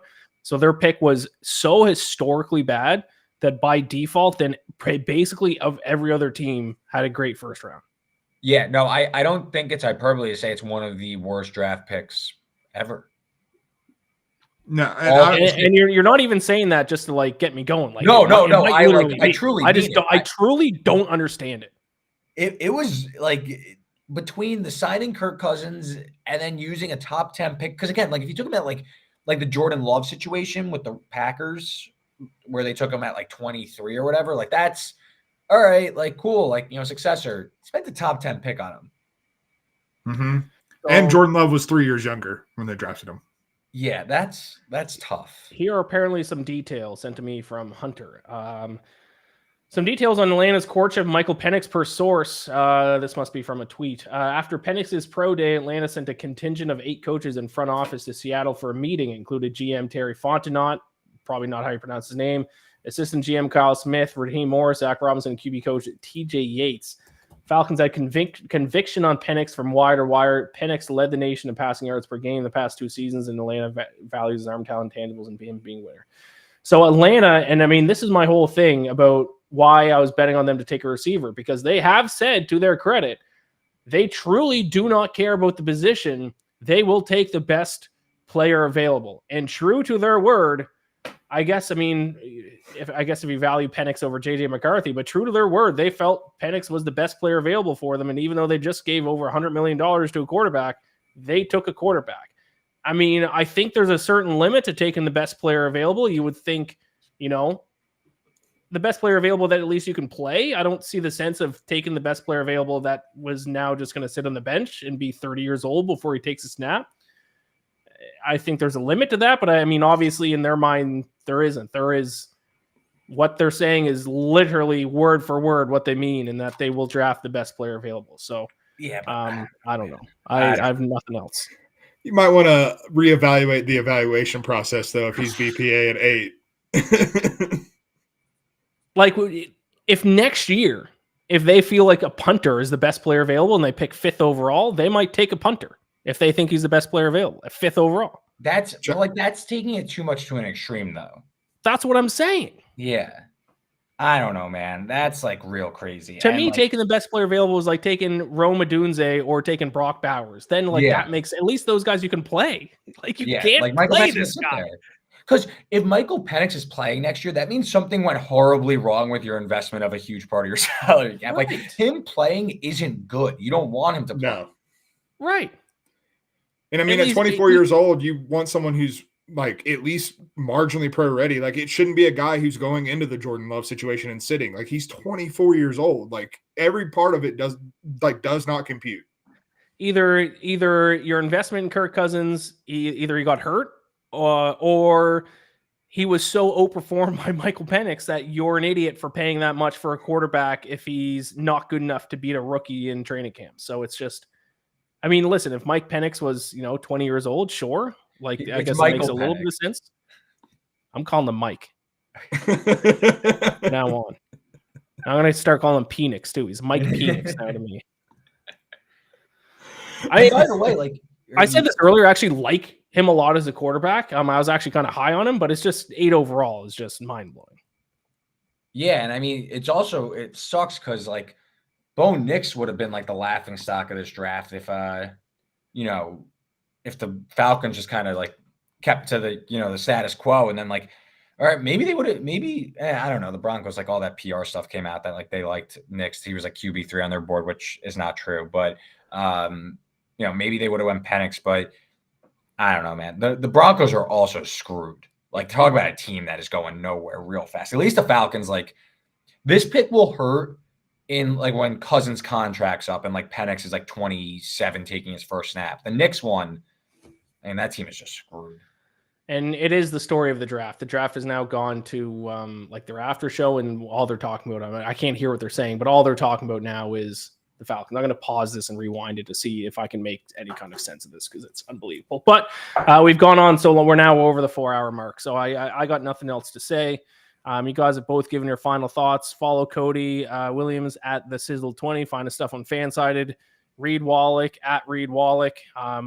You're able to just manage to just grab at Reed Wallach. I'm just realizing is an available Twitter username. Good for you. I could not just get Ian McMillan. That would have been great.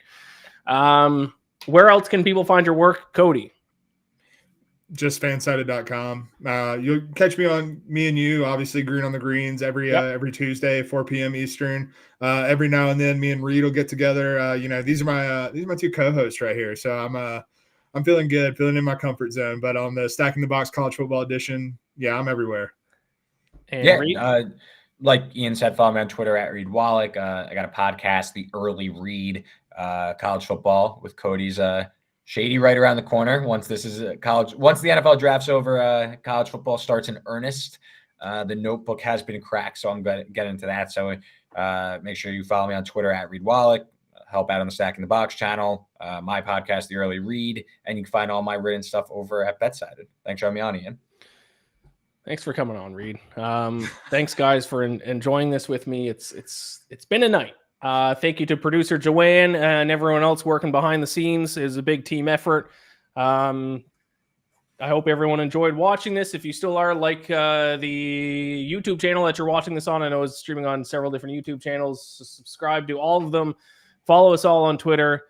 Best of luck to everyone's teams the rest of the draft, and we'll see you next time.